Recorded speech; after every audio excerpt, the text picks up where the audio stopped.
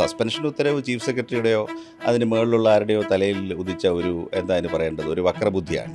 ആ വക്രബുദ്ധിക്ക് 10 ദിവസം പോലും ആയുസുണ്ടെന്ന് എനിക്ക് തോന്നുന്നില്ല. അത്ര ഉത്തമ ബോധ്യമാണോ ഭരണം മാറുന്നുള്ള കാര്യത്തിൽ? അല്ല, പിന്നെ എന്താണ് ഉദ്ദേശിക്കുന്നത്? ഇപ്പോൾ ഇരിക്കുന്ന ഭരണകർത്താവ് മരണം വരെ തുടരുന്നാണോ വിചാരിക്കുന്നത്? പതിച്ചു കിട്ടിയെന്നാണോ വിചാരിക്കുന്നത്? സെക്രട്ടേറിയറ്റ് കഴിഞ്ഞ 10 കൊല്ലം ഞാൻ ഗവൺമെൻറ്റിൽ കണ്ട കാര്യങ്ങൾ മുഴുവനും ഞാൻ അടുത്ത 2 കൊല്ലം എടുത്ത് ആഴ്ചയ്ക്ക് ഷാജൻ സ്പേസ് വരുമെങ്കിൽ ബ്രോഡ്കാസ്റ്റ് ചെയ്താൽ ഈ നാട്ടിലെ പല പകൽമാന്യന്മാരും അവരവരുടെ കണക്കിയെടുത്തിയാടും. ഇപ്പോൾ ഇരിക്കുന്ന മുഖ്യമന്ത്രി വീണ്ടും ഭൂരിപക്ഷത്തോടു കൂടി തിരിച്ചു വരും എന്നുള്ളൊരു സാധ്യതയാണല്ലോ. ഞാനൊരു കാര്യം പറയാം കേട്ടോ, ഒരു രഹസ്യം ഞാൻ മറുനാടിലൂടെ പറയാം. എനിക്ക് സർവീസ് വേണ്ട, എനിക്ക് സെക്രട്ടേറിയറ്റ് വരാൻ താല്പര്യമില്ല. ഞാൻ പുറത്ത് നിന്നിട്ട് under suspension I will speak out. നിങ്ങൾ എന്ത് ചെയ്യും? ഇതെൻ്റെ വാപത്തി പിടിക്കാൻ വരുമോ? അതോ എന്നെ കൊന്നുകളയാൻ തീരുമാനിക്കുമോ? ആണെങ്കിൽ നോക്കാം. പിണറായി വിജയൻ നടപടിയെടുത്ത ഓരോ ഉദ്യോഗസ്ഥനും കൈക്കൂലി വാങ്ങിക്കാത്ത ഓണസ്റ്റ് ആയിട്ടുള്ള അവനവൻ്റെ സമ്പാദ്യം മാത്രമുള്ളവനും നേരായ കാര്യം ഫയലിലും പുറത്തും പറയുന്ന ആൾക്കാരെ മാത്രമാണ്. ഇപ്പോൾ ക്ലിഫ് ഹൗസിൻ്റെ മോടി പിടിപ്പിക്കൽ തൊട്ട് സ്വന്തം മെഡിക്കൽ റീഇംബേഴ്സ്മെൻറ്റ് വരെയുള്ള ചെലവുകൾ കൂട്ടിയാൽ പിണറായിയുടെ ചെലവെന്ന് പറയുന്നത് 100-120 കോടിയാണ്. കിഫ്ബിന്ന് കോടികൾ കൊടുത്തിട്ടാണ് ഈ 15 മന്ത്രിമാരുടെ ടോക്ക് ടൈം എടുത്തിരിക്കുന്നത്. ചുരുക്കി പറഞ്ഞാൽ കിഫ്ബി കേരളത്തിലെ പ്രധാനപ്പെട്ട ഇലക്ട്രോണിക് ചാനലുകളുടെ എല്ലാം ഏകദേശം 1 മാസത്തെ എയർ ടൈം ഈ ചാനലുകൾ ഒരു മാസത്തേക്ക് ഓടിച്ചത് കിഫ്ബിയാണ്. അതായത് ഞങ്ങളവരെ വിളിക്കുന്നത് പിണറായി ഗ്യാങ് എന്നാണ്. ഞങ്ങളുടെ പാർലൻസിൽ ഞങ്ങൾ പറയുന്നത് പിണറായി ഗ്യാങ്, പി ഗ്യാങ്ങിൻ്റെ സംഘത്തലവൻ. അയാളൊരു ഫയൽ കോടതി പറഞ്ഞ അനുസരിച്ച് CBIക്ക് ഹാൻഡ് ഓവർ ചെയ്തു പോയി. അതിന് എബ്രഹാം പറഞ്ഞുണ്ടാക്കിയ നുണ എന്തെന്നറിയാമോ? എൻ്റെ അനധികൃത സ്വത്തിനെ കുറിച്ച് അന്വേഷണം തുടങ്ങിക്കഴിഞ്ഞാൽ അത് CMൻ്റെ അനധികൃത സ്വത്തിലെത്തുമെന്ന്. പഴയ യോഗേഷ് ഗുപ്തയുടെ കൊക്കിൽ ജീവനുണ്ടെങ്കിൽ മിനിമം 2 IAS അഴി പിടിച്ച് സെൻട്രൽ ജയിലിൽ നിൽക്കുന്നത് നിങ്ങൾ ഞാനും കാണേണ്ടി വരും. 250 കോടിയുടെ അമിട്ട് ഒറ്റ വാചകം കൊണ്ട് വീട്ടിൽ പോയി ചോദിച്ചാൽ മതി. അത് കേൾക്കുകയും ആവർത്തിച്ച് കേൾക്കുകയും ചെയ്ത കേരളത്തിലെ ആവറേജ് വോട്ടർ എന്താണ് മനസ്സിൽ തീരുമാനിച്ചത്? വീട്ടിലിരുത്ത് വേണം. അത് കറക്റ്റ്. അതാണ് സംഭവം.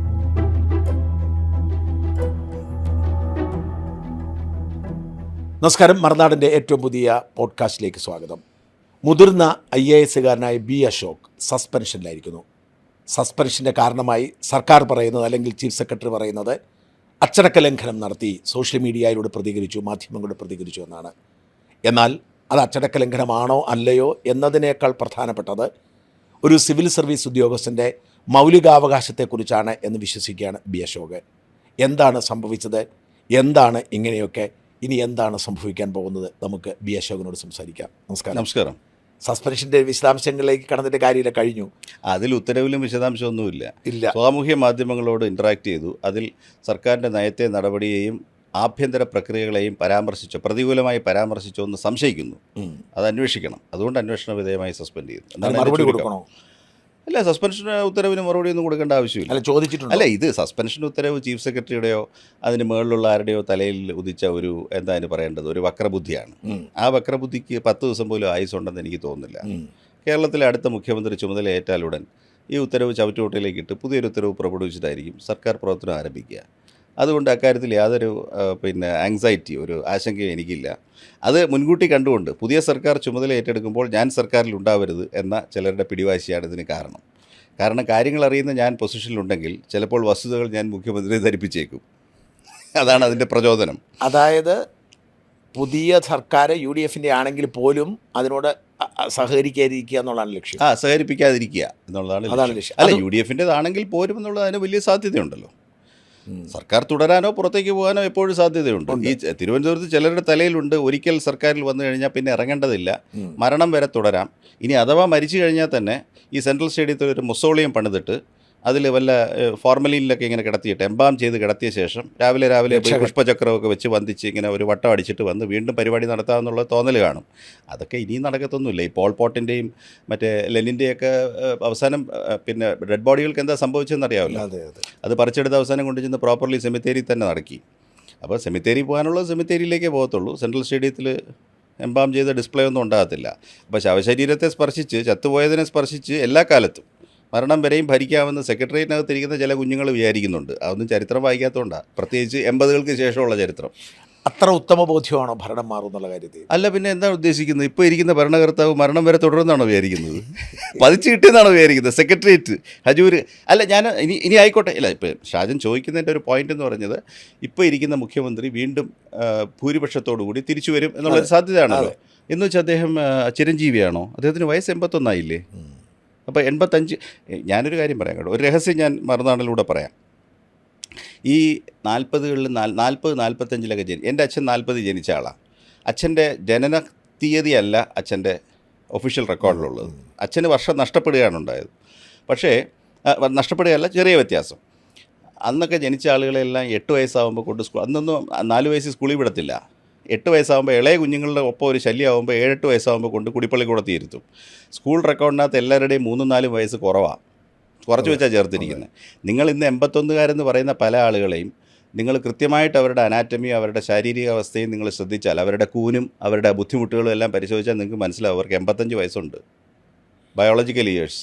അപ്പോൾ 85കാരൻ വന്ന് നിന്നിട്ട് 90 വരെ എന്നെ ഒന്ന് ഭരിപ്പിക്കണം എന്നാണ് പറയുന്നത്. 40കളിൽ എൻ്റെയൊക്കെ കാലത്ത് പോലും ഞാൻ എനിക്ക് എല്ലാവരും മെയിലായിരിക്കും ജനിച്ചതായിട്ട്. എല്ലാവരും മെയിൽ, ഞാനൊക്കെ മെയ് ജനിച്ചതാണ്. യഥാർത്ഥത്തിൽ റെക്കോർഡിൽ മെയേ ഉള്ളൂ. യഥാർത്ഥത്തിൽ ഞാൻ ജനിച്ചത് 71 നവംബറിലാണ്. അതെ, പക്ഷെ 72 മെയിലാണ് എൻ്റെ റെക്കോർഡ്. പോരെ എൻ്റെ എത്രയും അപ്പം പിന്നെ പറഞ്ഞിട്ട് 70 കാര്യം. അപ്പോൾ 5 കൊല്ലം അഡ്വാൻറ്റേജ് കിട്ടി. 6 മാസം പോട്ടെ, 6 മാസം. അല്ല, ഞാൻ പറഞ്ഞത് അപ്പൊ പിന്നെ പണ്ടത്തെ അവസ്ഥ എന്താന്ന് പറഞ്ഞാൽ എല്ലാ അപ്പൂപ്പന്മാരാണ്, എല്ലാം 90, പിന്നെ പ്രോസ്തറ്റിക്സും പിന്നെ ഡയാലിസിസും.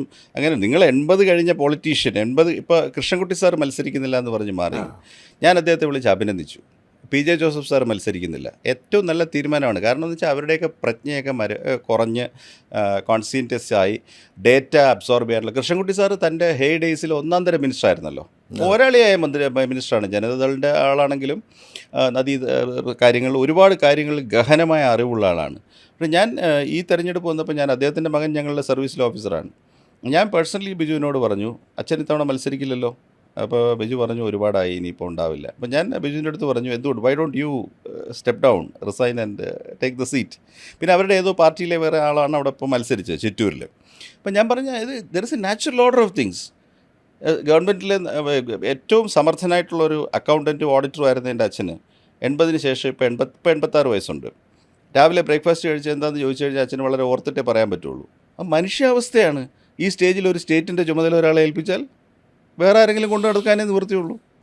അല്ല, എങ്കിലും ഞാൻ ചോദിക്കുന്നത്, ഇപ്പോൾ അങ്ങ് പറയാനുള്ള മൗലികാവകാശത്തെ അങ്ങ് അംഗീകരിച്ചുകൊണ്ട് തന്നെ ഇങ്ങനെ തുറന്നു പറയുമ്പോൾ ഇനി അഥവാ ഇവർ അധികാരത്തിൽ വന്നാൽ എന്ത് സംഭവിക്കുന്ന ഒരു ആശങ്കയില്ലേ? അധികാരത്തിൽ അവർ വന്നു കഴിഞ്ഞാൽ അവരെടുക്കുന്ന ആക്ഷൻ അന്യായമാണെന്ന് കണ്ടു കഴിഞ്ഞാൽ ഈ രാജ്യത്ത് കോടതികളുണ്ട്.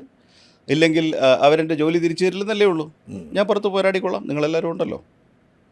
അത് ചില പോരാട്ടങ്ങൾ ചില സമയത്ത് ഇവരെല്ലാവരും ഇല്ല സ്ട്രെയിറ്റ് ജാക്കറ്റഡ് ആയിട്ട് അയ്യോ സെക്രട്ടേറിയറ്റിൽ ജോലി പോയല്ലോ. ഈ സസ്പെൻഷൻ വളരെ സൗകര്യമുള്ള നമ്മുടെ പ്രശാന്ത് പറയുന്ന അവസ്ഥയാണ്.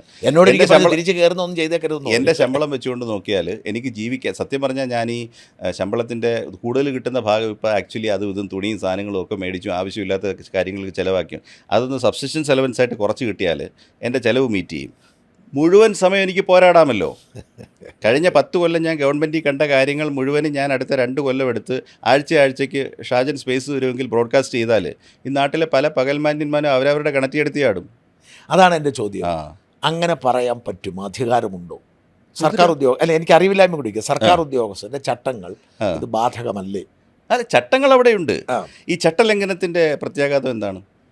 ഞാൻ ഇത് പലരും എന്നോട് ചോദിക്കുന്നത്. ഇപ്പോൾ ഇതൊരു ചട്ടപ്പടി സൊസൈറ്റിയാണല്ലോ. ചട്ടം നടപ്പിലാക്കണമെന്ന് സർക്കാരിൻ്റെ ഉള്ളിൽ വാദിക്കുന്ന ആളാണ് ഞാൻ.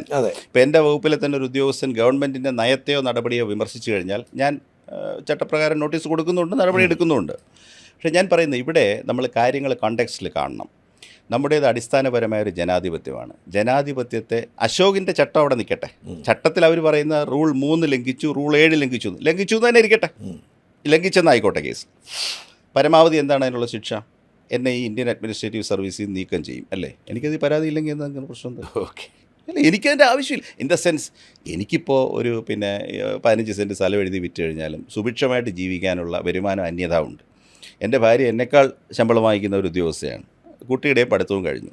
അപ്പോൾ ഞാൻ പിന്നെ എൻ്റെ ഈ അവസ്ഥയിൽ, അതായത് അടുത്ത എനിക്കിനി 7 വർഷം സർവീസ് ബാക്കിയുണ്ട്. എനിക്ക് സർവീസ് വേണ്ട, എനിക്ക് സെക്രട്ടേറിയറ്റ് വരാൻ താല്പര്യമില്ല. ഞാൻ പുറത്ത് നിന്നിട്ട് under suspension you try to I will speak out. നിങ്ങളെന്ത് ചെയ്യും? ഇതെൻ്റെ വാപത്തി പിടിക്കാൻ വരുമോ?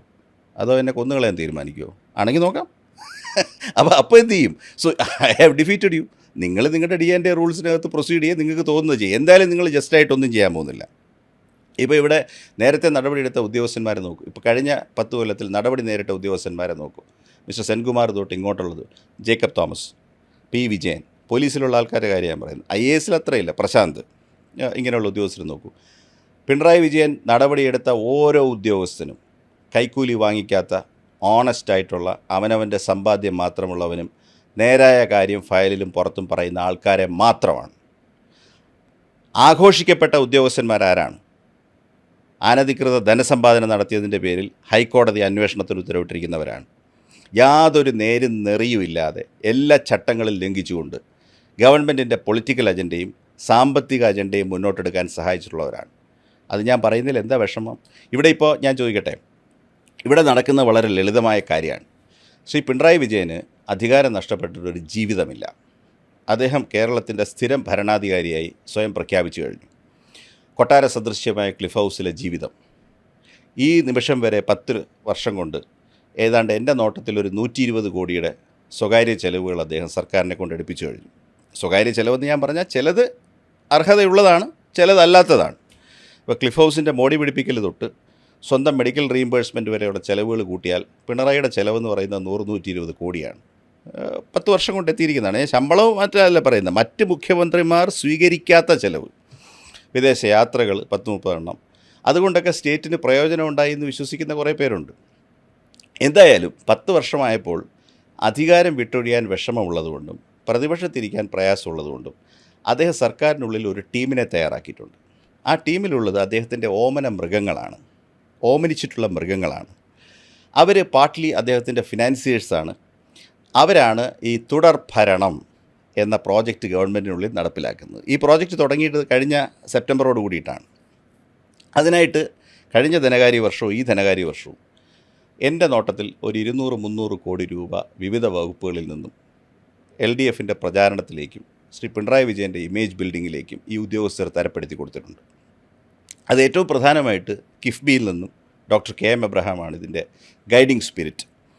അദ്ദേഹത്തിന് മന്ത്രിയുടെ പദവിയൊക്കെ കൊടുത്തിരിക്കുന്നതുകൊണ്ട് ഈ റീ എലക്ഷൻ ബിഡ് അദ്ദേഹം പറയും. ഞാൻ വസ്തുതാപരമായിട്ട് പറയുകയാണ്, 127 കോടിക്ക് കേരളത്തിലെ എല്ലാ മാധ്യമങ്ങൾക്കും മിനിമം പ്രധാന മാധ്യമങ്ങൾക്കെല്ലാം 10 കോടി രൂപ വീതം നൽകിക്കൊണ്ട് കഴിഞ്ഞ ജനുവരി, ഫെബ്രുവരി, മാർച്ച് ഈ വിൻഡോയിൽ, കാരണം ഡിസംബർ മധ്യം വരെ പഞ്ചായത്ത് തിരഞ്ഞെടുപ്പിൻ്റെ പെരുമാറ്റച്ചട്ടം ഉണ്ടായിരുന്നു.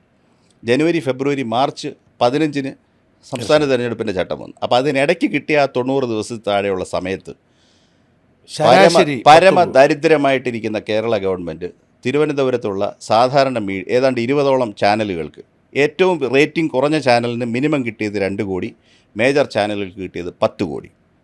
ഇങ്ങനെ ഒരു ചിലവ് കേരള ഗവൺമെൻറ് എവിടെയെങ്കിലും ചെയ്തിട്ടുണ്ടോ? കേരളത്തിലെ കർഷകർക്ക്, നെല്ല് സംഭരിക്കപ്പെട്ടവർക്ക്, ദരിദ്രർക്കുള്ള ആസ്പത്രിയിൽ മരുന്നും ഉപകരണമില്ലാതെ വെയിറ്റ് ചെയ്തിരിക്കുന്നവർക്ക്, ഇവരുടെ എല്ലാം ബജറ്റിൽ നിന്നുള്ള 2025-26 ബജറ്റിൽ നിന്നുള്ള അർഹമായ ധനസഹായത്തിൽ കൊടുക്കാനുള്ള കോടികൾ കൊടുക്കാതിരുന്നിട്ടാണ് ഈ 200-250 കോടിയുടെ ചെലവ് 9.5% കടമെടുത്ത കിഫ്ബിയുടെ പണത്തിൽ നിന്ന് എബ്രഹാം എടുത്ത് കൊടുത്തത്. ഇതിൽ എബ്രഹാമിൻ്റെ ഇൻ്റർവ്യൂകളുണ്ട്. ഈ എബ്രഹാം വളരെ കണ്ണിങ് ആയിട്ടുള്ളൊരു ഓഫീസറാണ്. അദ്ദേഹം മുഖ്യമന്ത്രിയെ മറ്റും ധരിപ്പിച്ചിരിക്കുന്നത് 2021 റീ എലക്ഷൻ നേടിയത് കിഫ്ബിയുടെ ബലത്തിലാണ്. അങ്ങനെ കിഫ്ബിയുടെ ബലത്തിൽ ലഭിച്ച റീ എലക്ഷൻ ഒരു വട്ടം കൂടി ആവർത്തിക്കാനായിട്ട് ഇത്തവണ നമുക്ക് ഇരട്ടി പണം വേണം. ഈ ഇരട്ടി പണം ട്രഷറിയിൽ നിന്ന് ഡ്രോ ചെയ്തിട്ട് കൊടുക്കുകയാണ്. 2023 അവസാനം വരെ 570 കോടിയുടെ പരസ്യമാണ് കിഫ്ബി കൊടുത്തിരിക്കുന്നത്. ഇപ്പം നിങ്ങൾ ടെലിവിഷനിൽ കണ്ടു കാണും, ഒരു യന്ത്ര മനുഷ്യൻ ഇങ്ങനെ നടക്കുന്നു വഴിയിലെല്ലാം. കൊച്ചി സിറ്റിയിൽ മുഴുവൻ ഇത് ചാർത്തിയിരിക്കുകയാണ്. ഒരു യന്ത്ര മനുഷ്യൻ, ഒരു സൈബോർഗ്. എൻ്റെ നോട്ടത്തിൽ നല്ല പരസ്യമായി, കാരണം ഭയങ്കര വികർഷണം ഉണ്ടാക്കുന്ന ഒരു പരസ്യമാണ്. പൈസ കിട്ടാതെ നിൽക്കുന്നവൻ്റെ കരണത്തടിക്കുന്ന പരസ്യമാണ്. നന്നായി പോയി. അത് കൊച്ചി ബോംബെ ആസ്ഥാനമായിട്ടുള്ള പുഷ് എന്ന് പേരായിട്ടുള്ള ഒരു നാഷണൽ അഡ്വർടൈസിങ് ഏജൻസിയെ കൊണ്ട് ചെയ്യിച്ചിറക്കിയിരിക്കുകയാണ്. പരസ്യം വേണ്ടെന്ന് പറയുന്ന ചാനലിന് അങ്ങോട്ട് ചെന്ന് കൊടുത്തേക്കണമെന്ന് പറഞ്ഞിട്ട് പരസ്യം അങ്ങോട്ട് അർപ്പിക്കുകയാണ്. അപ്പോൾ ഇതിനൊരു പാറ്റേൺ ഉണ്ട്. ഇപ്പോൾ മാധ്യമ സ്ഥാപനങ്ങൾ, പരസ്യത്തിൽ നിലനിൽക്കുന്ന സ്ഥാപനത്തിന് പരസ്യം വേണ്ടെന്ന് പറയാൻ പറ്റത്തില്ല. അത് അവരുടെ വരുമാനമാണ്. ഞങ്ങൾക്ക് പറ്റും, പക്ഷേ മറ്റൊന്നും പറ്റത്തില്ല. Your commercial model is different. പരസ്യം സ്വീകരിച്ച് സ്വന്തം ഓണർഷിപ്പിലും ചാനലിലും ഉള്ള ആൾക്കാർക്ക് ആ ചിലവ് മീറ്റ് ചെയ്യണമല്ലോ. അപ്പോൾ ഇവർക്ക് ഈ പണം കിട്ടിക്കഴിയുമ്പോൾ ഇതിൽ വേറൊരു വ്യത്യാസമുണ്ട്. എഡിറ്റോറിയലായിട്ട് പരസ്യം കൊടുക്കുന്നു. ഇപ്പോൾ ഉദാഹരണത്തിന് കേരളത്തിലെ എനിക്ക് തോന്നുന്നു 15ഓളം മന്ത്രിമാരുടെ 1 മണിക്കൂർ നീളുന്ന ഒരു ഇൻ്റർവ്യൂ പ്രത്യക്ഷപ്പെട്ടു ചാനലുകളിൽ. ഷാജൻ എപ്പോഴും കേട്ടിട്ടുണ്ടോ കേരള സംസ്ഥാനത്തിൻ്റെ ഭരണഘടനാ സ്ഥാനീയനായിട്ടുള്ള ഒരു മന്ത്രി അരമണിക്കൂറോ 1 മണിക്കൂറോ ഒരു പ്രൈവറ്റ് ന്യൂസ് ചാനലിന് സംസാരിക്കുന്നതിന് പൈസ ചാനലിന് അങ്ങോട്ട് കൊടുക്കുന്നു? അങ്ങോട്ട് കൊടുത്തു. കോടികൾ, കിഫ്ബിന്ന് കോടികൾ കൊടുത്തിട്ടാണ് ഈ 15 മന്ത്രിമാരുടെ ടോക്ക് ടൈം എടുത്തിരിക്കുന്നത്. ചുരുക്കി പറഞ്ഞാൽ കിഫ്ബി കേരളത്തിലെ പ്രധാനപ്പെട്ട ഇലക്ട്രോണിക് ചാനലുകളുടെ എല്ലാം ഏകദേശം 1 മാസത്തെ എയർ ടൈം ഈ ചാനലുകൾ ഒരു മാസത്തേക്ക് ഓടിച്ചത് കിഫ്ബിയാണ്.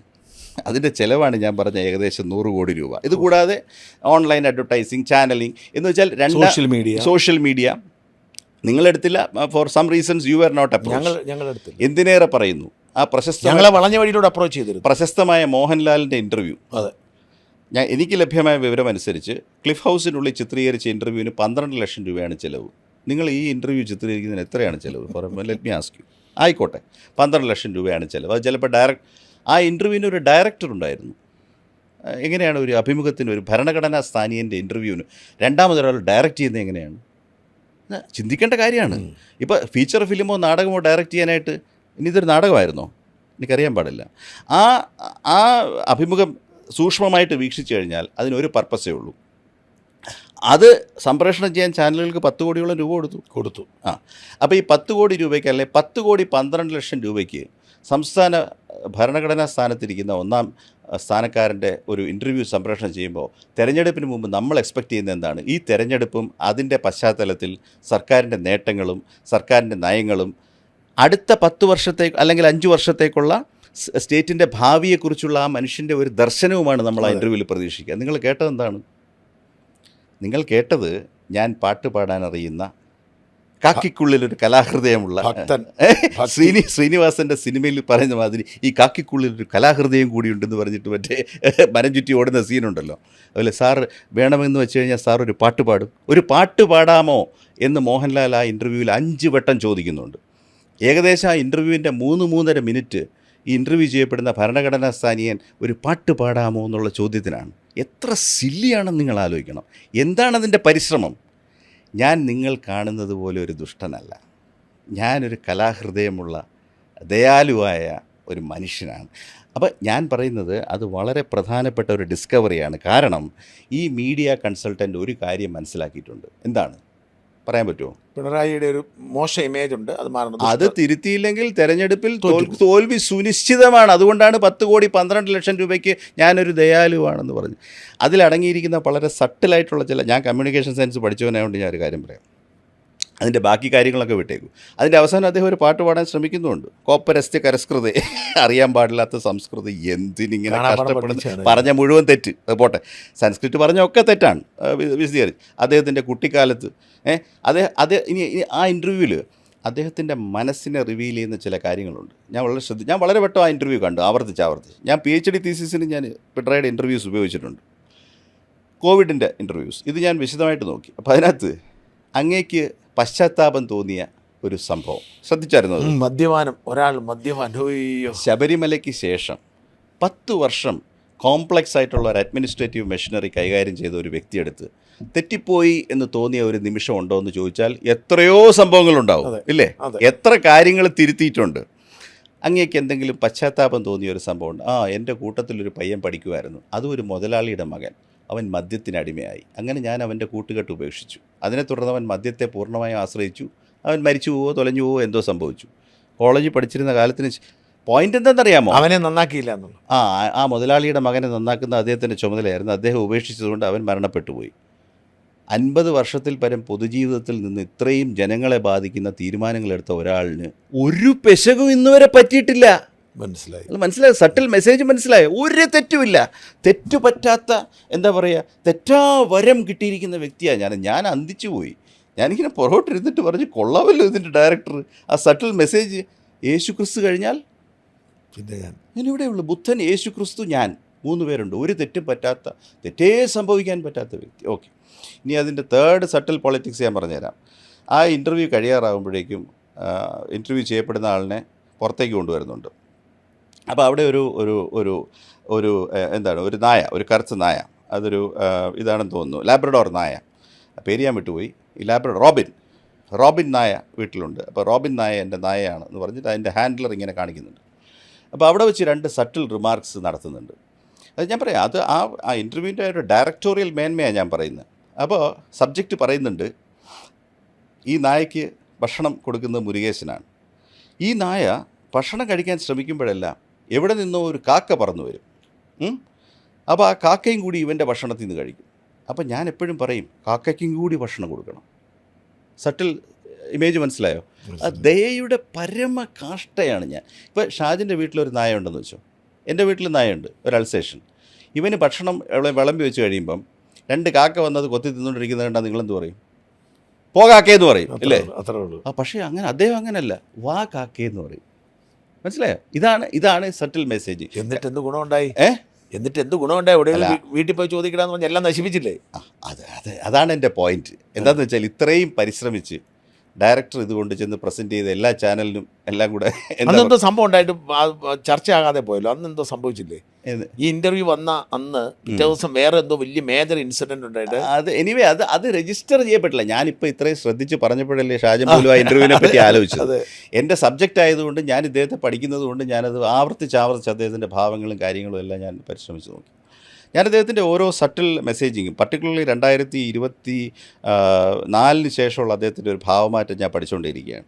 അതൊരു ഡയലക്റ്റിക്കൽ മെറ്റീരിയലിസ്റ്റ് എന്നുള്ള നിലയിൽ നിന്നും ഒരു വിപ്ലവകാരി. 24 ലോക്സഭാ ഇലക്ഷന് ശേഷം അദ്ദേഹത്തിൻ്റെ പൊളിറ്റിക്സ് മൊത്തം മാറിയല്ലോ. ആണോ? പിന്നെ ഷാജിൻ എപ്പോഴാണ് എപ്പോഴും ഈ മാറ്റം 2016-21 തരക്കേടില്ലെന്ന് അങ്ങ് തന്നെ പറഞ്ഞിട്ടുണ്ട്.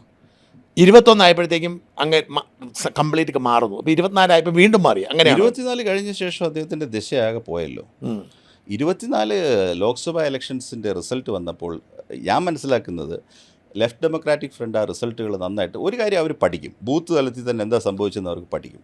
അത് പഠിച്ചു കഴിഞ്ഞപ്പോൾ അവർക്ക് അതിൻ്റെ അപകടം മനസ്സിലായി.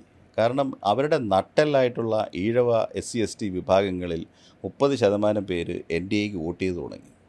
NDA വോട്ട് അതിൽ ആ ഇലക്ഷനിൽ ലോക്സഭയിൽ ഹയസ്റ്റ് എത്തി 19%. സുരേഷ് ഗോപി തൃശ്ശൂരിൽ നിന്ന് ജയിക്കുകയും ചെയ്തു.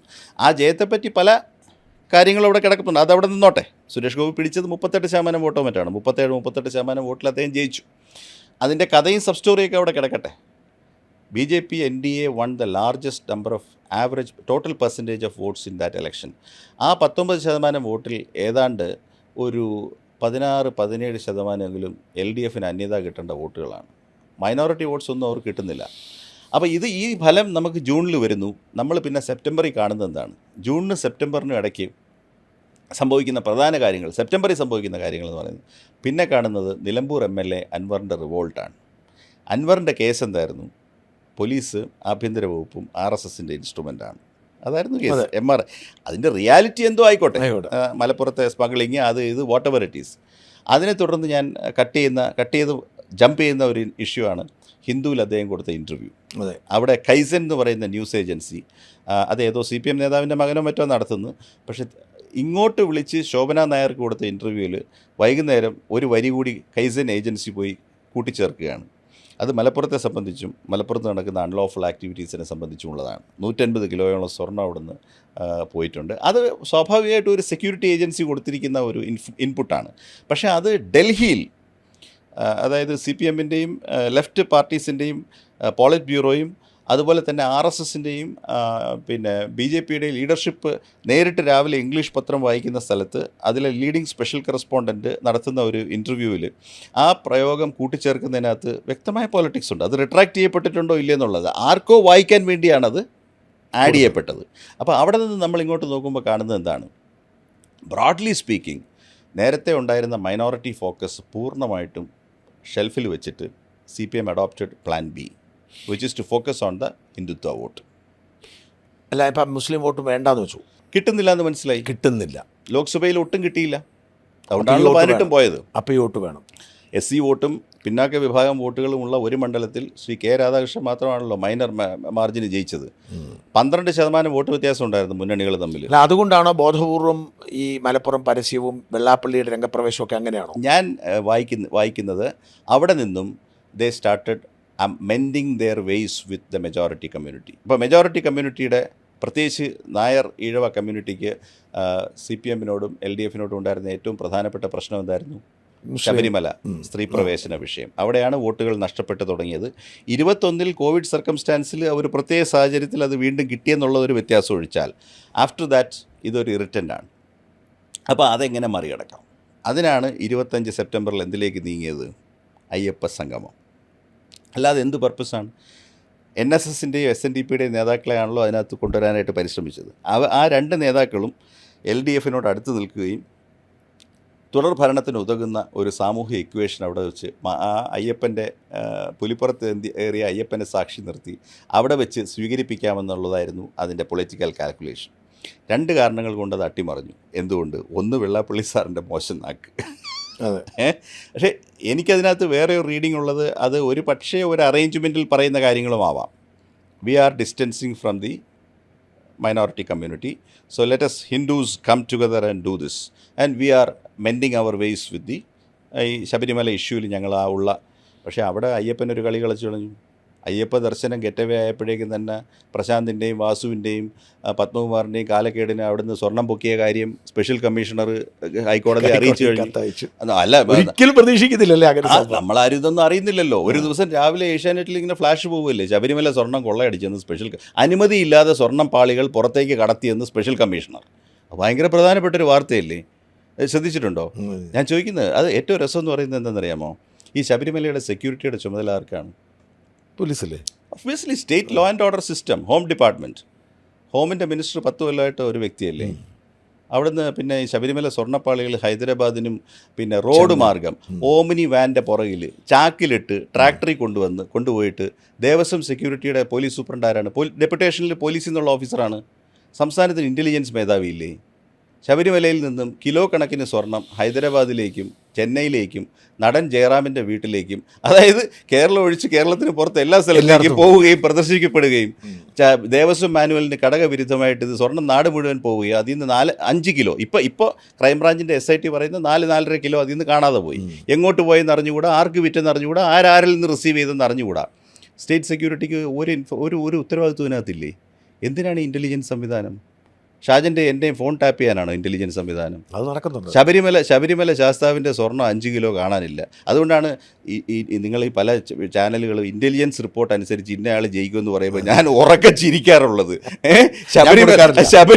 ശബരിമല ശാസ്താവിൻ്റെ അവിടെ ഉയർത്തിയിരിക്കുന്ന ദ്വാരപാലക ശില്പങ്ങൾ ഹൈദരാബാദിലേക്ക് റോഡ് മാർഗം പോവുകയാണ്. കേരളത്തിൽ നിന്ന് റോഡ് മാർഗം ഈ ദ്വാരപാലക ശില്പം കൊണ്ടുപോകുമ്പോൾ അതിനകത്തൊരു പാസ് പോലും, ദേവസ്വത്തിൻ്റെ ഒരു ഓതറൈസേഷൻ ലെറ്റർ പോലും ഇല്ല. ചാക്കി കെട്ടി ഒരു തന്നെ ഇട്ടുകൊണ്ട് പോകും. മോട്ടിച്ചുകൊണ്ട് പോവുകയാണെങ്കിലും ആർക്കും ഒരു പ്രശ്നവുമില്ല. ദ്വാരപാലക ശില്പം കൊണ്ട് ചെന്ന് വെക്കേണ്ടടുത്ത് വെച്ചു, അതിൽ നിന്ന് സ്വർണം ഊറ്റി ശ്രീകോവിലിൻ്റെ വാതിൽപ്പാളി അല്ല, ഈ ശബരിമലയിൽ ആ ക്ഷേത്ര സമുച്ചയവും കുറേ ബാക്കി നിൽക്കുന്നത് വലിയ അതിശയമായിരിക്കും. ഇനി ഒരു ഭരണസമിതി പ്രശാന്ത് ഒരു ടേമും കൂടെ പൂർത്തിയാക്കിയിരുന്നെങ്കിൽ വേണമെങ്കിൽ ക്ഷേത്രം അടക്കം അടിച്ചുകൊണ്ടങ്ങ് പോയാൽ അത് ഒറിജിനൽ ആണോ എന്നുള്ളത് ആരോ സംശയം പറഞ്ഞായിരുന്നു. ഇപ്പൊ മാറ്റി പോയിട്ടുണ്ടോ? അപ്പോൾ അതൊക്കെ അതിനകത്ത് ഹൈക്കോടതിയുടെ ഉത്തരവിൽ തന്നെ പറഞ്ഞല്ലോ, ഇത് ആന്റിക് വാല്യൂവിന് വിറ്റോ നമുക്ക് സംശയമുണ്ട്. അല്ല, ഞാൻ പറഞ്ഞു ഈ വിഷയം ഉണ്ടായതുകൊണ്ട് ഇതേ കാര്യം തമിഴ്നാട്ടിൽ നടന്നു. തമിഴ്നാട്ടിൽ നിന്ന് ഐഡൽസ് മൊത്തം മോഷണം പോയി യൂറോപ്പിൽ വിൽപ്പനയായി. അപ്പോൾ എന്തോ ഒരു സുഭാഷ് സമ്പടി അങ്ങനെയുള്ള ഒരു ഇൻ്റർനാഷണൽ ഈ ഐഡൽ തെഫ്റ്റ് നടത്തുന്ന ഒരു ഗ്രൂപ്പ്, അവർ വഴിയാണോ പോയത്, സംഘടിത കുറ്റകൃത്യമാണോ എന്നൊക്കെ ഹൈക്കോടതി കുറേ ഉയരെ ചിന്തിച്ചു. പക്ഷേ ഇപ്പോൾ മനസ്സിലാക്കുന്നത് ഫൈനൽ റിപ്പോർട്ട് കൊടുത്തിട്ടില്ല, ഇലക്ഷൻ കഴിഞ്ഞ് കൊണ്ടുവരാമെന്ന് പറഞ്ഞു. എനിക്ക് തോന്നുന്നത് പോലീസിൻ്റെ ഒരു ടാക്ടിക്കൽ മൂവാണ്. പോലീസിന് ചിലപ്പം സ്ഥിതിഗതി ഒന്ന് മാറുകയാണെങ്കിൽ കുറച്ച് പേരെയും കൂടെ തട്ടിയകത്താക്കാമെന്ന് തോന്നുന്നുണ്ടാവും. അതറിയാൻ പാടില്ല. അത് whether they are playing it to delay to get more ease on, ചിലപ്പോൾ അങ്ങനെ ഒരു സംഗതി ഉണ്ടായിരിക്കാം. പക്ഷേ അത് എൻ്റെ തടെ അവസാന ഹൈക്കോടതി കൊടുത്ത റിപ്പോർട്ടിനകത്ത് സ്വർണ്ണം ആര് കൈപ്പറ്റിയെന്നോ നേട്ടം ആര് കൈപ്പറ്റിയെന്നോ ഇല്ല. അതായത് ഈ 2024 ലോക്സഭാ തെരഞ്ഞെടുപ്പിലെ തിരിച്ചടിക്ക് ശേഷം ഹിന്ദു പാർട്ടിയായി മാറാനുള്ള CPM-ന്റെ നീക്കം പൊളിഞ്ഞു പോകുന്നത് അയ്യപ്പൻ ഈ മോഷണ കേസ് അറ്റ്ലീസ്റ്റ് അയ്യപ്പ സംഗമം, ഗ്ലോബൽ അയ്യപ്പ സംഗമത്തിൻ്റെ പർപ്പസ് പൊളിച്ചെടുക്കുന്നത് അയ്യപ്പനാണ്. അക്ഷരാർത്ഥത്തിൽ അയ്യപ്പൻ SIT-യുടെയും ഹൈക്കോടതിയുടെയും രൂപത്തിൽ പുലിപ്പുറത്ത് കയറി ആഗോള സംഗമത്തിൻ്റെ വേദിയിലേക്ക് വരികയും ഇത് ആഘോഷിക്കാൻ കൂടിയിരുന്ന ആളുകളെ കടിച്ചു പറിക്കുകയാണ് ചെയ്തത്. ആ കടിച്ചു പറി പൂർത്തിയായപ്പോൾ കുറേ എണ്ണം സെൻട്രൽ ജയിലിലായി. ഇന്ന് ആലോചിച്ച് നോക്ക്, അതായത് 10 വർഷത്തിൽ 4 ദേവസ്വം ഭരണസമിതികളെ നിശ്ചയിച്ചു. അതിൽ അനന്തഗോപൻ, ഞാൻ അറിയുന്ന ആളാണ്, പത്തനംതിട്ട അനന്തഗോപന് സംഘം ഒഴിച്ച് ബാക്കി 9 പേരും ജയിലിൽ 90 ദിവസത്തോളം പൂർത്തിയാക്കിയിട്ടാണ് പോയത്. അപ്പോൾ ഇത് തന്നെയല്ലേ സർവകലാശാലകളിൽ നടക്കുന്നത്? പിടിക്കപ്പെടാത്തത് കൊണ്ടല്ലേ. ഇപ്പം ഡിജിറ്റൽ സർവകലാശാലയിൽ നിന്ന് കേൾക്കുന്ന സ്റ്റോറി എന്താ? സീസ തോമസ് എഴുതി ഗവർണർ കൊടുത്തിരിക്കുന്ന റിപ്പോർട്ട് എന്താ? എത്ര കോടിയുടെ ക്രമക്കേടാ? നമ്മൾ സഹകരണ രംഗത്തെക്കുറിച്ച് വായിക്കുന്നത് എന്താ? 300 സഹകരണ ബാങ്കുകൾ കൊള്ളയടിക്കപ്പെട്ടു. അത് ഈ കരുവന്നൂർ എന്നൊക്കെ പറയുന്ന അതിൻ്റെ ഒരു iceberg, tip of the iceberg മാത്രമാണ്. അസംബ്ലിയിൽ കൊടുത്ത റിപ്പോർട്ടിൽ പറയുന്ന 300 സഹകരണ ബാങ്കുകൾ, വയനാട്ടിലെ ബ്രഹ്മഗിരി സൊസൈറ്റി, ഇതെല്ലാം ഭരണകക്ഷിയുടെ പാർശ്വവർത്തികളായിട്ടുള്ള ആളുകൾ ഭരണശക്തിയിൽ ചെന്ന് നടത്താൻ ശ്രമിച്ച സ്ഥാപനങ്ങളാണ്. അപ്പോൾ ഇനി എന്താ ബാക്കി? കേരളത്തിൽ കൊള്ളയടിക്കാൻ എന്താ ബാക്കിയുള്ളത്? ഇതെല്ലാം ഈ പാർട്ടിക്കാർ കൊണ്ടുപോയി. ഒന്നുകിൽ ടാസിറ്റായിട്ട് അവരോട് കൊള്ളയടിച്ചു കൊള്ളാൻ പറഞ്ഞു, അല്ലെങ്കിൽ ഞാൻ കൊള്ളയടി അവസാനിപ്പിക്കാൻ അശക്തനാണ്, അല്ലെങ്കിൽ പിന്നെ ഈ എന്തു തന്നെ സംഭവിച്ചു കഴിഞ്ഞാലും what does it speak about the general accountability status of the state? 300 സഹകരണ ബാങ്ക് പൊളിഞ്ഞു കഴിയുമ്പോൾ എത്ര പേരുടെ ജീവിതം അതിനകത്ത് പെട്ട് കഴിഞ്ഞു? എല്ലാ ജില്ലയിലും ഉണ്ട്. ഭഗവാന് കൊണ്ട് കാണിക്കയായിട്ട് വലിയൊരു മദ്യവ്യവസായി സമർപ്പിച്ച സ്വർണത്തിന് പോലും സംസ്ഥാനത്ത് സുരക്ഷയില്ല. അതെങ്ങോട്ട് പോയെന്ന് പോലും അറിയാൻ പാടില്ല. സ്പെഷ്യൽ എങ്ങനെയാണിത് പിടിക്കപ്പെട്ടത്? ഈ സ്വർണ്ണപ്പാളികൾ സ്വർണ്ണം പൂശാൻ എന്ന വ്യാജേന വീണ്ടും പ്രശാന്ത് സംഘം അഴിച്ചെടുത്ത് കൊണ്ടുപോകാൻ ശ്രമിക്കുമ്പോൾ വിജിലൻ്റ് ആയിട്ടുള്ള ഒരു വിജിലൻസ് ഓഫീസർ സ്പെഷ്യൽ ജഡ്ജിയെ വിളിച്ചിട്ട് ഇങ്ങനെ, സാർ നമ്മുടെ അപ്രൂവൽ എടുത്തിട്ടില്ല, ഹൈക്കോടതി അപ്രൂവൽ ഇല്ലാതെ ഇത് കൊണ്ടുപോകാൻ. ഇതാണ് ഞാൻ പറഞ്ഞത്. നേരത്തെ ഞാൻ സൂചിപ്പിച്ചല്ലോ, ഫയലിൽ സംശയമുള്ളത് ചോദിക്കണം. ഇതൊരു ഗവൺമെൻറ് ഓഫീസറാണ് എഴുതിയിരുന്നെങ്കിൽ, ഇപ്പോൾ ദേവസ്വം സെക്രട്ടറിക്ക് ഇൻഫർമേഷൻ കിട്ടിയെന്ന് വെച്ചോ, ഇതിന് പകരം വിജിലൻസിൻ്റെ ഓഫീസർ ദേവസ്വം സെക്രട്ടറി അടുത്ത് പറയുന്നു, ഇങ്ങനെ ഭരണസമിതിക്കാർ സ്വർണ്ണമൊക്കെ അഴിച്ചുകൊണ്ട് പോകുന്നത് കഴിഞ്ഞു. ഈ സ്പെഷ്യൽ കമ്മീഷണർ പുറത്ത് സർക്കാരിന് അധികാരമില്ല. അയാൾ ഡിസ്ട്രിക്ട് ജഡ്ജാണ്. അയാളുടെ അപ്പോയിൻറ്റിംഗ് അതോറിറ്റി ഗവർണറാണെങ്കിലും അയാൾ റിപ്പോർട്ട് ചെയ്യുന്ന ഹൈക്കോടതിക്കാണ്. ഡിവിഷൻ ബെഞ്ചിലിരുന്നത് നാട്ടിലുള്ള 2 ജഡ്ജിമാരാണ്. അതുകൊണ്ടാണ് പുറത്ത് വന്നത്. ഈ സ്പെഷ്യൽ കമ്മീഷണറും ഈ ഡിവിഷൻ ബെഞ്ചിൻ്റെ മുമ്പിൽ ഈ രേഖയും വന്നില്ലെന്നുണ്ടെങ്കിൽ bet me that it will be hushed up. അത് നമ്മുടെ പിള്ളേരാണ്. അവർ പിന്നെ നമ്മുടെ പിള്ളേർ അത് കഴിഞ്ഞു ഹഷപ്പ് ചെയ്തേനെ. ഇല്ലെങ്കിൽ പത്മകുമാർ ജയിലിൽ പോവില്ല, വാസു വീട്ടിൽ തന്നെ ഇരുന്നേനെ, പിന്നെ മൂന്നാമനും അവിടെ തന്നെ ഇരുന്നേനെ. ഇപ്പോൾ 9 ചെറിയ കാര്യമില്ലല്ലോ ഒരു ഗവൺമെൻറ് ദേവസ്വം ബോർഡിൻ്റെ മെമ്പറും പ്രസിഡൻറ്റും ആക്കുക എന്ന് പറഞ്ഞാൽ. ഇപ്പോൾ ഇരിക്കുന്ന ആൾ മുൻ വൈസ് ചാൻസലറും മുൻ ചീഫ് സെക്രട്ടറിയും അല്ലേ. ചെറിയൊരു കാര്യമല്ലല്ലോ ഒരാളിനെ പിടിച്ച് ഇതിൻ്റെ ഇത്ര കോടാനുകോടി രൂപയുടെ സ്വത്തല്ലേ. ശബരിമല കൈകാര്യം ചെയ്യുന്ന കാണിക്ക മാത്രം 300 കോടിയാണ് ഒരു വർഷം. 300 കോടി ലിക്വിഡ് ക്യാഷാണ്. അതിന് വേറൊരു പ്രത്യേകതയുണ്ട്, ബാങ്ക് ട്രാൻസ്ഫർ വളരെ കുറവാണ്. ആ ഹുണ്ടിയിലോട്ട് കൊണ്ടിട്ടിരിക്കുന്ന പൈസ ഇട്ടവനും എണ്ണുന്നവനും അത് സ്വീകരിച്ച് ബാങ്കിലോട്ട് അയക്കുന്നവനും മാത്രമേ അറിയാവൂ. ഈ 3 പേര് സഹകരിച്ച 300 കോടി വേണേൽ 250 ആക്കാം. ഞാൻ പറഞ്ഞ മനസ്സിലായോ? അതുപോലത്തെ കൊള്ള അവിടെ നടക്കുക. എന്താ സംശയം? അല്ല, അതായത് ദക്ഷിണ അക്കൗണ്ടിങ്ങിനകത്തുള്ള പ്രശ്നങ്ങളെപ്പറ്റി അവിടെയുള്ള എക്സിക്യൂട്ടീവ് ഓഫീസർമാർ ധാരാളമായിട്ട് പറഞ്ഞിട്ടുണ്ട്. ഇതിൻ്റെ ഒരു 10-15% ജീവനക്കാർ തന്നെ വാരിക്കൊണ്ട് പോകാൻ പറ്റുന്നത്. ബാക്കി ഈ ദേവസ്വത്തിന് അവിടെ ഒരുപാട് സാധനങ്ങൾ അവിടെ സമർപ്പിക്കപ്പെടുന്നുണ്ട്. ആളുകൾ വന്ന് ആന്ധ്രയിൽ നിന്നൊക്കെ വന്നിട്ട് സ്വർണ്ണ കട്ടികൾ, ഗോൾഡ് ബിസ്ക്കറ്റ് ചില ആൾക്കാർക്ക് ഈ ഭഗവാന്റെ മുന്നിലെത്തി കഴിയുമ്പോൾ വല്ലാത്തൊരു പ്രേരണയുണ്ടാവും. അവർ ദേഹത്തുള്ള സ്വർണ്ണമൊക്കെ ഊരിയെടുത്ത് വലിച്ചെറിയും. സ്ത്രീകൾ ഞാൻ കണ്ടിട്ടുണ്ട്, വലിയ 10 പവൻ്റെ മാല വലിച്ചകത്തോട്ട് എറിയുകയാണ്. ഈ മാല കൺവെയർ ബെൽറ്റുകൾ അവിടെ ചെന്നിട്ട് പിന്നെ ഈ ധനലക്ഷ്മി ബാങ്കിൻ്റെയോ സ്റ്റേറ്റ് ബാങ്കിൻ്റെയോ ലോക്കേഴ്സിൽ ഭദ്രമായിട്ട് എത്തുന്നു എന്നുള്ള ഒരു ട്രസ്റ്റ് സിസ്റ്റം അല്ലേ, അക്കൗണ്ടബിലിറ്റി സിസ്റ്റം അല്ലേ. ഇത് എൻഡ് ടു എൻഡ് ക്യാമറ വെച്ചിട്ടുണ്ടോ? ഇല്ല, അത്രയേ ഉള്ളൂ. അപ്പോൾ ഞാൻ പറയുന്നത് അടിസ്ഥാനപരമായിട്ട് വന്ന പോയിന്റ് ഇത്രയേ. നമ്മൾ പറഞ്ഞു വന്നത് അയ്യപ്പ സംഗമമാണ്. ഞാൻ പറഞ്ഞത് അയ്യപ്പ സംഗമം പൊളിച്ചത് വലിയൊരു മിത്താണ്. അയ്യപ്പൻ തിരശ്ശീല നീക്കി സത്യത്തിൻ്റെ കരാള മുഖം കേരളത്തിന് മുമ്പിൽ അവതരിപ്പിച്ചു. അവിടെ നിന്നാണ് എങ്ങോട്ട് പോകുന്നത്? പഞ്ചായത്ത് തിരഞ്ഞെടുപ്പ്. അതെ, പഞ്ചായത്ത് തിരഞ്ഞെടുപ്പ് ജയിക്കുമെന്ന് UDF വിചാരിച്ചോ? ഇല്ല, ചിന്തിച്ചിട്ടില്ല. പഞ്ചായത്ത് തിരഞ്ഞെടുപ്പിൽ 5.3% വോട്ടിൻ്റെ വ്യത്യാസം ഉണ്ടായി. കേരളത്തിൽ ഇടതുമുന്നണി നേടിയിട്ടുള്ള ഏറ്റവും കുറഞ്ഞ വോട്ട് ശതമാനമാണ് ഒന്ന്, 33.4. അപ്പോൾ 2020 പിന്നെ പഞ്ചായത്ത് തിരഞ്ഞെടുപ്പിൽ എല്ലാ പിന്നെ ലെവലിലും, അതായത് ഏതാണ്ട് എല്ലാ ജില്ലാ പഞ്ചായത്തുകളും 4 കോർപ്പറേഷൻസും ഭൂരിപക്ഷം ബ്ലോക്ക് പഞ്ചായത്തുകളും ഗ്രാമപഞ്ചായത്തുകളും ജയിച്ച മുന്നണി കൺവിൻസിംഗ് ആയിട്ട് തോറ്റു.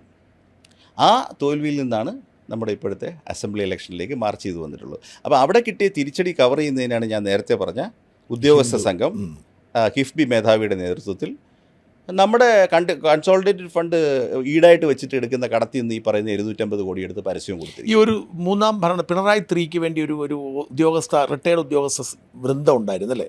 10ലധികം ആൾക്കാർ പല. അതെങ്ങനെ ആരൊക്കെ? ചീഫ് സെക്രട്ടറിയാണ് അതിൻ്റെ നേതാവ്? അല്ല, പറയില്ല. ഇപ്പോഴേറ്റവും സീനിയർ മോസ്റ്റ് ആയിട്ട്, അതായത് ഞങ്ങളവരെ വിളിക്കുന്നത് പിണറായി ഗ്യാങ് എന്നാണ്. ഞങ്ങളുടെ പാർലൻസിൽ ഞങ്ങൾ പറയുന്ന Pinarayi gang, P gang. P ഗ്യാങ്ങിൻ്റെ സംഘത്തലവൻ KM എബ്രഹാമാണ്. കാരണം അദ്ദേഹത്തിന് വലിയ ധനകാര്യ റിസോഴ്സസ് ഉണ്ട്. അദ്ദേഹം മുഖ്യമന്ത്രിയുടെ ചീഫ് പ്രിൻസിപ്പൽ സെക്രട്ടറിയും കൂടിയിട്ടാണ്. അദ്ദേഹത്തിൻ്റെ അനിഷ്ടം വന്നു കഴിഞ്ഞാൽ മീഡിയ സപ്പോർട്ടുണ്ട്. മീഡിയ ഇതുപോലെ പർച്ചേസ്ഡ് സപ്പോർട്ട് എന്ന് പറഞ്ഞാൽ KM എബ്രഹാമിന്റെ മാധ്യമ സ്കില്ലോ അദ്ദേഹത്തിന്റെ വ്യക്തിഗത മികവിലോ ഒന്നും കൊടുക്കുന്ന അംഗീകാരം കാശ് കിട്ടുന്നതുകൊണ്ട് റിപ്പോർട്ട് ചെയ്യും. അദ്ദേഹം ഭയങ്കര അഴിമതി വിരുദ്ധനാണ്. ഇതിലൊക്കെ ഇടയ്ക്കിടയ്ക്ക് വാർത്ത മനോരമയിലൊക്കെ വരാറുണ്ടായിരുന്നു. മനോരമ അങ്ങനെ ചെയ്യുന്നുണ്ട്. അദ്ദേഹം മനോരമ കുടുംബത്തിലെ ഒരു അംഗമാണ്.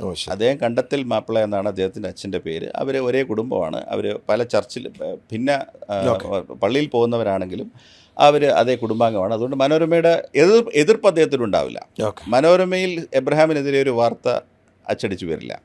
പക്ഷെ അതുകൊണ്ട് വിമർശിക്കപ്പെടേണ്ടതൊന്നും അദ്ദേഹം ചെയ്യുന്നില്ലെന്ന് അർത്ഥമില്ലല്ലോ. മനസ്സിലായി. ഞാനൊരു എക്സാമ്പിൾ മാത്രം പറയാം. എബ്രഹാമിൻ്റെ പിന്നെ സ്വാധീനത്തെക്കുറിച്ച് മനസ്സിലാക്കണമെങ്കിൽ കേരള സംസ്ഥാനത്തെ ഞാൻ മനസ്സിലാക്കിയിടത്തോളം ഏറ്റവും അപ്രൈറ്റ് ആയിട്ടുള്ള പോലീസ് ഓഫീസറാണ് ശ്രീ യോഗേഷ് ഗുപ്ത. അതെ, അദ്ദേഹം സംസ്ഥാന വിജിലൻസിൻ്റെ ഡയറക്ടറായിരുന്നു. 2025 ജനുവരി തൊട്ട് അകാരണമായിട്ട് സർക്കാർ അദ്ദേഹത്തെ വേട്ടയാടാൻ തുടങ്ങി. ഇത് കേട്ടപ്പോൾ ഞങ്ങളൊക്കെ ഞെട്ടിപ്പോയി. അദ്ദേഹം ബഹളം വെക്കുന്ന ആളുമല്ല. അദ്ദേഹം ആരോടും വഴക്കിന് പോകുന്ന ആളല്ല. ഞാൻ വേണേൽ പിന്നും പറയുമെന്ന് വിചാരിക്കും. അറ്റ്ലീസ്റ്റ് അദ്ദേഹം ഏതെങ്കിലും മാധ്യമത്തിൽ വന്നിട്ടില്ല. അദ്ദേഹത്തെ ചെയ്തത് എന്തൊക്കെയാണെന്നറിയാമോ? എന്തായിരുന്നു അദ്ദേഹത്തിൻ്റെ കുറ്റം? KM എബ്രഹാമിൻ്റെ അനധികൃത സ്വത്ത് വിവരം അന്വേഷിക്കണമെന്ന് ജോമോൻ പുത്തമ്പരകൽ കൊണ്ടുകൊടുത്ത ഒരു വിജിലൻസ് കോടതിയിലെ മാറ്ററിനകത്ത് ഹൈക്കോടതി single bench judge Shri K Babu ഉത്തരവിട്ടു. അത് 10-60 പേജുള്ള വിശദമായ ഒരു വിധിയാണ്. എന്തുകൊണ്ട് അന്വേഷിക്കണം? എബ്രഹാമിൻ്റെ തന്നെ സ്വത്ത് വിവരം സർക്കാരിൽ ഫയൽ ചെയ്തതിൽ അദ്ദേഹത്തിന് വന്ന പിഴവുകളെ അടിസ്ഥാനമാക്കിയും അദ്ദേഹം കേസ് പ്രോപ്പറായിട്ട് ഡിഫെൻഡ് ചെയ്യാത്തതുകൊണ്ടും റീസണബിൾ ഡൗട്ട് ഉണ്ടായി എബ്രഹാമിൻ്റെ കയ്യിൽ അനധികൃത സമ്പാദ്യം ഉണ്ട് എന്നുള്ളത്. അത് അന്വേഷിക്കാനായിട്ട് CBIക്ക് കമ്മിറ്റ് ചെയ്തിട്ട് CBIയുടെ FIR രജിസ്റ്റർ ചെയ്ത് അന്വേഷിക്കാൻ ആവശ്യമായ രേഖകൾ ഒരാഴ്ചയ്ക്കുള്ളിൽ ഡയറക്ടർ വിജിലൻസ് CBIക്ക് കൈമാറാൻ പറഞ്ഞു.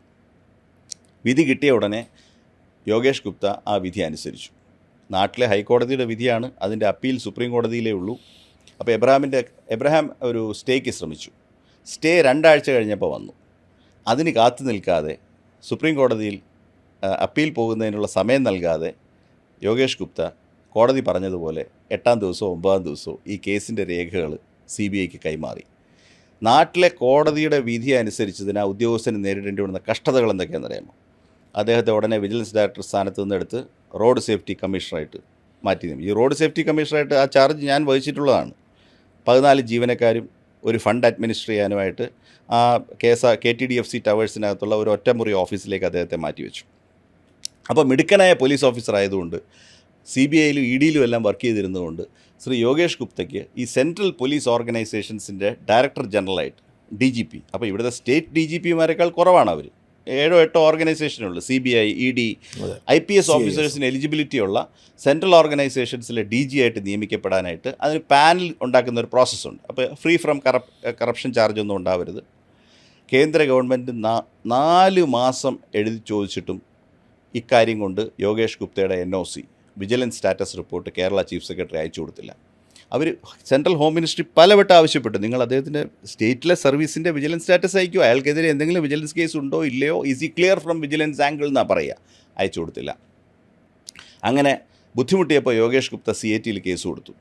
CATയുടെ വിധി വന്നു. CATയിൽ ഗവൺമെൻറ് പറഞ്ഞു ഞങ്ങൾ ഇദ്ദേഹത്തിനെതിരെ ചില രഹസ്യ അന്വേഷണങ്ങൾ നടത്തുന്നുണ്ട്. എന്താണ് ഒരു വിജിലൻസ് ഡയറക്ടർക്കെതിരെ രഹസ്യ അന്വേഷണം? അനുമതിയില്ലാതെ ചില അന്വേഷണങ്ങൾ അയാൾ നടത്തിയോ എന്ന് ഞങ്ങൾ അന്വേഷിക്കുന്നുണ്ട്. എന്നിട്ട് അത്തരം ഒരു രേഖയുണ്ടാക്കി. എല്ലാ എബ്രഹാം ആ ഓഫീസിൽ ഇരുന്നുണ്ടാക്കുന്ന പ്രശ്നങ്ങളാണ്. നിങ്ങൾ ഒരു കാര്യം കൂടി ഓർക്കണം, ഇതിന് മുമ്പ് എബ്രഹാമിൻ്റെ ഒരു ഏര ഇന്നാട്ടിൽ ജീവിച്ചിരിപ്പുണ്ട്. അദ്ദേഹത്തിൻ്റെ പേരാണ് doctor Jacob Thomas. Jacob Thomas 2017 മറ്റോ വിരമിച്ച ഉദ്യോഗസ്ഥനാണ്. സസ്പെൻഷൻ നിൽക്കി അദ്ദേഹത്തിനെ പിന്നെ റീഹാബിലിറ്റേറ്റ് ചെയ്ത് അവിടെ നിന്നാണ് നിയമിച്ചത്.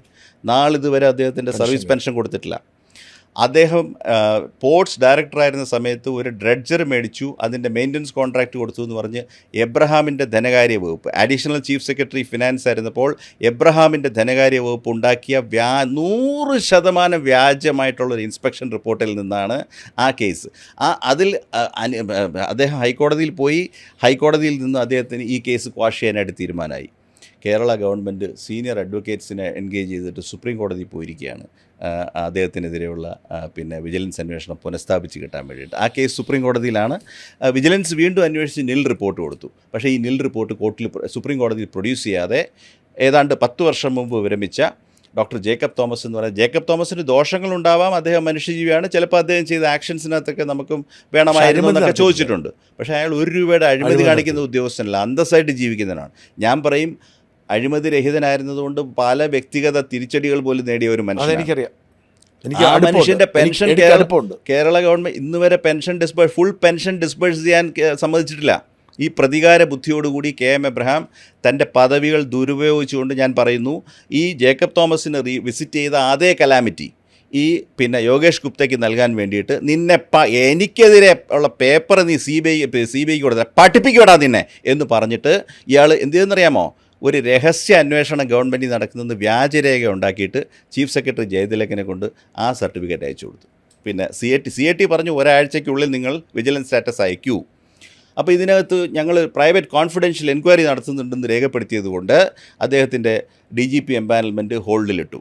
പക്ഷേ യോഗേഷ് ഗുപ്ത മിടുക്കനായതുകൊണ്ട് ഇങ്ങനെ ഒരു പ്രൈവറ്റ് എൻക്വയറി ഇല്ലെന്ന് വിജിലൻസിൻ്റെ രേഖകളും എല്ലാ കാര്യങ്ങളും എടുത്തുകൊണ്ട് യോഗേഷ് ഗുപ്ത സെൻട്രൽ ഹോം മിനിസ്ട്രിയിൽ പോയി, പ്രൈം മിനിസ്റ്റേഴ്സ് ഓഫീസിൽ എല്ലായിടത്തും അദ്ദേഹം പോയി റെപ്രസെൻറ്റേഷൻ കൊടുത്ത് വളരെ കഷ്ടപ്പെട്ട് അദ്ദേഹം തെളിയിച്ചു, എനിക്കെതിരെ ഇങ്ങനെ ലീഗലായ അന്വേഷണം ഇല്ല, ഞാൻ തെറ്റി. അങ്ങനെ അദ്ദേഹത്തിനെ പിന്നെ പാനൽ ചെയ്തു 3 മാസത്തിന് ശേഷം. എത്ര നിന്ദ്യമായ പ്രവൃത്തിയാണെന്ന് നിങ്ങൾ ആലോചിക്കണം. 30 വർഷം യൂണിഫോം ഇട്ട് ASP ആയിട്ട് തുടങ്ങി DGP, സ്റ്റേറ്റിൽ DGP ആയി, DGP വരെ ഉയർന്ന സമർത്ഥനായിട്ടുള്ള ചാർട്ടേഡ് അക്കൗണ്ടൻ്റ് ആയിട്ടുള്ള ഒറ്റ കാര്യം മാത്രം ഓർത്താൽ മതി. യോഗേഷ് ഗുപ്ത ബെവറേജസ് കോർപ്പറേഷനിൽ ഇരിക്കുമ്പോഴാണ് ബെവറേജസ് കോർപ്പറേഷനിൽ എനിക്ക് തോന്നുന്നത് 200 ചില്ലുവാനും കോടിയുടെ ഒരു ടാക്സ് കേസ് ചാർട്ടേഡ് അക്കൗണ്ടൻ്റ് ആയിട്ടുള്ള യോഗേഷ് ഗുപ്ത ഒറ്റയ്ക്ക് പോയി വാദിച്ച് ആ ടാക്സ്, ഇൻകം ടാക്സിൻ്റെ ആ പ്രൊവിഷനിങ്, കോർപ്പറേറ്റ് ടാക്സോ സംതിങ്, സെൻട്രൽ CBDTയിൽ നിന്ന് അനുകൂലമായ ഉത്തരവ് നേടി ഈ ബെവറേജസ് കോർപ്പറേഷന് 250 crores നേട്ടം ഉണ്ടാക്കി കൊടുത്ത മനുഷ്യനാണ്. അയാളുടെ പേഴ്സണൽ സ്കില്ല് വെച്ചുകൊണ്ട് അതിന് മുമ്പിരുന്ന പല MDമാരെ കൊണ്ടൊക്കാത്ത കാര്യമാണ്. സ്റ്റേറ്റിന് അത്രയും നേട്ടം ഉണ്ടാക്കിയ ഒരു ഓഫീസറെ ഇത്ര പ്രജുഡീഷ്യലായിട്ട് അയാളൊരു ഫയൽ കോടതി പറഞ്ഞ അനുസരിച്ച് CBIക്ക് ഹാൻഡ് ഓവർ ചെയ്തു പോയി. അതിന് എബ്രഹാം പറഞ്ഞുണ്ടാക്കിയ നുണ എന്തെന്നറിയാമോ? എൻ്റെ അനധികൃത സ്വത്തിനെക്കുറിച്ച് അന്വേഷണം തുടങ്ങിക്കഴിഞ്ഞാൽ അത് CMൻ്റെ അനധികൃത സ്വത്തിലെത്തുമെന്ന് അയാൾ പറഞ്ഞു നടന്നതാണ്. അതുകൊണ്ട് ഞാൻ സുപ്രീം കോടതിയിൽ പോകണം, അല്ലാതെ എനിക്കൊന്നും ഒളിക്കാനില്ല, എന്നെ പിടിക്കുന്നത് സാറിനെ പിടിക്കാൻ വേണ്ടേ. അപ്പോൾ സാറങ്ങ് പേടിച്ചു പോയല്ലോ. ഏറ്റവും തമാശ എന്തെന്നറിയോ? എബ്രഹാമിൻ്റെ അനധികൃത സ്വത്തിനെക്കുറിച്ചുള്ള അന്വേഷണ ഉത്തരവ് ഉമ്മൻചാണ്ടിയുടെ കാലത്തെക്കുറിച്ചുള്ളതാണ്. ആ സമയത്തെ ആർജിത സ്വത്തിനെ പറ്റിയാണ് അന്വേഷണം. പക്ഷേ ഇതാർക്കും മനസ്സിലായില്ല, തമ്പുരാനും മനസ്സിലായില്ല. തമ്പുരാനും കൂടെ കൂടിയിട്ട് യോഗേഷ് ഗുപ്തയുടെ കഴുത്തിന് പിടിച്ചിരിക്കുക. പക്ഷേ ഒരു ചെറിയ പ്രശ്നമുണ്ട്. ഞാനിത് ഈ ചെയ്തു കൂട്ടിയ ആളുകളുടെ അറിവിന് വേണ്ടി പറയുകയാണ്. വ്യാജമായ ഒരു രേഖയുണ്ടാക്കി സബോർഡിനേറ്റായ ഒരു ഉദ്യോഗസ്ഥൻ്റെ കരിയർ തകർക്കുന്നത് IPC BNS അനുസരിച്ചൊരു കുറ്റകൃത്യമാണ്. നാളെ എനിക്കുറപ്പുണ്ട് യോഗേഷ് ഗുപ്തക്ക് ഇനി 4 വർഷം സെൻട്രൽ DGP ആയിട്ടുണ്ട്. 4 വർഷമുണ്ട്. 4 വർഷം. അദ്ദേഹത്തിന് സെൻറ്റർ എടുക്കുമോ, ഇവിടെ അദ്ദേഹം റീഇൻസ്റ്റേറ്റഡ് ആവുമെന്നൊന്നും എനിക്കറിയില്ല. പഴയ യോഗേഷ് ഗുപ്തയുടെ കൊക്കിൽ ജീവനുണ്ടെങ്കിൽ മിനിമം 2 IASകാർ അഴി പിടിച്ച് സെൻട്രൽ ജയിലിൽ നിൽക്കുന്നത് ഞാനും കാണേണ്ടി വരും. ഈ വ്യാജരേഖ ഉണ്ടാക്കിയത് ചെറിയ കാര്യമാണോ? ഒരു പോലീസ് DGPയുടെ സർവീസ് രേഖ, അയാൾക്കെതിരെ ഒരു വിജിലൻസ് മാറ്ററും ഇല്ല. എന്നുവെച്ചാൽ കേരളത്തിൽ എങ്ങും ഒരു വിജിലൻസ് FIR ഇല്ല, ആഭ്യന്തര അന്വേഷണം ഇല്ല. ഇപ്പം എനിക്കെതിരെ മീഡിയയോട് സംസാരിച്ചതിന് ഒരു ആഭ്യന്തര അന്വേഷണം ഉണ്ടെന്ന് വേണേൽ പറയാം, പ്രസിദ്ധീകരണത്തിന് ആഭ്യന്തര അന്വേഷണം ഉണ്ടെന്ന് പറയാം. എനിക്കെതിരെ അനധികൃത സ്വത്ത് സമ്പാദിച്ചെന്ന് ആരോപണം പോലും ഇല്ല. അപ്പോൾ അനധികൃത സ്വത്ത് സമ്പാദിച്ചതായിട്ട് ഹൈക്കോടതി റീസണബിളായിട്ടുള്ള അന്വേഷണം വേണമെന്ന് കണ്ടെത്തിയ ഒരു വ്യക്തി തൻ്റെ അധികാരം ദുരുപയോഗം ചെയ്തുകൊണ്ട് അതിൻ്റെ അനുബന്ധ ഉത്തരവ് അനുസരിച്ച്, കോടതി ഉത്തരവ് ജസ്റ്റിസ് K. ബാബു കേരള ഹൈക്കോടതിക്ക് വേണ്ടി ഇഷ്യൂ ചെയ്ത ഉത്തരവ് അനുസരിച്ച് ഫയൽ ട്രാൻസ്ഫർ ചെയ്ത് കൊടുത്ത ഒരു പോലീസ് ഓഫീസറിൻ്റെ കരിയർ തകർക്കുമെന്ന് വെല്ലുവിളിച്ചിരിക്കുകയാണ്. ഇവനെയൊക്കെ ജയിലിലല്ലെങ്കിൽ പിന്നെ എവിടെ ഇടേണ്ടത്?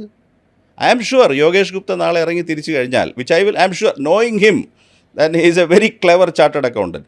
യോഗേഷ് ഗുപ്ത നീങ്ങിക്കഴിഞ്ഞാൽ കേരളത്തിലെ 2-3 IAS ഓഫീസർമാർ സെൻട്രൽ ജയിലിൽ നിൽക്കും. ഈ പിണറായി വിജയനും KM എബ്രഹാം തമ്മിൽ തന്നെ ഇത്രമാത്രം ഫിനാൻസിങ്. KM എബ്രഹാം കിഫ്ബിയിൽ വായ്പ എടുക്കുന്നതുമായിട്ട് ഏകദേശം 5000 കോടിയുടെ ലിക്വിഡിറ്റി ഒരു വർഷം അദ്ദേഹത്തിനുണ്ട്. 5000 കോടിയുടെ വർക്ക്സ് അവാർഡ് ചെയ്യുന്നു. അതിൻ്റെ നേട്ടമാണ് ഗവൺമെൻറ് പ്രോഗ്രസ് എന്ന് പറയുന്നു. ആ പറയുന്നത് ചെറിയ സത്യമുണ്ട് താനും. പക്ഷേ ഈ കോൺട്രാക്ട്സ് അവാർഡ് ചെയ്യുക എന്ന് പറഞ്ഞു കഴിഞ്ഞാൽ തന്നെ അതൊരു മേക്ക് ഓർ ബ്രേക്ക് ആക്ടിവിറ്റി അല്ലേ. കരാറുകാരുടെ പൈസ ഇപ്പം ഇവിടെ കൊടുക്കുന്നില്ലല്ലോ. വാട്ടർ അതോറിറ്റി കരാറുകാർക്ക് പൈസ കിട്ടുന്നില്ല, PWD കരാറുകാർക്ക് പൈസ കിട്ടുന്നില്ല. കിഫ്ബിയുടെ വർക്ക് എടുക്കുന്ന എല്ലാ കരാറുകാർക്ക് പൈസ വേണേൽ അഡ്വാൻസ് ആയിട്ട് കൊടുക്കും. ഇപ്പോഴും എനിക്ക് തോന്നുന്നു ഈ ഇലക്ഷൻ കഴിഞ്ഞിട്ടും എന്നോട് ഒരാൾ വിളിച്ചു പറഞ്ഞു, ഒരു എഞ്ചിനീയർ വിളിച്ചു പറഞ്ഞു, കിഫ്ബിയിലെ കുടിശ്ശികയെല്ലാം തീർക്കാൻ ഉത്തരവിട്ടിട്ടുണ്ടോ കോൺട്രാക്റ്റിന്. കുടിശ്ശിക തീർക്കാമെന്ന് പറഞ്ഞു കഴിഞ്ഞാൽ ഞാൻ ഷാജിന് 400 കോടി റിലീസ് ചെയ്യുന്നു, ഷാജൻ എനിക്ക് 100 കോടി തരുന്നു, അത്രേ ഉള്ളൂ. കിഫ്ബി അല്ല, അപ്പം ഞാനൊരു കാര്യം ചോദിച്ചേ, ഈ ഊരാളുങ്കലിനെ വെച്ചിരിക്കുന്നത് അതുകൊണ്ടാണെന്ന് തോന്നുന്നു. അല്ല, ഞാൻ ഊരാലുങ്കലും കിഫ്ബിയും രണ്ട് വിഷയമായിട്ട് നമ്മൾ പഠിക്കണം. ഊരാലുങ്കൽ ഇസ് ഉള്ളി എ കോൺട്രാക്ട് ഏജൻസി. അവർ ഒരു ലേബർ കോൺട്രാക്ട് സൊസൈറ്റിയാണ്. അവരുടെ പ്രശ്നം എന്ന് പറയുന്നത് അവരെ പ്രിഫറൻഷ്യൽ കോൺട്രാക്ടിങ്ങിന് ഗവൺമെൻറ് ഉപയോഗിക്കുന്നു എന്നുള്ളതാണ്. ഇപ്പോൾ വന്ന് അവരൊരു ഗവൺമെൻറ് ഏജൻസിയാണെന്നാണ് ഗവൺമെൻറ് പറയുന്നത്. അതെ. അപ്പം പക്ഷേ അത് ഒരു ഫെയർ പ്രൊക്വയർമെൻ്റ് ആണോ? ഇപ്പോൾ ഊരാലുങ്കലിന് 100 കോടിയുടെ ഇപ്പോൾ ഒരു ലേബർ കോൺട്രാക്ട് സൊസൈറ്റി നിർമ്മാണ രംഗത്ത് മികവ് തെളിയിച്ചാൽ കേരളത്തിൽ ഒന്നിലധികം ലേബർ കോൺട്രാക്ട് സൊസൈറ്റി. ഐസക്ക് പറയുന്നത് ഭയങ്കര സംഭവം പറഞ്ഞില്ലേ? ഏതാ ഈ തോമസ് ഐസക്ക് പറയുന്നത്? അതാണല്ലോ ഈ നറേറ്റീവ് കൺട്രോൾ ചെയ്തുകൊണ്ടല്ലേ ഈ പറയുന്ന പൊളിറ്റിക്കൽ സിസ്റ്റംസ് എപ്പോഴും വിരാജിക്കുന്നത്.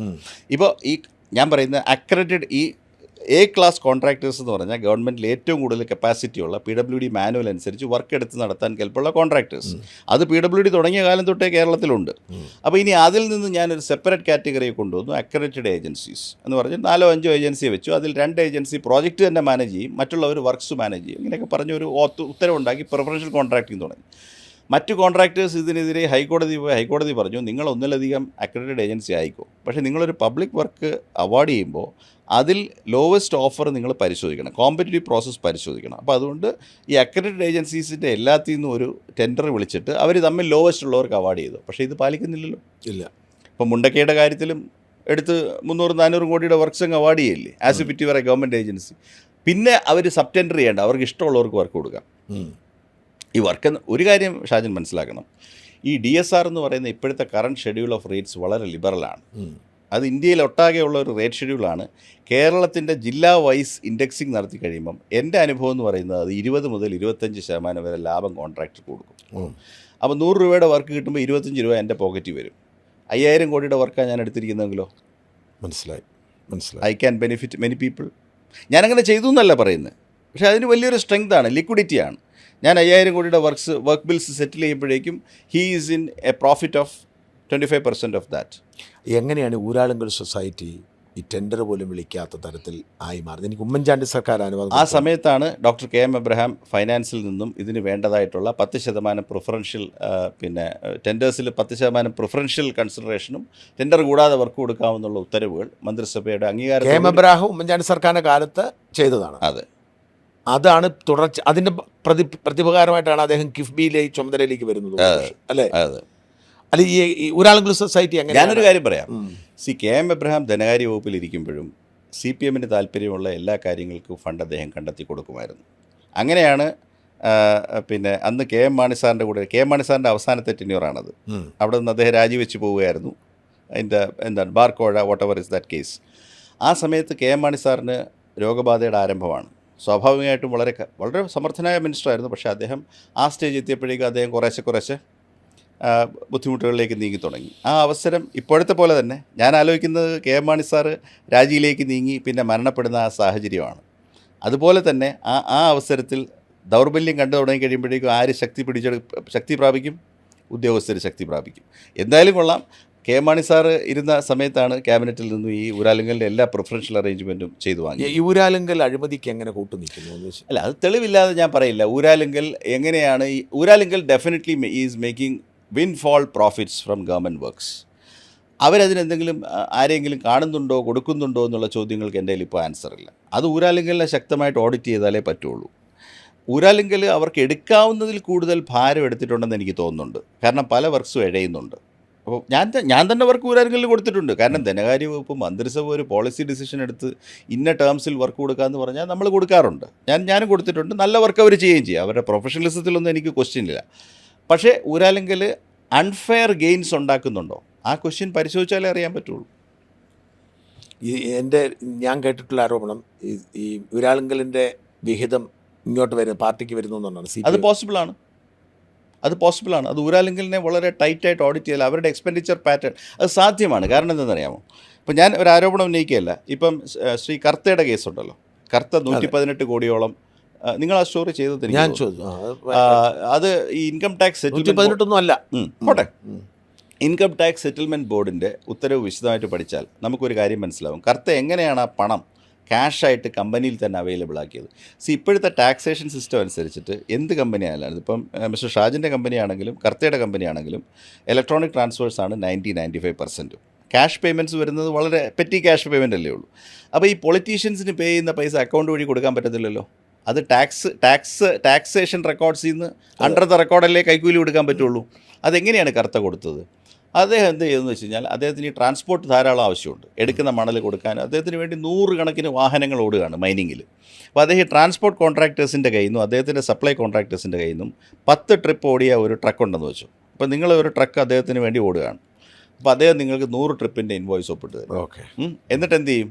നിങ്ങൾക്ക് പിന്നെ 1 ലക്ഷം രൂപ നിങ്ങൾക്ക് ഡ്യൂ ആണെന്നുണ്ടെങ്കിൽ 10 ലക്ഷം രൂപ തരും. 9 ലക്ഷം രൂപ നിങ്ങൾ ആ ഫണ്ട് റിസീവ് ചെയ്തിട്ട് ക്യാഷായിട്ട് അങ്ങ് തിരിച്ചു കൊടുക്കണം. അപ്പോൾ ഒരു ക്യാഷ് ചെസ്റ്റ് എൻ്റെ കയ്യിൽ വന്നു. അപ്പോൾ എനിക്കറിയാം, എനിക്ക് പൊളിറ്റീഷ്യൻസിനെ, പോലീസ് ഓഫീസേഴ്സിനെ, IAS ഓഫീസേഴ്സിനെ ഒക്കെ പേ ഓഫ് ചെയ്താലേ എനിക്ക് പിന്നെ ബിസിനസ്. ഞാൻ എവിടെയാണ് ലാഭം ഉണ്ടാക്കുന്നത്? എനിക്ക് 10 ടൺ മൈൻ ചെയ്യാനുള്ള പെർമിറ്റ് മൈനിങ് ആൻഡ് ഡിയോളയിൽ നിന്ന് കിട്ടി, പക്ഷേ ഞാൻ 100 എടുക്കും. You see the whole point. It's an inflated business. അത് ഈ നാച്ചുറൽ റിസോഴ്സ് ബിസിനസ്സിൽ തടി തൊട്ട് മണൽ വരെയുള്ള എല്ലാ ബിസിനസ്സിലും ഉള്ളൊരു പരിപാടിയാണ്. കാരണം അവിടെ അക്കൗണ്ട്സ് വളരെ ഫഞ്ചിബിളാണ്. നമുക്ക് എടുത്ത മണലും അതിൻ്റെ ബാക്കിയുള്ള മണലും എന്ന് പറയുന്ന ഒരു മെഷർമെൻ്റ് അല്ലേ, അതിന് ഡെഫിനിറ്റീവ്നെസ് ഒന്നുമില്ല. മെഷർ ചെയ്യുന്ന ഓഫീസർ പറയുന്നതാണ് എൻട്രിയാണ്. ഇറ്റ്സ് എ എം ബുക്കിലുള്ള ഒരു മെഷർമെൻ്റാണ്. അപ്പോൾ ഇദ്ദേഹം എന്ത് ചെയ്യുന്നു? ഓവർ ഇൻവോയ്സ് ചെയ്തിട്ട് ഇദ്ദേഹം ക്യാഷായിട്ട് തിരിച്ചു വാങ്ങിക്കുന്നു. അപ്പോൾ അദ്ദേഹത്തിൻ്റെ ബിസിനസ്സിൽ നിന്നൊരു പിന്നെ ഇപ്പോൾ എനിക്ക് 100 കോടി രൂപ ഈ വർഷം കൈക്കൂലി കൊടുക്കണമെങ്കിൽ ഞാൻ ഓരോ മാസവും 10 കോടി രൂപ ക്യാഷായിട്ട് ശേഖരിച്ച ശേഷം പൈസ ആവശ്യമുള്ളവർക്കെല്ലാം എൻവലപ്പിലിട്ട് എത്തിച്ചു കൊടുക്കുന്നു. അതാണല്ലോ ഇൻകം ടാക്സ് സെറ്റിൽമെൻറ്റ് ബോർഡ് പിടിച്ചേച്ച് പറഞ്ഞത്, ഇത്രയും പൈസ അണ്ടർ ഇൻവോയ്സ്ഡ് ആണ്, അതിനും കൂടെ നികുതി അടയ്ക്കുക. അതാണല്ലോ അദ്ദേഹം സെറ്റിൽ ചെയ്തത്. വാങ്ങിയ ആൾക്കാരുടെ ലിസ്റ്റ് വാർത്തയായി കണ്ടു. കുറച്ച് പേജ് എനിക്ക് കിട്ടിയുള്ളൂ. അതെ, അത് ഞാൻ പറഞ്ഞു വരുന്നത്. ആ പേജിൽ തന്നെ മാധ്യമ പ്രവർത്തകർ വരെ, അതെ, 10 ലക്ഷം രൂപ വെച്ച് മേടിക്കുന്ന മാധ്യമപ്രവർത്തന ലിസ്റ്റിൽ ഘോരം പ്രോബിറ്റി ഇൻ പബ്ലിക് ലൈഫിനെ കുറിച്ച് സംസാരിക്കുന്ന മാധ്യമപ്രവർത്തകരാണ് ചിലരൊക്കെ.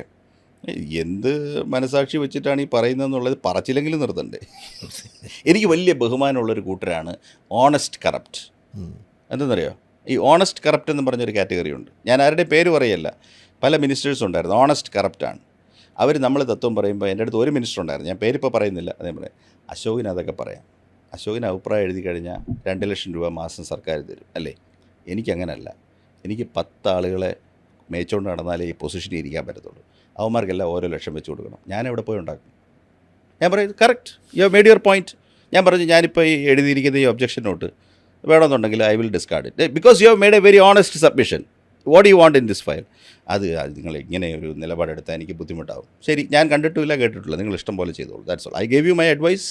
U have come clear with your honesty. എനിക്ക് 10 ലക്ഷം രൂപ മാസം ഉണ്ടാക്കിയെങ്കിൽ എനിക്ക് എൻ്റെ സിസ്റ്റം നടത്തിക്കൊണ്ടുപോകാൻ പറ്റത്തുള്ളൂ. ഞാൻ ഒരു സത്യത മറ്റേ വർത്താനം പറയരുത്. ഏതാ ഗാന്ധിജിയുടെ പാരമ്പര്യമുള്ള അങ്ങനെയുള്ള ഇങ്ങനെയുള്ള അതാണ് ഇതാണ്, പക്ഷേ എനിക്ക് അങ്ങനെയുള്ള രണ്ടും കൂടെ പറയരുത്. അത് ഏതെങ്കിലും ഒന്ന് പറഞ്ഞാൽ മതി. എനിക്ക് സിസ്റ്റത്തിൽ അഡ്ജസ്റ്റ്മെൻറ്റ്സ് വേണമെങ്കിൽ ജസ്റ്റ് ടെൽ മീ. ഞാൻ പല കേസുകളിലും എൻ്റെ അടുത്ത് ഞാൻ എൻ്റെ അധികം അറിയപ്പെടാത്തൊരു വശം നിങ്ങളുടെ അടുത്ത് പറയുകയാണ്. ഒരു മിനിസ്റ്റർ വിളിച്ചിട്ട് എൻ്റെ അടുത്ത് പറയുകയാണ്, ഈ കേസിൽ എനിക്കിങ്ങനെ ഒരു ഇൻട്രസ്റ്റ് ഉണ്ട്, എനിക്കത് ഒഴിവാക്കാനായിട്ട് പറ്റത്തില്ല. ഞാൻ പറയും ഞാൻ ഒരു കാര്യം ചെയ്യാം, I will return the file to the additional secretary. ഞാൻ എഴുതിയ നോട്ട് ഞാൻ ഇൻസിസ്റ്റ് ചെയ്യുന്നില്ല. I will ask the file to be submitted directly to you. ഞാൻ ആ ഭാഗത്തേക്ക് നോക്കുന്നേയില്ല. സത്യസന്ധമായൊരു കരച്ചിലാണല്ലോ, ഒരു ആത്മാവിൻ്റെ കരച്ചിലാണല്ലോ. മുടയും കാണിക്കും, കാശും ഉണ്ടാക്കും, നമ്മുടെ തലക്കിട്ടും അടിക്കും എന്ന് പറയാതിരുന്നാൽ മതി. അല്ല, ഞാൻ അതിലെനിക്ക് ഒരു ടൈപ്പ്, ഞാൻ ആ പൊളിറ്റിക്സിൻ്റെ ബ്രാൻഡ് ഞാൻ പറയുന്നില്ല, ആ പൊളിറ്റീഷ്യൻസിനെ എനിക്കിഷ്ടമാണ്. കാരണം ഈ കാശ് മേടിക്കുന്നതിൻ്റെ ഒരു വിനയം കാണിക്കും അവർ. ഇനി വേറൊരു കൂട്ടരുണ്ട്, കാശ് മേടിക്കും, ഗീർവാണം അടിക്കുകയും ചെയ്യും, തള്ളു നിർത്തുകയില്ല, തലക്കിട്ട് നമ്മളെ അടിക്കാൻ വരികയും ചെയ്യും. ഈ ചൂരൽമല മുണ്ടക്കൈ പുനരധിവാസം ഉണ്ടല്ലോ ഇപ്പോഴത്തെ, അതിലും അഴിമതി നടന്നു എന്ന് അങ്ങ് പറഞ്ഞതായി ചില അഴിമതി നടന്നു എന്ന് ഞാൻ പറഞ്ഞില്ല, അതിലും ഡിലേ ഇൻ വർക്ക് വന്നു. ഞാൻ ഈ അഴിമതി എന്നുള്ള പദം വളരെ ശ്രദ്ധിച്ചേ ഉപയോഗിക്കൂ. PC ആക്ടിൻ്റെ സെക്ഷൻ 13 വരുന്ന ഒരു ഒഫൻസ് അവിടെ നടന്നു എന്ന് ഞാൻ ആരോടും പറഞ്ഞിട്ടില്ല. ഞാൻ ആകെ പറഞ്ഞത് ഈ മൊണോപ്പൊളി ആയിട്ട് ULCC മൊത്തം വർക്ക് എടുത്തപ്പോൾ വർക്ക് വേണ്ട സമയത്ത് പൂർത്തീകരിക്കാൻ കഴിയാതെ വന്നോ, അത് മാത്രമേ എൻ്റെ ചോദ്യമുള്ളൂ. 2 കൊല്ലം എടുത്തു. മാത്രം 788 കോടി രൂപ ദുരിതാശ്വാസ നിധിയിലുണ്ട് ഇതിനു വേണ്ടി മാത്രം ഉണ്ട്. പിന്നെ കേന്ദ്ര സർക്കാരിൻ്റെ വിഹിതം കിട്ടി. പിന്നീട് ഒരുപാട് വ്യവസായികളും മുതലാളിമാരും ഒക്കെ വീട് വെച്ച് കൊടുക്കാന്ന് പറഞ്ഞു. അതിനൊക്കെ എന്ത് സംഭവിച്ചു നമുക്ക് അറിയത്തില്ല. ഒരു ചാനൽ അടക്കം ഒരുപാട് ഓഫേഴ്സ് ഉണ്ടായിരുന്നു. ആ ഓഫീസിലൊക്കെ എന്ത് സംഭവിച്ചെന്ന് അറിയത്തില്ല. ആ സമയം ലീഗ് ഇപ്പോൾ തന്നെ വീട് വെച്ച് കൊടുത്തു തുടങ്ങി. അപ്പോൾ എന്നിട്ടും അപ്പോൾ ഇതിൻ്റെ അകത്ത് എന്തോ ഒരു ദുരൂഹത ഇല്ല. ഇപ്പോഴോ മറ്റോ വീടുകൾ കൊടുത്തു തുടങ്ങിയിട്ടുള്ളൂ. കുറച്ച് പേരും കണ്ട് ഇന്നലെ മെനഞ്ഞാന്നൊക്കെ വീട് താക്കോല് വാങ്ങി. ഇനി നേരത്തെ താക്കോൽ കൊടുത്തു, ഇലക്ഷൻ മുമ്പ് കൊടുത്തല്ലോ. 178 വീട്, അതാണ് ഇപ്പം വന്നിരിക്കുന്നത്. ഞാൻ ചോദിക്കേണ്ടത്, അത് ഒരു പ്രൊജക്ഷൻ്റെ ഇലക്ഷന് മുമ്പായിട്ട് ഈ 1000 കോടിയിലധികം രൂപ അവിടെ ചെലവഴിച്ചെന്ന് തോന്നുന്നുണ്ടോ? ഇല്ല, ഞാൻ I'm not getting into that issue. അവിടെ 30 ലക്ഷം ഒരു വീടിന് വരുമോ? 1000 ചെലവഴിച്ചിട്ടില്ല. That's for very very clear. കാര്യം 300ഓളം വീടല്ലേ ഇപ്പോൾ കൺസ്ട്രക്ഷനിലുള്ളത്. ഇതെല്ലാം ഒരു ഏജൻസിയാണ് കൺസ്ട്രക്ട് ചെയ്യുന്നത്. അപ്പോൾ അത് ultimately it did not help them. Because തെരഞ്ഞെടുപ്പിൻ്റെ സമയത്ത് എല്ലാവരെയും റീഹാബിലിറ്റേറ്റ് ചെയ്യിച്ച് ഒരു പടക്കം പൊട്ടിച്ച് അവിടെ എല്ലാവരും സന്തോഷമായിട്ട് ഇരിക്കുന്ന ഒരു ചിത്രം കുറച്ചുകൂടെ ക്രെഡിറ്റ് തന്നേനെ. അതുണ്ടായില്ല. വലിയൊരു ചാവി, പ്രതീകാത്മകമായിട്ട് ചാവി കൊടുത്തു എന്നുള്ളതല്ലാതെ. ഈ ഒരാളിങ്ങനെ ലൈഫ് മിഷൻ, ഒരാളിങ്ങനെ ഒരു പ്രോജക്റ്റിന് അങ്ങ് ഫയൽ ഒപ്പിടാതിരുന്നിട്ട് കേട്ടിട്ടുണ്ട് ഒരു കഥ. അത് ലൈഫ് മിഷനിലെ അവരുടെ ആദ്യത്തെ ഫ്ലാറ്റ് സമുച്ചയ നിർമ്മാണത്തിൻ്റെ ടെൻഡർ ഫയൽ. അത് ഞാൻ കഥ വിശദമായിട്ട് പറയുന്നില്ല, പക്ഷേ അത് എൻ്റെ കയ്യിലാണ് വന്നത്. അന്ന് ഞാൻ എഴുതിയ തടസ്സവാദമല്ല, അത് സർക്കാർ ചട്ടത്തിൻ്റെ 1-2 PWD സംബന്ധമായ ചട്ടങ്ങൾ മറികടന്നുകൊണ്ടേ അത് നൽകാൻ കഴിയുള്ളൂ എന്ന് നോട്ട് ചെയ്തതുകൊണ്ട് പിന്നെ ക്യാബിനറ്റ് ആ പരിപാടി അന്ന് ഉപേക്ഷിച്ചു. 75 കോടി സ്ഥലം മാറ്റി അടുത്ത ബുധനാഴ്ച തന്നെ പൊക്കി. പക്ഷേ എന്നെ പൊക്കിയതുകൊണ്ടൊന്നും ആയില്ല, അത് ചെയ്യാൻ പറ്റിയില്ല. അല്ല, അതുപോലെ ഉദ്യോഗസ്ഥന്മാർ വിചാരിച്ചാൽ ഈ പല അഴിമതിയും തടയാൻ പറ്റത്തില്ലേ? നിശ്ചയമായിട്ടും, കൃത്യമായിട്ടും. ഞാൻ ബിജു പ്രഭാകരൻ്റെ ഒരു അഭിമുഖം കണ്ടു. അപ്പോൾ അദ്ദേഹം പറഞ്ഞിരുന്ന പറ്റത്തില്ലെന്നാ പറഞ്ഞു. അദ്ദേഹത്തിൻ്റെ പുസ്തകം തലക്കെട്ടിയാൻ വിട്ടുപോയി. നാം നമ്മെ കൊള്ളയടിക്കുന്നു. He said it. നാം നമ്മെ കൊള്ളയടിക്കുന്നു. പക്ഷേ അത് വളരെ സൗകര്യമുള്ളൊരു കൊള്ളയാണല്ലേ. ഈ ഗവൺമെൻറ് എന്ന് പറയുന്ന കൺസെപ്റ്റ് മനസ്സിലാക്കാൻ വളരെ എളുപ്പമുള്ളൊരു കാര്യം ഞാൻ പറഞ്ഞുതരാം.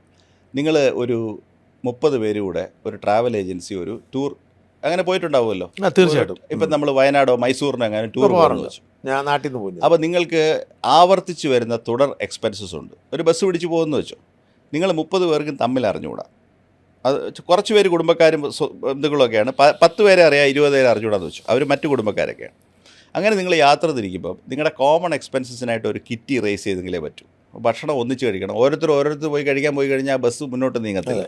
അപ്പോൾ നിങ്ങളെല്ലാവരും കൂടെ നിത്യ ചെലവിന് ഒരു ദിവസത്തേക്ക് 1000 രൂപ എന്ന് വെച്ചിട്ട് ഒരു തുക ശേഖരിച്ചു. 1 ലക്ഷം രൂപ എന്ന് വെച്ചു. ഈ 1 ലക്ഷം രൂപ ഇത് ചെലവഴിക്കാനായിട്ട് ഒരു ഖജാൻജി ഒരുത്തിനെ ഏർപ്പാട് ചെയ്തു. അവനൊരു അസിസ്റ്റൻ്റായിട്ട് 2 പേരെ ചുമതലപ്പെടുത്തി, അല്ലേ? ഈ 1 ലക്ഷം രൂപയിൽ ഇത് സംഭവിക്കത്തില്ലായിരിക്കും. പക്ഷേ ഇത് ഒരു മാസം നീളുന്ന ടൂറാണെങ്കിൽ കുറേ കഴിയുമ്പോൾ സ്വാഭാവികമായിട്ട് എന്ത് സംഭവിക്കുമെന്നറിയോ? ഈ ഖജാൻജിയും അദ്ദേഹത്തെ സഹായിക്കാൻ കൂടിയ ആളുകളും അവരുടെ ബില്ലുകൾ കോൺട്രിബ്യൂട്ട് ചെയ്യത്തില്ല. കാരണം എന്താ? അവരിൽ എപ്പോഴും ഒരു സർപ്ലസ് ഇരിക്കുകയല്ലേ. മനസ്സിലായില്ലേ? അതാണല്ലോ ഈ ഡ്രൈവേഴ്സിനും കണ്ടക്ടേഴ്സിനും ഫ്രീ ലഞ്ച് കിട്ടുന്നതിൻ്റെ ഒരു ഹോട്ടൽസ് ഫ്രീ ആയിട്ട് ബസ് നിർത്തി കൊടുത്താൽ അവർക്ക് ഫ്രീയാണ്. ഒരു ബ്രേക്ക് ഔട്ടത്തേന് അവർക്ക് എന്ന് സൗജന്യമായിട്ട് ഭക്ഷണം കഴിക്കാം. ഇത് ഈ പബ്ലിക് സിസ്റ്റത്തിൻ്റെ ഒരു കുഴപ്പമാണ്. അതുകൊണ്ടാണ് ഇതിനെ ഓഡിറ്റ് ചെയ്യാനായിട്ട് ഇത്രയും വലിയ സിസ്റ്റം വെച്ചിരിക്കുന്നത്. കാരണം ഈ ചോരുന്ന അറിയത്തില്ല. അത് കൗടില്യൻ പറഞ്ഞിട്ടുണ്ടല്ലോ. അതായത് മീൻ എപ്പോഴാണ് വെള്ളം കുടിക്കുന്നത് ആർക്കെങ്കിലും മനസ്സിലാവുമോ? വെള്ളത്തിൽ നിൽക്കുന്ന മീൻ അതിങ്ങനെ ചെകളെ ഇങ്ങനെ വിടർത്തി ഇങ്ങനെ കാണിക്കുമ്പോഴേക്കും വെള്ളം അങ്ങ് എടുക്കും. അപ്പോൾ അതുകൊണ്ടാണ് പബ്ലിക് ഒഫീഷ്യൽസ് ഒരിക്കലും കൈകാര്യം ചെയ്യുന്ന അവരുടെ പൈസയല്ല. ഞാൻ ചോദിക്കട്ടെ, ഇപ്പോൾ കേരളത്തിലെ ഒരു വലിയ സ്വകാര്യ ഗ്രൂപ്പ്, ഇപ്പോൾ മനോരമ പോലെയൊക്കെയുള്ളൊരു വലിയ മീഡിയ ഗ്രൂപ്പാണെന്ന് വെച്ചോ. അവരിലെ ഒരാൾ, മനോരമ മാനേജ്മെൻറ്റിലുള്ള ഒരാൾ കേരളത്തിൽ ഇലക്ഷന് നിൽക്കുന്നു, മുഖ്യമന്ത്രിയാവാൻ ശ്രമിക്കുന്നു എന്ന് വെച്ചോ. കോർപ്പറേറ്റ് മനോരമ 127 കോടി എടുത്ത് പരസ്യം കൊടുക്കുമോ? നീ പോയി ഉണ്ടാക്കിക്കൊണ്ട് പോകണമെന്ന് പറയും, അല്ലേ? അതെ. ഒരു 10 കോടിയൊക്കെ 5 കോടി 10 കോടി, കാരണം അവിടെ ഷെയർ ഹോൾഡേഴ്സ് ഇല്ലേ വേറെ. കമ്പനിയുടെ ഓഡിറ്റ് റെക്കോർഡ് വരുമ്പോഴേക്കും പിന്നെ മാഞ്ഞൂരാൻ ഇലക്ഷന് നിന്നതിൻ്റെ ചിലവ് 127 കോടി. അവർ ബഹളം ഉണ്ടാക്കൂലേ? നടക്കില്ല. പക്ഷേ കിഫ്ബിന്ന് കൊടുത്ത് ആരും ക്വസ്റ്റ്യൻ ചെയ്യത്തില്ല. You are not in a position to question. നിങ്ങൾ എവിടെ പോയി ക്വസ്റ്റ്യൻ ചെയ്യും കിഫ്ബി കൊടുത്തതിനെ പറ്റി? ഇനി കിഫ്ബി പരസ്യം മാത്രമല്ല ചെയ്തത്, CM കോൾ സെൻറ്റർ ഒരു ദിവസം രാവിലെ ഒരു ഉത്തരവിറക്കുകയാണ്. മുഖ്യമന്ത്രിയുടെ കോൾ സെൻറ്റർ തുടങ്ങിയിട്ട് പിന്നെ അവിടെ ഈ ഭരണകക്ഷി യൂണിയനിലെ ഉദ്യോഗസ്ഥന്മാർ, ഇത് നല്ല കോർഡിനേറ്റഡ് എഫേർട്ടാണ്. ഭരണകക്ഷി യൂണിയനിലെ തിരഞ്ഞെടുക്കപ്പെട്ട ഉദ്യോഗസ്ഥന്മാർ പോയിട്ട് അങ്ങോട്ട് വിളിക്കും. എന്നിട്ട് കോൾ സെൻറ്ററിൻ്റെ നമ്പറുണ്ട്. ഇപ്പോൾ അതിൻ്റെ മെട്രിക്സ് സൈറ്റിൽ കിടപ്പുണ്ട്. അവർ 4 ലക്ഷം കോൾ സ്വീകരിച്ചു, 2.5 ലക്ഷം കോൾ അങ്ങോട്ട് വിളിച്ചു. അപ്പോൾ എനിക്കൊരു സംശയം, ഗവൺമെൻറ്റിൽ എവിടെയെങ്കിലും നിങ്ങൾ കേട്ടിട്ടുണ്ടോ നിങ്ങളുടെ വീട്ടിലോട്ട് ഫോൺ ചെയ്തിട്ട് ഗവൺമെൻറ് സംബന്ധമായിട്ടുള്ള എന്തെങ്കിലും പരാതികൾ നിങ്ങൾക്കുണ്ടെങ്കിൽ പരിഹരിക്കാൻ വിളിച്ചാണെന്ന് പറഞ്ഞിട്ട്? ഇൻഷുറൻസ് കമ്പനിക്കാർ വിളിക്കും, എല്ലാ സർവീസ് ഇൻഡസ്ട്രിയും നിങ്ങൾക്ക് വിളിക്കും, അല്ലേ? സർക്കാരിൽ നിന്ന് വിളിച്ചിട്ടുണ്ടോ? പക്ഷേ അവർ 2.5 ലക്ഷം കോൾ അങ്ങോട്ട് വിളിച്ചു. എന്നിട്ട് സുഖമാണോ ചേച്ചി, ഞങ്ങളുടെ സർക്കാരിനെ കുറിച്ച് എന്താ അഭിപ്രായം, ലൈഫ് മിഷനെ പറ്റി എന്താ അഭിപ്രായം, എന്താ സംഭവം എന്നറിയാമോ? ഇതിനെ ബാക്ക് ചെയ്തിട്ട് ഒരു സോഫ്റ്റ്വെയർ ഇട്ടിട്ടുണ്ട്. അതൊരു AI സോഫ്റ്റ്വെയറാണ്. ഇപ്പം നിങ്ങളിപ്പോൾ എന്നെ വിളിച്ചിട്ട് സർക്കാരിനെ പറ്റി എന്താ അഭിപ്രായം? കുഴപ്പമില്ല. ഈ കുഴപ്പമില്ല എന്നുള്ളത് ഞാൻ പറയുന്നത് ആയിരക്കണക്കിന് ടോണുകളിലാണ്. ഈ ഇൻറ്റോണേഷനിൽ നിന്ന് ഈ സോഫ്റ്റ്വെയർ മനസ്സിലാക്കും ഈ വോട്ടർ നമുക്കെതിരെയാണ് വോട്ട് ചെയ്യാൻ പോകുന്നത്. അത് കാറ്റഗറൈസ് ചെയ്യും ഇമ്മീഡിയറ്റ്ലി. അപ്പോൾ അതിന് സെൻറ്റിമെൻറ്റ് ട്രാക്കർ എന്നാണ് പറയുക.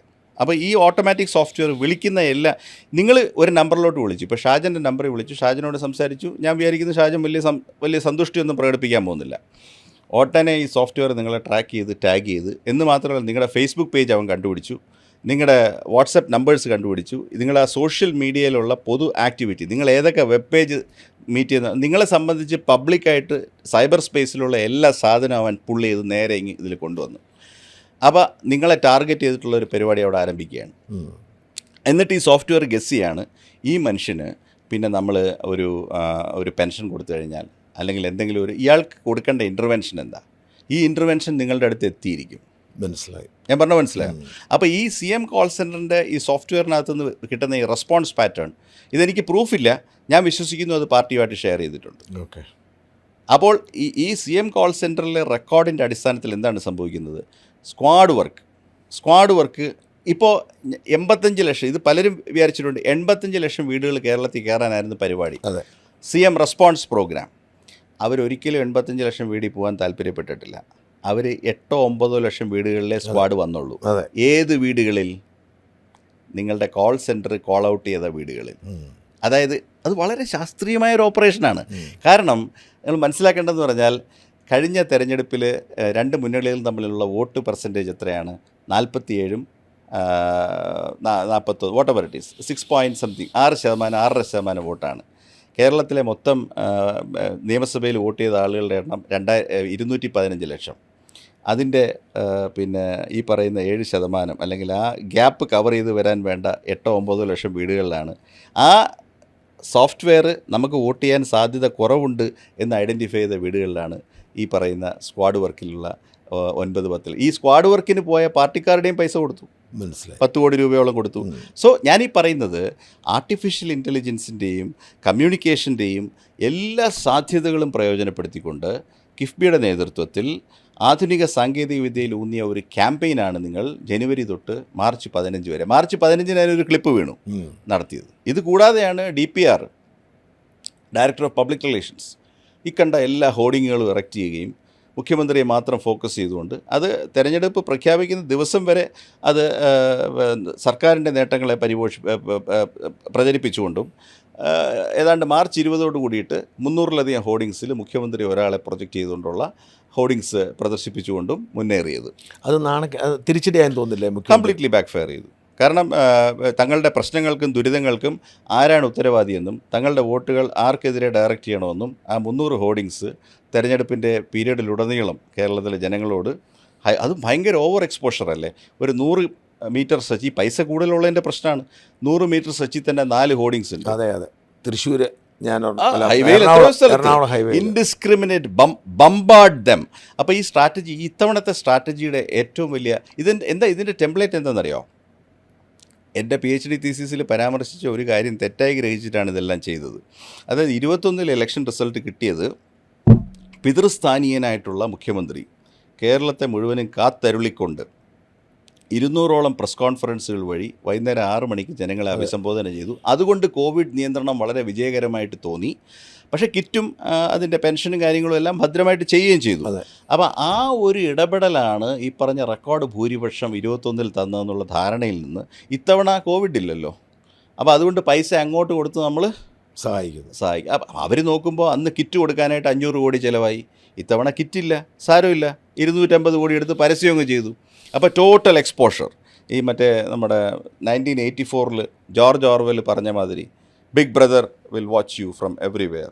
ആ രാജ്യത്ത് ഈ 1984 പ്രതിപാദിക്കുന്ന രാജ്യത്ത് എവിടെ ചെന്ന് കഴിഞ്ഞാലും ഈ സ്വേച്ഛാധിപതിയുടെ കണ്ണുകളിൽ പെടാതെ നിങ്ങൾക്ക് സഞ്ചരിക്കാൻ പറ്റത്തില്ല. അപ്പോൾ അയാളുടെ ആ സ്റ്റേൺ ലുക്ക് തന്നെ രാജ്യത്ത് ഒരു ഇൻസ്ട്രുമെൻ്റ് ഓഫ് കൺട്രോളാണ്. അപ്പോൾ ആ രീതിയിലേക്ക് ഇത് കൊണ്ടുവന്നു. പക്ഷേ ഞാൻ വിശ്വസിക്കുന്നു ആ over exposure completely back fire ചെയ്ത് ഞാൻ വിശ്വസിച്ചു. 2 കാരണങ്ങൾ കൊണ്ടാണ്. ഒന്ന്, നമ്മൾ നേരത്തെ പറഞ്ഞല്ലോ, അങ്ങേയറ്റം ദയാലുവും നായയുടെ പ്ലേറ്റിൽ നിന്നും കൊത്തിയെടുക്കാൻ വരുന്ന കാക്കയെ കഴിച്ചു, കാക്കയെ നീ ബിരിയാണി കഴിച്ചോ കാക്കയെ എന്ന് ചോദിക്കുന്ന ഒരു ഹൃദയാലുവും, ആ ഹൃദയാലുവിൻ്റെ അടുത്ത് വോട്ടർമാരെല്ലാവരും, അതും ഭരണകക്ഷിയോട് ആഭിമുഖ്യമുള്ള വോട്ടർമാരെല്ലാവരും സന്നിഹിതരായിട്ടുള്ള സദസ്സിൽ CM ഒരു ചോദ്യം വീട്ടിൽ പോയി ചോദിച്ചാൽ മതി എന്ന് പറഞ്ഞാൽ അതോട് കഴിഞ്ഞു. 200 കോടി ടീം കറക്റ്റ് അവിടെ കഴിഞ്ഞു. അന്ന് ഞാൻ നീ വീട്ടിൽ പോയി ചോദിച്ചു എന്ന് പറഞ്ഞ അന്നേ വൈകുന്നേരം ഞാൻ പോയി 2 അടിച്ചിട്ട് സമാധാനത്തോടെ കിടന്നുറങ്ങി. എനിക്ക് മനസ്സിലായി ഇതെല്ലാം തീർന്നത് പിടികിട്ടി. ഒറ്റ വാചകം കൊണ്ട് 250 കോടിയുടെ അമിട്ട് ഒറ്റ വാചകം കൊണ്ട് വീട്ടിൽ പോയി ചോദിച്ചാൽ മതി. അത് കേൾക്കുകയും ആവർത്തിച്ച് കേൾക്കുകയും ചെയ്ത കേരളത്തിലെ ആവറേജ് വോട്ടർ എന്താണ് മനസ്സിൽ തീരുമാനിച്ചത്? വീട്ടിലിരുത്തുവേടാ നീ. അത് കറക്റ്റ്. അതാണ് സംഭവം. നീ വീട് പെയിന്റ് അടിച്ച് റെഡിയാക്കി ഇട്ടോ. That's what they decided. ഈ അധികാരമില്ലാതെ മുഖ്യമന്ത്രി പിണറായി വിജയൻ എങ്ങനെ മുമ്പോട്ട് പോകും? അദ്ദേഹം എനിക്കറിയില്ല. It's not my concern. പ്രതിപക്ഷ നേതാവായി വരും തോന്നുന്നുണ്ടോ? അതൊന്നും എൻ്റെ കൺസേണേ അല്ല. ചിലരുണ്ടെങ്കിൽ എന്ത്, ഇല്ലെങ്കിൽ എന്ത്. അധികാരം ഉണ്ടായിട്ട് എന്താ പ്രയോജനം ഉണ്ടായിരുന്നത്? അത് വേറെ കാര്യം. എന്ത് in A scheme of history, നമ്മളിപ്പോൾ കേരളത്തിൻ്റെ 56 തൊട്ട് ഇതുവരെയുള്ള ചരിത്രത്തിൽ വളരെ സിൻസിയറായിട്ട്, അപ്പോൾ ഞാൻ പറയാം, എനിക്ക് അദ്ദേഹത്തോട് ഫേവറബിൾ ആയിട്ടുള്ള ഒരു ഒപ്പീനിയൻ ഇല്ല. അതെന്നെ സസ്പെൻഡ് ചെയ്തുകൊണ്ടല്ല, അദ്ദേഹം കേരളത്തിന് വേണ്ടി ഒന്നും ചെയ്യാത്തതുകൊണ്ടാണ്. അദ്ദേഹത്തെക്കുറിച്ചൊക്കെ നല്ല കാര്യം പറഞ്ഞ് സോഷ്യൽ മീഡിയയിൽ ഇപ്പോൾ അത് പറഞ്ഞിട്ടുണ്ട്. അദ്ദേഹത്തിന് നിശ്ചയദാർഢ്യമുണ്ട്, അദ്ദേഹം പദ്ധതികൾ ചെയ്യുന്നതിൽ മിടുക്കനാണ്. പക്ഷേ ഇപ്പം നമ്മൾ 10 വർഷത്തെ ഒരു സ്കീം എടുത്തിട്ട് നോക്കിക്കോളും. അത് ആ ബാലൻസ്ഡ് ആയിട്ടുള്ളൊരു ഇൻ്റർവ്യൂന്ന് ഒരു വരി എടുക്കുന്നുണ്ടാകും. അപ്പോൾ ഞാനതിൽ പിന്നെ പ്രൈം മിനിസ്റ്റർ മോദിയുടെ മെച്ചപ്പെട്ട ഭാഗവും പറയുന്നുണ്ട്. അത് അവർ കാണിക്കില്ലല്ലോ.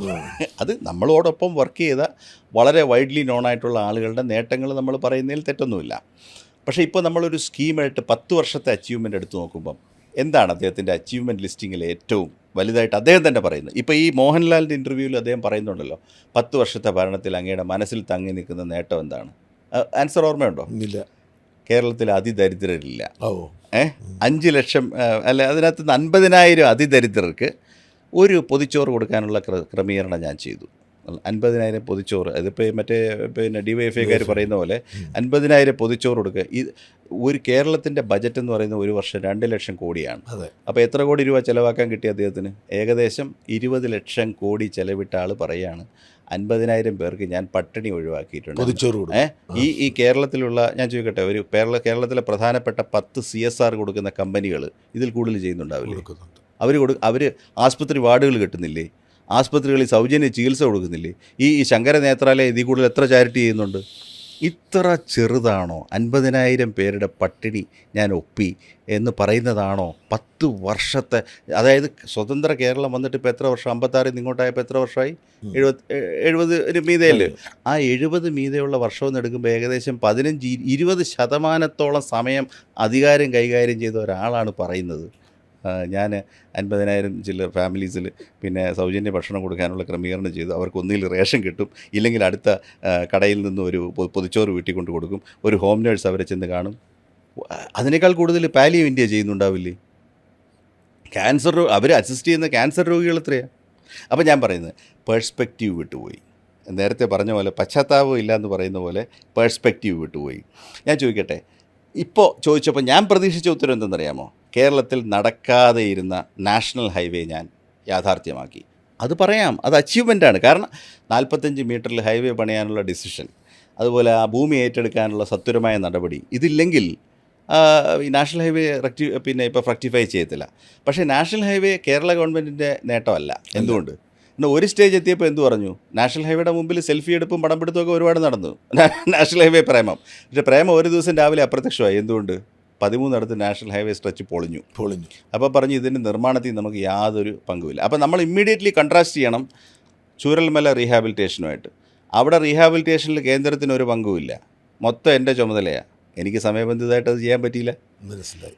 നാഷണൽ ഹൈവേ ആകട്ടെ ഡിസംബർ 2025 കമ്മീഷൻ ചെയ്യുമെന്ന് പറഞ്ഞു. അതിൻ്റെ കുറച്ച് സ്ട്രെച്ചുകൾ കേന്ദ്രമന്ത്രിയൊക്കെ വന്ന് പ്രൈം മിനിസ്റ്റർ ഉണ്ടായിരുന്നു തോന്നുന്നു, ഓൺലൈനായിട്ടോ മറ്റോ ഇനോഗ്രേറ്റ് ചെയ്തു ഇത്രയും സ്ട്രെച്ചുകൾ. അതിൽ നമുക്ക് പങ്കെടുക്കാനും പറ്റില്ല, നമ്മൾ ബോയ്ക്കോട്ട് ചെയ്തു അൾട്ടിമേറ്റ്ലി. ഞാൻ പറഞ്ഞു വരുന്നത്, ഇനി ഞാൻ ചോദിക്കട്ടെ, ഗ്യാസ് പൈപ്പ് ലൈൻ ക്രെഡിറ്റ് ചെയ്യുന്ന ഒരു പദ്ധതിയാണ് മറ്റേ ഗ്യാസ് ലിങ്ക്. അത് പൂർണ്ണമായിട്ടില്ല, പക്ഷേ എന്നാലും Reliance Indian oil gas pipe ലൈനിൻ്റെ കമ്മീഷനിങ് കൊച്ചിയിലേക്കുള്ളത് ഒരു പ്രധാനപ്പെട്ട നേട്ടം. പക്ഷേ അതിൽ കേരള ഗവൺമെൻറ്റിന് ഒരു വാണിജ്യ നേട്ടവുമില്ല.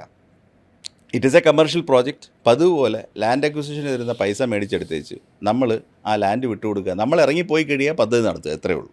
അപ്പോൾ അത് എതിർത്തവർക്ക് കുറച്ച് അടിയൊക്കെ കിട്ടി. ഇനി എടുത്തോ, കേരളം ആലോചിച്ച ഏറ്റവും വലിയ പ്രോജക്റ്റ് എന്താ കഴിഞ്ഞ 10 കൊല്ലങ്ങളിലെ? സിൽവർ ലൈൻ എവിടെ കിടക്കുന്നു? 6 വർഷം കഴിഞ്ഞിട്ടും അതിൻ്റെ ഗേജ് എത്രയാണെന്ന് പോലും തീരുമാനമില്ല. കേന്ദ്ര സർക്കാരിന് സ്വീകാര്യമായിട്ടുള്ള ഇത് റെയിൽവേക്ക് ഒരു ഗേജ് പോളിസി ഉണ്ട്. ഈ ഗേജ് നിശ്ചയിച്ചാലേ അതിന് വേണ്ട സ്ഥലവും ടെക്നോളജി എല്ലാ കാര്യങ്ങളും ഫൈനലൈസ് ചെയ്യാൻ പറ്റുള്ളൂ. ജനം കയറിയ ട്രെയിൻ ഏതാ?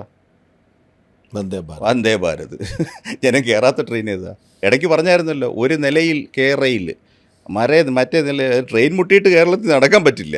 ഒരു നിലയിൽ വാട്ടർ മെട്രോ, മൂന്നാം നിലയിൽ പിന്നെന്തായിരുന്നു Kochi metro, Kochi metro, K rail, water metro, ഇങ്ങനെ നിലകളിലൂടെ ട്രെയിനിൽ കയറി. പിന്നെ ഉണ്ടായിരുന്നല്ലോ എന്തോ, പിന്നെ കൂറ്റനാട്ടുണ്ടാക്കുന്ന അപ്പം കൊച്ചിയിൽ വിൽക്കും, കൊച്ചിയിലെ അപ്പക്കാരികൾ അപ്പം വിറ്റ് തന്നെ കേരളത്തിൽ സമൃദ്ധി. എന്തൊക്കെയായിരുന്നു. ഇപ്പോൾ കേന്ദ്ര ഗവൺമെൻറ് കേരളത്തിന് കമ്പി അടിച്ചിരിക്കുക. നിങ്ങൾ കൊണ്ടുവന്ന ഗേജ് പ്രപ്പോസൽ നടക്കില്ല, ബ്രോഡ് ഗേജിലേക്ക് മാറ്റി 1:1 വരയ്ക്കാൻ. അതായത് ഉണ്ടാക്കിയെടുത്ത സിസ്ട്ര കൺസൾട്ടിങ്ങിൻ്റെ DPR ഫ്രം സ്ക്രാച്ച് റീബിൽഡ് ചെയ്യാനാണ് പറയുന്നത്. 2 കൊല്ലം എടുക്കും DPR ആക്കാൻ. ഈ നമ്മുടെ ഈ സർക്കാർ, അപ്പം ഞാൻ പറഞ്ഞു വന്നില്ല, നമ്മൾ ആലോചിച്ച ഏറ്റവും ബൃഹത്തായ, ഇതിനിടയ്ക്ക് പോയി സ്ഥലം ഏറ്റെടുത്തു.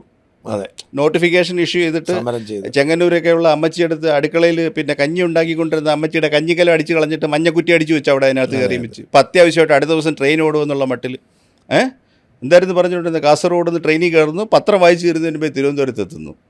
അപ്പോൾ എന്തായി? എന്നിട്ട് പിന്നെ അവസാനം അപ്പം നമ്മളൊരു കാര്യം മനസ്സിലാക്കണം, ഈ പറയുന്ന ചുണയും എടുക്കുകയൊന്നുമില്ല. മനസ്സിലായി? ഇല്ല, അത് പറയേണ്ടി വരില്ലേ? ഇനി ഒരു ഉദാഹരണം കൂടെ ഞാൻ പറഞ്ഞേക്കാം. പദ്ധതിയൊന്നുമില്ല, നയപരമായ കാര്യം ഞാൻ പറയാം. ഞാനീ പറയുന്ന ഈ ഘടാഘടിയനാണെന്ന് നമ്മൾ പറയുമ്പോൾ അതിനെ ബാക്ക് ചെയ്യാൻ ഒരു സാധനം കൂടെ വേണ്ടേ? യുഗപുരുഷനാണെന്ന് പറയുമ്പം ശബരിമല 2018 യുവതീ പ്രവേശനം എന്തായിരുന്നു നയം? സുപ്രീം കോടതിയുടെ വിധി വന്നപ്പോൾ എന്തായിരുന്നു നയം? 10 വോട്ടിന് വേണ്ടി നയം മാറ്റുന്നവരല്ല ഞങ്ങൾ. ഏത് തെരഞ്ഞെടുപ്പ് തോറ്റാലും യുവതികൾ ശബരിമലയിൽ കയറിയിരിക്കും. രാജ്ഞി രാമാനം നവോത്ഥാന മതിൽ നടത്തിയിട്ട് 2-3 സ്ത്രീകളെയും കൊണ്ടുപോയി അവിടെ പ്രവേശിപ്പിച്ചല്ലോ. കഷ്ടപ്പെട്ട് ഹർത്താൽ നടന്നു. എത്ര പേര് തല്ലുകൊണ്ട്, ആളുകൾ മരിച്ചു ഇല്ലേ? നാമജപ ഘോഷയാത്ര, കേരളം അക്ഷരാർത്ഥത്തിൽ പ്രക്ഷുബ്ധമായി അല്ലേ? ഒരു വർഗീയ ടെൻഷനിലോട്ട് പോലും പോയി. എല്ലാത്തരം പ്രയാസങ്ങളും കേരളത്തിൽ വിസിറ്റ് ചെയ്തു. ഒരു ഏക ശില പോലെ കമ്മ്യൂണിസ്റ്റ് പാർട്ടിയുടെ മെമ്പേഴ്സ്, മിസ്റ്റർ സ്വരാജൊക്കെ നടത്തിയ പ്രസംഗങ്ങൾ ഓർമ്മയുണ്ടല്ലോ. അയ്യപ്പസ്വാമിയുടെ വിവാഹം കഴിഞ്ഞു. ഇത്തവണ മാളികപ്പുറത്തമ്മയുമായുള്ള വിവാഹം കഴിഞ്ഞതുകൊണ്ട് അങ്ങനെ അങ്ങ് കരുതിയാൽ പോരെ. ആരുടെ ഇവൻ ഇതൊക്കെ തീരുമാനിക്കാനായിട്ട്? ഇവിടുത്തെ ഒരു കുഞ്ഞു പൊളിറ്റിക്കൽ പാർട്ടിയുടെ ഒരു കമ്മിറ്റിയിൽ ഇരിക്കുന്ന ഒരാൾ, യുഗങ്ങളായിട്ട് മനുഷ്യൻ വിശ്വാസം അർപ്പിച്ചിരിക്കുന്ന ഇക്കണക്കിന് ഇയാൾ ക്രിസ്ത്യൻ മിത്തോളജിയിൽ കയറി പണിയാൻ തുടങ്ങിയ എന്ത് വിചാരിക്കും? ഇയാൾ എന്തായിരിക്കും ക്രൈസ്റ്റിൻ്റെ ബർത്തിനെ പറ്റി പറയുമോ? ഒന്ന് ആലോചിച്ച് നോക്കിയിട്ടുണ്ട്? ഇങ്ങനെ അങ്ങ് പരിഗണിച്ചാൽ പോരെ, അങ്ങ് പോരെ. എന്തൊരു ധാർഷ്ട്യമാണെന്ന് ആലോചിച്ച് നോക്കണം. അപ്പോൾ ഇതെല്ലാം കാട്ടിക്കൂട്ടി. നല്ല കാര്യം, സംഗതി ഇത് വേണമെന്നുള്ളതാണ്. നവോത്ഥാനം വേണം, പിന്നെ യുവതികൾ പ്രവേശിക്കണം, യുവതികൾക്ക് അവിടെ പ്രവേശിക്കാനുള്ള അവകാശമാണ്. യുവതികളെ പ്രവേശിക്കുന്നത് തെറ്റില്ല നിലപാടെടുത്തയാളാണ് ഞാനെന്ന്. അവിടെ ചെയ്തു വന്നപ്പോൾ എന്ത് പറ്റി? ബലം പിടിച്ച് വിശ്വാസികളുടെ തലമണ്ടയ്ക്ക് അടിച്ചുകൊണ്ടുള്ള പരിപാടിയായിപ്പോയി. അതിൻ്റെ പാഠം 19 പഠിച്ചു. 19 സീറ്റ് ലോക്സഭയിൽ തോറ്റു. ഇപ്പം എന്താ നയം? സുപ്രീം കോടതി ഇങ്ങനെ നിൽക്കുകയില്ലേ, യുവതികളെ പ്രവേശിപ്പിക്കണമെന്ന് ദയവായി പറയരുത്. ഇത് അയ്യപ്പ ഭക്തന്മാരൊരു പ്രത്യേക വിശ്വാസ ഗ്രൂപ്പാണ്, അവരുടെ ഒഴിവാക്കാൻ പാടില്ലാത്തൊരു അനുഷ്ഠാനമാണ് യുവതികൾ ശബരിമലയിൽ വരരുത്. അയ്യപ്പൻ നൈഷ്ഠിക ബ്രഹ്മചാരിയാണ് എന്നാര് പറയുന്നു? കേരള ഗവൺമെന്റ് പറയുന്നു. ഡയലക്റ്റിക്കൽ മെറ്റീരിയലിസ്റ്റ് സ്വരാജിന്റെ പാർട്ടി പറയുന്നു. സ്വരാജ് ഇങ്ങനെ നിൽക്കുക.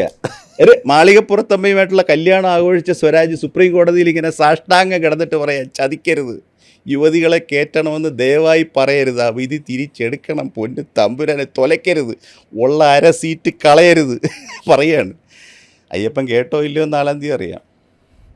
ഞാൻ ചോദിക്കുന്നത് അപ്പോൾ നിലപാടുകളുടെ ചക്രവർത്തി, നിലപാടുകളുടെ രാജകുമാര, എന്താ നിലപാട് നിങ്ങളുടെ? എന്താ നിലപാട്? നിങ്ങൾ നിലപാടുകളുടെ അപ്പം ഞാൻ പറഞ്ഞു, നിങ്ങളുടെ പദ്ധതികൾ ശുദ്ധ പരാജയം.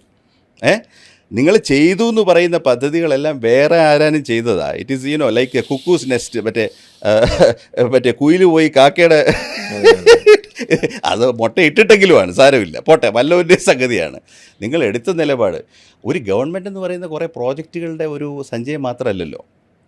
പ്രത്യേകിച്ച് ഡയലക്റ്റിക്കൽ മെറ്റീരിയലിസ്റ്റ് വിശ്വസിക്കുന്ന ഒരു മെറ്റീരിയലിസ്റ്റ് ഗവൺമെൻറ്. ഞാനത് ബഹുമാനിക്കുന്ന ആളാണ്. ഇപ്പോൾ ഈ രാജ്യത്തുള്ള ഒരുപാട് അനാചാരം, അയിത്തം, എല്ലാം കേരളത്തിൽ നിലപാടുള്ളത് കമ്മ്യൂണിസ്റ്റ് പാർട്ടി ആ നിലപാടെടുത്തതുകൊണ്ടാണ്. ഉണ്ടായിരുന്നത് അതാണ്. അങ്ങനെ നിലപാടെടുക്കുന്ന ഒരു കക്ഷി ഒരു നിലപാട് സ്ത്രീ പ്രവേശനത്തിൽ സ്വീകരിച്ച ശേഷം ഇപ്പോൾ എന്ത് സംഭവിച്ചു? ഇപ്പോൾ ഈ നവോത്ഥാനം ആത്മാർത്ഥമായിട്ട് അതിൽ വിശ്വസിച്ചവരും സെക്കുലറായിട്ടുള്ള പ്രോഗ്രസീവായിട്ടുള്ള എലിമെൻറ്റ്സ് പാർട്ടിയുടെ ഈ നിലപാടിനെ അംഗീകരിക്കുമോ? അവനവൻ്റെ പൊളിറ്റിക്സിൻ്റെ ഫണ്ടമെൻ്റൽ ബേസിസ് തന്നെ ഇല്ലാതാക്കിയില്ലേ? അപ്പോൾ പിന്നെ എന്തിനാ ഭരണം? നിലപാടില്ലെങ്കിൽ പിന്നെ എന്തിനാ ഭരണം? അപ്പോൾ ഞാൻ ചോദിക്കുന്നത്, അപ്പോൾ തുടർ ഭരണം എന്താണ് നിങ്ങൾ തുടരാൻ ഉദ്ദേശിക്കുന്നത്? തുടർന്നാലെന്ത്, തുടർന്നില്ലെങ്കിൽ എന്ത്? How do U matter? നിങ്ങളുടെ പ്രസക്തി എന്താണ്? നിങ്ങൾ തുടരുമെന്ന് പറയുന്നത് എന്തെന്ന് ലൈഫ് മിഷൻ തുടരാനാണ്? അല്ല, നിങ്ങൾ ബിൽഡിംഗ് കെട്ടിയില്ലെങ്കിൽ കേരളത്തിൽ ബിൽഡിംഗ് ഉണ്ടാവില്ലേ? ഈ ലൈഫ് മിഷനിലല്ലല്ലോ കേരളത്തിലെ പിന്നെ ഭവന നിർമ്മാണം തുടങ്ങിയത്. ഗോവിന്ദൻ നായർ പിന്നെ ലക്ഷം വീട് കോളനിയും കൊണ്ടല്ലേ തുടങ്ങിയത്. അപ്പം നിങ്ങൾ ഈ തുടരുമെന്ന് പറയുന്നത് എന്തോ തുടരുമെന്നാണ് ഉദ്ദേശിക്കുന്നത്? അതാണ് അതിൻ്റെ പ്രശ്നം എന്ന് പറയുന്നത്.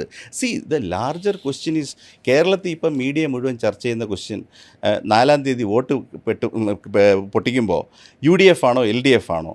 LDF 70 സീറ്റുമായിട്ട് അധികാരത്തിൽ വരുമോ? ഇങ്ങനെ വിഷമിച്ച് കുറേ ജീവികൾ സോഷ്യൽ മീഡിയയിലൊക്കെ നടപ്പുണ്ട്. 70 നൂണ്ട് കയറും, അടിയിൽ കൂടെ കയറി വരും. ഞാൻ ചോദിക്കുന്നത്, കയറിയിട്ട് എന്താ കാര്യം? Your political distinction is over. You are another party. ഇനി അതെല്ലാം അവിടെ നിൽക്കട്ടെ, നാളെ ജയിക്കുകയോ ജയിക്കാതിരിക്കുകയോ ചെയ്തോട്ടെ. റണ്ണിങ് എ സ്റ്റേറ്റ് ഗവൺമെൻറ് അല്ലല്ലോ ഇന്ത്യൻ കമ്മ്യൂണിസ്റ്റ് പാർട്ടിയുടെ ഒബ്ജക്റ്റീവ് എന്ന് പറയുന്നത് എന്താണ്? കേരളത്തിലെ ഒരു കുഞ്ഞ് സർക്കാർ ഓടിക്കലാണോ? അതിനാണോ 56 അധികാരത്തിൽ വന്നത്? ജനകീയ ജനാധിപത്യം. ഞാൻ നീട്ടി പറയുന്നില്ല, ഞാൻ കുറച്ചധികം പറയുന്നുണ്ട്. I think I am speaking too much. പക്ഷേ ഞാനൊരു കാര്യം പറയാം, ഇപ്പോൾ പറയാൻ എനിക്ക്, ഞാൻ പറഞ്ഞല്ലോ, പറഞ്ഞു തന്നെ അഴിച്ച് തന്നെ പുറത്തേക്ക് പോകാൻ തീരുമാനിച്ചിരിക്കുക. മനസ്സിലായില്ലേ? വേണ്ട, ഞാൻ പറയാം. ഞാൻ മുഴുവൻ സ്റ്റോറിയും പറയുന്നില്ല. നിങ്ങൾ അഴിമതി എന്നുള്ള പദം നേരത്തെ ഉപയോഗിച്ചു. അത് ഞാൻ വളരെ പ്രിസൈസായിട്ട് ഉപയോഗിക്കാൻ ആഗ്രഹിക്കുന്ന ആളാണ്. അതായത് മിസ്അപ്രോപ്രിയേഷൻ അല്ലെങ്കിൽ ഇറഗുലറായിട്ടുള്ളൊരു സ്പെൻഡിങ് ഒന്നും ഞാൻ അഴിമതിയാണെന്ന് പറയില്ല. നിങ്ങൾ പോക്കറ്റിൽ അതിൻ്റെ ബെനിഫിറ്റ് എടുത്തിട്ടെങ്കിൽ മാത്രമേ ഞാൻ അഴിമതിയെന്ന് പറയും. ഞാൻ അല്പം ഫിഗറേറ്റീവായിട്ട് പറയുകയാണ്, കാരണം I don't want to enter in to a big controversy there. 2 വട്ടം മുഖ്യമന്ത്രിയായിരുന്ന EMS തിരുവനന്തപുരത്ത് ഒരു ജൗളിക്കടക്കാരന് എഴുതി കൊടുത്തൊരു കത്ത് ഇപ്പോഴും മാർക്സിസ്റ്റ് പാർട്ടിയുടെ രേഖകളിൽ തിളങ്ങുന്ന ഒരു എപ്പിസോഡാണ്. ഓർമ്മയുണ്ടല്ലോ ആ കത്ത്? ഈ കത്തുമായി വരുന്ന എൻ്റെ മകൾ രാധയ്ക്ക് 2 ഓയിൽ സാരി കൊടുക്കണം. പാർട്ടി എനിക്ക് അടുത്ത അലവൻസ് തരുമ്പോൾ ഇതിൻ്റെ തുക ഞാൻ തരും. ഇപ്പോൾ എൻ്റെ ഈ പണമില്ല. ഇപ്പോഴത്തെ മുഖ്യമന്ത്രി ഇതുപോലൊരു കത്ത് ഒരു വ്യവസായിക്ക് എഴുതിയാൽ അതിൻ്റെ കണ്ടന്റ് ഒന്ന് ഊഹിച്ച് പറയാമോ? ഇല്ല, പറ. ഞാൻ പറഞ്ഞുതരാം. വ്യവസായിയായിട്ടുള്ള എൻ്റെ മകൾ സോ ആൻഡ് സോയ്ക്ക് ഓരോ മാസവും താങ്കൾ 8 ലക്ഷം രൂപ പടിയായിട്ട് കൊടുക്കണം. GST അടച്ചോളാം. ഞാൻ GST അടച്ചോളാം. അതിന് വേണ്ടതായിട്ടുള്ള എല്ലാ നികുതിയും ഞാൻ കൃത്യമായിട്ട് അടച്ചുകൊള്ളാം. എൻ്റെ ഉദ്യോഗസ്ഥന്മാർ അത് താങ്കളുടെ കമ്പനിക്ക് എക്സലും പവർ പോയിൻറ്റും വേർഡും പരിപാലിക്കുന്നതിനുള്ള പ്രതിമാസ ചിലവായ 8 ലക്ഷം രൂപയായിട്ട് വകയിരുത്തിക്കൊള്ളാം. വേറെ മറ്റു മാർഗ്ഗമൊന്നും ഇല്ലാഞ്ഞിട്ടാണ്. സാരി ഇല്ലാഞ്ഞ രാധയും എന്താണ് എക്സൽ മെയിൻ്റനൻസ് നടത്തി 8 ലക്ഷം രൂപ വാങ്ങുന്ന ഇന്നത്തെ മന്ത്രി പുത്രിമാരും അല്ലേ? അതെ. എൻ്റെ പ്രശ്നം എവിടെ കിടക്കുന്നതെന്ന് അറിയാമോ? നാളെ പ്രതിപക്ഷത്ത് മാർക്സിസ്റ്റ് പാർട്ടി ഇരിക്കുകയാണെന്ന് വെച്ചോളൂ, അഴിമതിയുടെ അവസാനിക്കത്തൊന്നുമില്ലല്ലോ, ഇല്ലേ? അഴിമതി ഇനിയും ഉണ്ടാവും. മിനിസ്റ്റേഴ്സിൻ്റെ ഭാഗത്തുണ്ടാവും, ഉദ്യോഗസ്ഥരുടെ ഭാഗത്തുണ്ടാവും. ഞാനൊരു അഴിമതി ആരോപണം ഉന്നയിക്കട്ടെ എന്ന് പറഞ്ഞാൽ മറ്റൊരു പറഞ്ഞില്ല, ഈരിയടാ അവിടെ എന്ന് പറയുന്നത് എന്തോന്നടാ, ഭർത്താവിൻ്റെ പിന്നെ ഉച്ചിഷ്ടവും കഴിച്ചേച്ച് വന്നും വെച്ച് വാങ്ങിച്ച കാശിനെ കണക്ക് പറയണം, ഈരടാ അവിടെ എന്ന് പറഞ്ഞു. തീർന്നില്ലേ? പൊളിറ്റിക്സ് കഴിഞ്ഞില്ലേ? അപ്പോൾ എന്തോന്ന് തുടർ ഭരണം? എക്സിസ്റ്റൻഷ്യൽ ക്രൈസിസിലായില്ലേ? ഇതിൻ്റെയൊക്കെ ഉത്തരവാദിത്വം ആരേറ്റെടുക്കും? എത്ര കാലം ഇങ്ങനെ പറഞ്ഞുകൊണ്ട് പോകാൻ പറ്റും? ഇതിൻ്റെ എല്ലാം പ്രശ്നം എന്താണ്? See, nobody is correcting it. ഈ ചെയ്യുന്ന തെറ്റാണ് എന്ന് മനസ്സിലാഞ്ഞിട്ടാണോ ആ പാർട്ടിയിലെ അംഗങ്ങൾ അടങ്ങിയിരിക്കുന്നത്? മനസ്സിലാവും ചെയ്യുന്ന തെറ്റ്. അവർക്ക് തിരിച്ചറിവായെന്ന് തോന്നുന്നു. അവരുടെ ഒരു വോട്ട് കൂടി തവണ ഉണ്ടാവും തോന്നുന്നു പാർട്ടിക്കാർക്ക്. ഉണ്ടെങ്കിൽ അവർക്ക് നല്ലത്. ഇത് കറക്റ്റ് ചെയ്യാതിരുന്നു കഴിഞ്ഞാൽ, C, you are enjoying supreme powers in the state അല്ലേ? അതെ. നിങ്ങളുടെ പേഴ്സണൽ കണ്ടക്റ്റ് എന്ന് പറയുന്നത് A question of public examination അല്ലേ? അതിനാണല്ലോ CNTG ഉള്ളത്, ഇൻവെസ്റ്റിഗേറ്റിംഗ് ഏജൻസീസ് ഉള്ളത്, മീഡിയ ഉള്ളത്. ഞാൻ മീഡിയയെ കാണില്ല, മീഡിയയുടെ ചോദ്യങ്ങൾ എടുക്കില്ല, മീഡിയയുടെ ചോദ്യങ്ങൾക്ക് ഉത്തരം പറയില്ല, ഞാൻ പറയാൻ ബാധ്യസ്ഥനല്ല. ആർക്കെങ്കിലും ചോദ്യങ്ങളുണ്ടെങ്കിൽ അത് അവരവരുടെ വീടുകളിൽ ചോദിക്കാവുന്നതാണ്. എൻ്റെ ചോദ്യങ്ങൾ ഞാൻ എൻ്റെ വീട്ടിൽ ചോദിക്കും. ശരി, എല്ലാം കൊള്ളാം. പക്ഷേ ഞാൻ പറയുന്നത് ഞാൻ സംസ്ഥാനത്തിൻ്റെ പരിസ്ഥിതി മന്ത്രി കൂടിയാണ്. എന്ന് പറഞ്ഞാൽ കേരളത്തിലെ പരിസ്ഥിതിയിൽ ഇടപെടുന്ന എല്ലാ വ്യവസായങ്ങൾക്കും എൻ്റെ പെർമിഷൻ വേണം. അതിൻ്റെ കൺട്രാസ്റ്റ് മനസ്സിലാക്കണമെങ്കിൽ സാബു ജേക്കബിൻ്റെ ബിസിനസ്സിന് എന്ത് സംഭവിച്ചു എന്ന് ആലോചിച്ചാൽ പോരെ? എന്തുകൊണ്ടാണ് അദ്ദേഹം 3000 കോടിയുടെ ഇൻവെസ്റ്റ്മെൻറ്റും എടുത്തുകൊണ്ട് അദ്ദേഹത്തിന് ഒരു പേരും ഇല്ലാത്ത തെലങ്കാനയിലേക്ക് ഓടിയത്? അതാണ് ഞാൻ പറഞ്ഞ powers of regulation, nuisance powers. ആ ന്യൂയിസൻസ് പവർ ഞാൻ ഈ കേസിൽ എങ്ങനെയാണ് ഉപയോഗിക്കുന്നത്? ഇപ്പോൾ എന്തുകൊണ്ടാണ് സാബു ജേക്കബ് പോയെന്ന് നിങ്ങൾക്ക് മനസ്സിലാവുന്നുണ്ടോ? എനിക്കൊരു ഊഹമുണ്ട്. ഈ കത്തുമായി വരുന്ന എൻ്റെ മകൾ സച്ചിന് മാസം ഇത്ര രൂപ കൊടുത്താൽ മതി. എനിക്ക് പരിചയമുള്ള എനിക്ക് പരിചയമുള്ള ഒരു സ്ഥാപനവും ആ. കുറച്ചു കാലം കാശ് കൊടുത്തിരുന്നു. കത്തുമായി വരുന്ന പക്ഷേ ആ സ്ഥാപനത്തിന് അറിയാവുന്നതുകൊണ്ട് ഏ? ആ സ്ഥാപനത്തിന് അറിയാവുന്നത് കൊണ്ട് അവർ കുറെ വർക്കൊക്കെ ചെയ്തതിന് ഫയൽ എടുത്തുണ്ടാക്കി വെച്ചിരുന്നു. അവർക്ക് വേണ്ടെങ്കിലും GST ആക്ടിനെതിരായി പോയില്ല. സേവനം പൈസ കൊടുത്തു, സേവനം ചോദിച്ചവരോട്. അപ്പോൾ EDക്ക് ഇവർക്ക് കൃത്യം ആ സമയത്ത് ചെയ്ത വർക്കിന്റെ ഫയൽ ഇവരായിരിക്കത്തില്ല ചെയ്തത്, പക്ഷെ മറ്റാരെങ്കിലും ചെയ്യും. പക്ഷേ ഇവർ ചെയ്ത ഫയലായിട്ട് അവർ കൃത്യമായി ഫയൽ ഉണ്ടാക്കി എല്ലാം ചെയ്തു. ഈ നെപ്പോട്ടിസത്തിൻ്റെ ഒരു എക്സാമ്പിൾ ഞാൻ പറയട്ടെ. ഞാൻ മാർക്സിസ്റ്റ് പാർട്ടിയുടെ ആൾക്കാരെ ഓർമ്മിപ്പിക്കാൻ വേണ്ടി പറയുക. എനിക്ക് പറയാമല്ലോ, എനിക്ക് ഓർമ്മയുള്ളതുകൊണ്ട്. എനിക്കിപ്പോൾ 50 പരം വയസ്സുള്ളതുകൊണ്ട് ഇപ്പോൾ ഈ സൈബർ സ്പേസിൽ വന്ന് എന്നെ അറ്റാക്ക് ചെയ്യുന്ന പല ആളുകൾക്ക് 25 വയസ്സേ ഉള്ളൂ. അവന്മാർക്ക് അറിയത്തില്ല. അതുകൊണ്ട് ഞാൻ പറയുക, EM ശങ്കരൻ നമ്പൂതിരിപ്പാട് മുഖ്യമന്ത്രിയായിരിക്കുമ്പോൾ അദ്ദേഹത്തിനെതിരെ ഒരു ആക്ഷേപം ഉണ്ടായി. അദ്ദേഹത്തിൻ്റെ മരുമകൻ CK ഗുപ്തൻ KSRTCയിൽ അദ്ദേഹത്തെ, നിങ്ങൾക്ക് ഓർമ്മയാണ് ചിലപ്പോൾ, KSRTCയിൽ MD അല്ല, പിന്നീട് മാനേജറോ മറ്റോ ആയിട്ട് നിയമിച്ചു. പിന്നീട് MD ആ നിയമനം PSCയോ മറ്റോ ഇൻ്റർവ്യൂ ഒക്കെ നടത്തി പ്രോസസ്സൊക്കെ നടത്തിയാണ് എടുത്തത്. പക്ഷേ പ്രതിപക്ഷം നിയമസഭയിൽ ഒരു ആയുധമാക്കി. മുഖ്യമന്ത്രിയുടെ മരുമകന് പിന്നെ CPI മന്ത്രിയോ മറ്റോ നിയമിച്ചതെന്ന് ആക്ഷേപമുണ്ടായി. വൈകുന്നേരം ഗുപ്തനെ വിളിച്ചു വരുത്തിയ EMS പറഞ്ഞു, രാജിക്കത്തെഴുതി കൊടുക്കാൻ പറഞ്ഞു. നിൻ്റെ നിയമനമെല്ലാം ശരി, അയാൾക്ക് ആകെ കിട്ടിയ ജോലിയാണ് അയാളുടെ കരിയറിൽ. ആ മനുഷ്യനെ EMS അന്ന് വൈകുന്നേരം രാത്രി രാജിവെപ്പിച്ചു. പിന്നെ അയാൾക്ക് ആകെ റെമ്യൂണറേറ്റീവായിട്ട് എന്തെങ്കിലും ഒരു ജോലി കിട്ടിയത് ആ ദേവസ്വം ബോർഡിൻ്റെ പ്രസിഡൻ്റാക്കി പിന്നീട്, വളരെ പിന്നീട്, EMSൻ്റെ മരണത്തിന് ശേഷമാണെന്ന് എനിക്ക് തോന്നുന്നു. അതെ, അവിടെ അയാൾക്ക് അധികം പിടിച്ചു നിൽക്കാനൊന്നും പറ്റിയില്ല CK ഗുപ്തന്. അങ്ങനെയാണ് അവസാനിച്ചത്. അപ്പോൾ അതൊരു കാലം.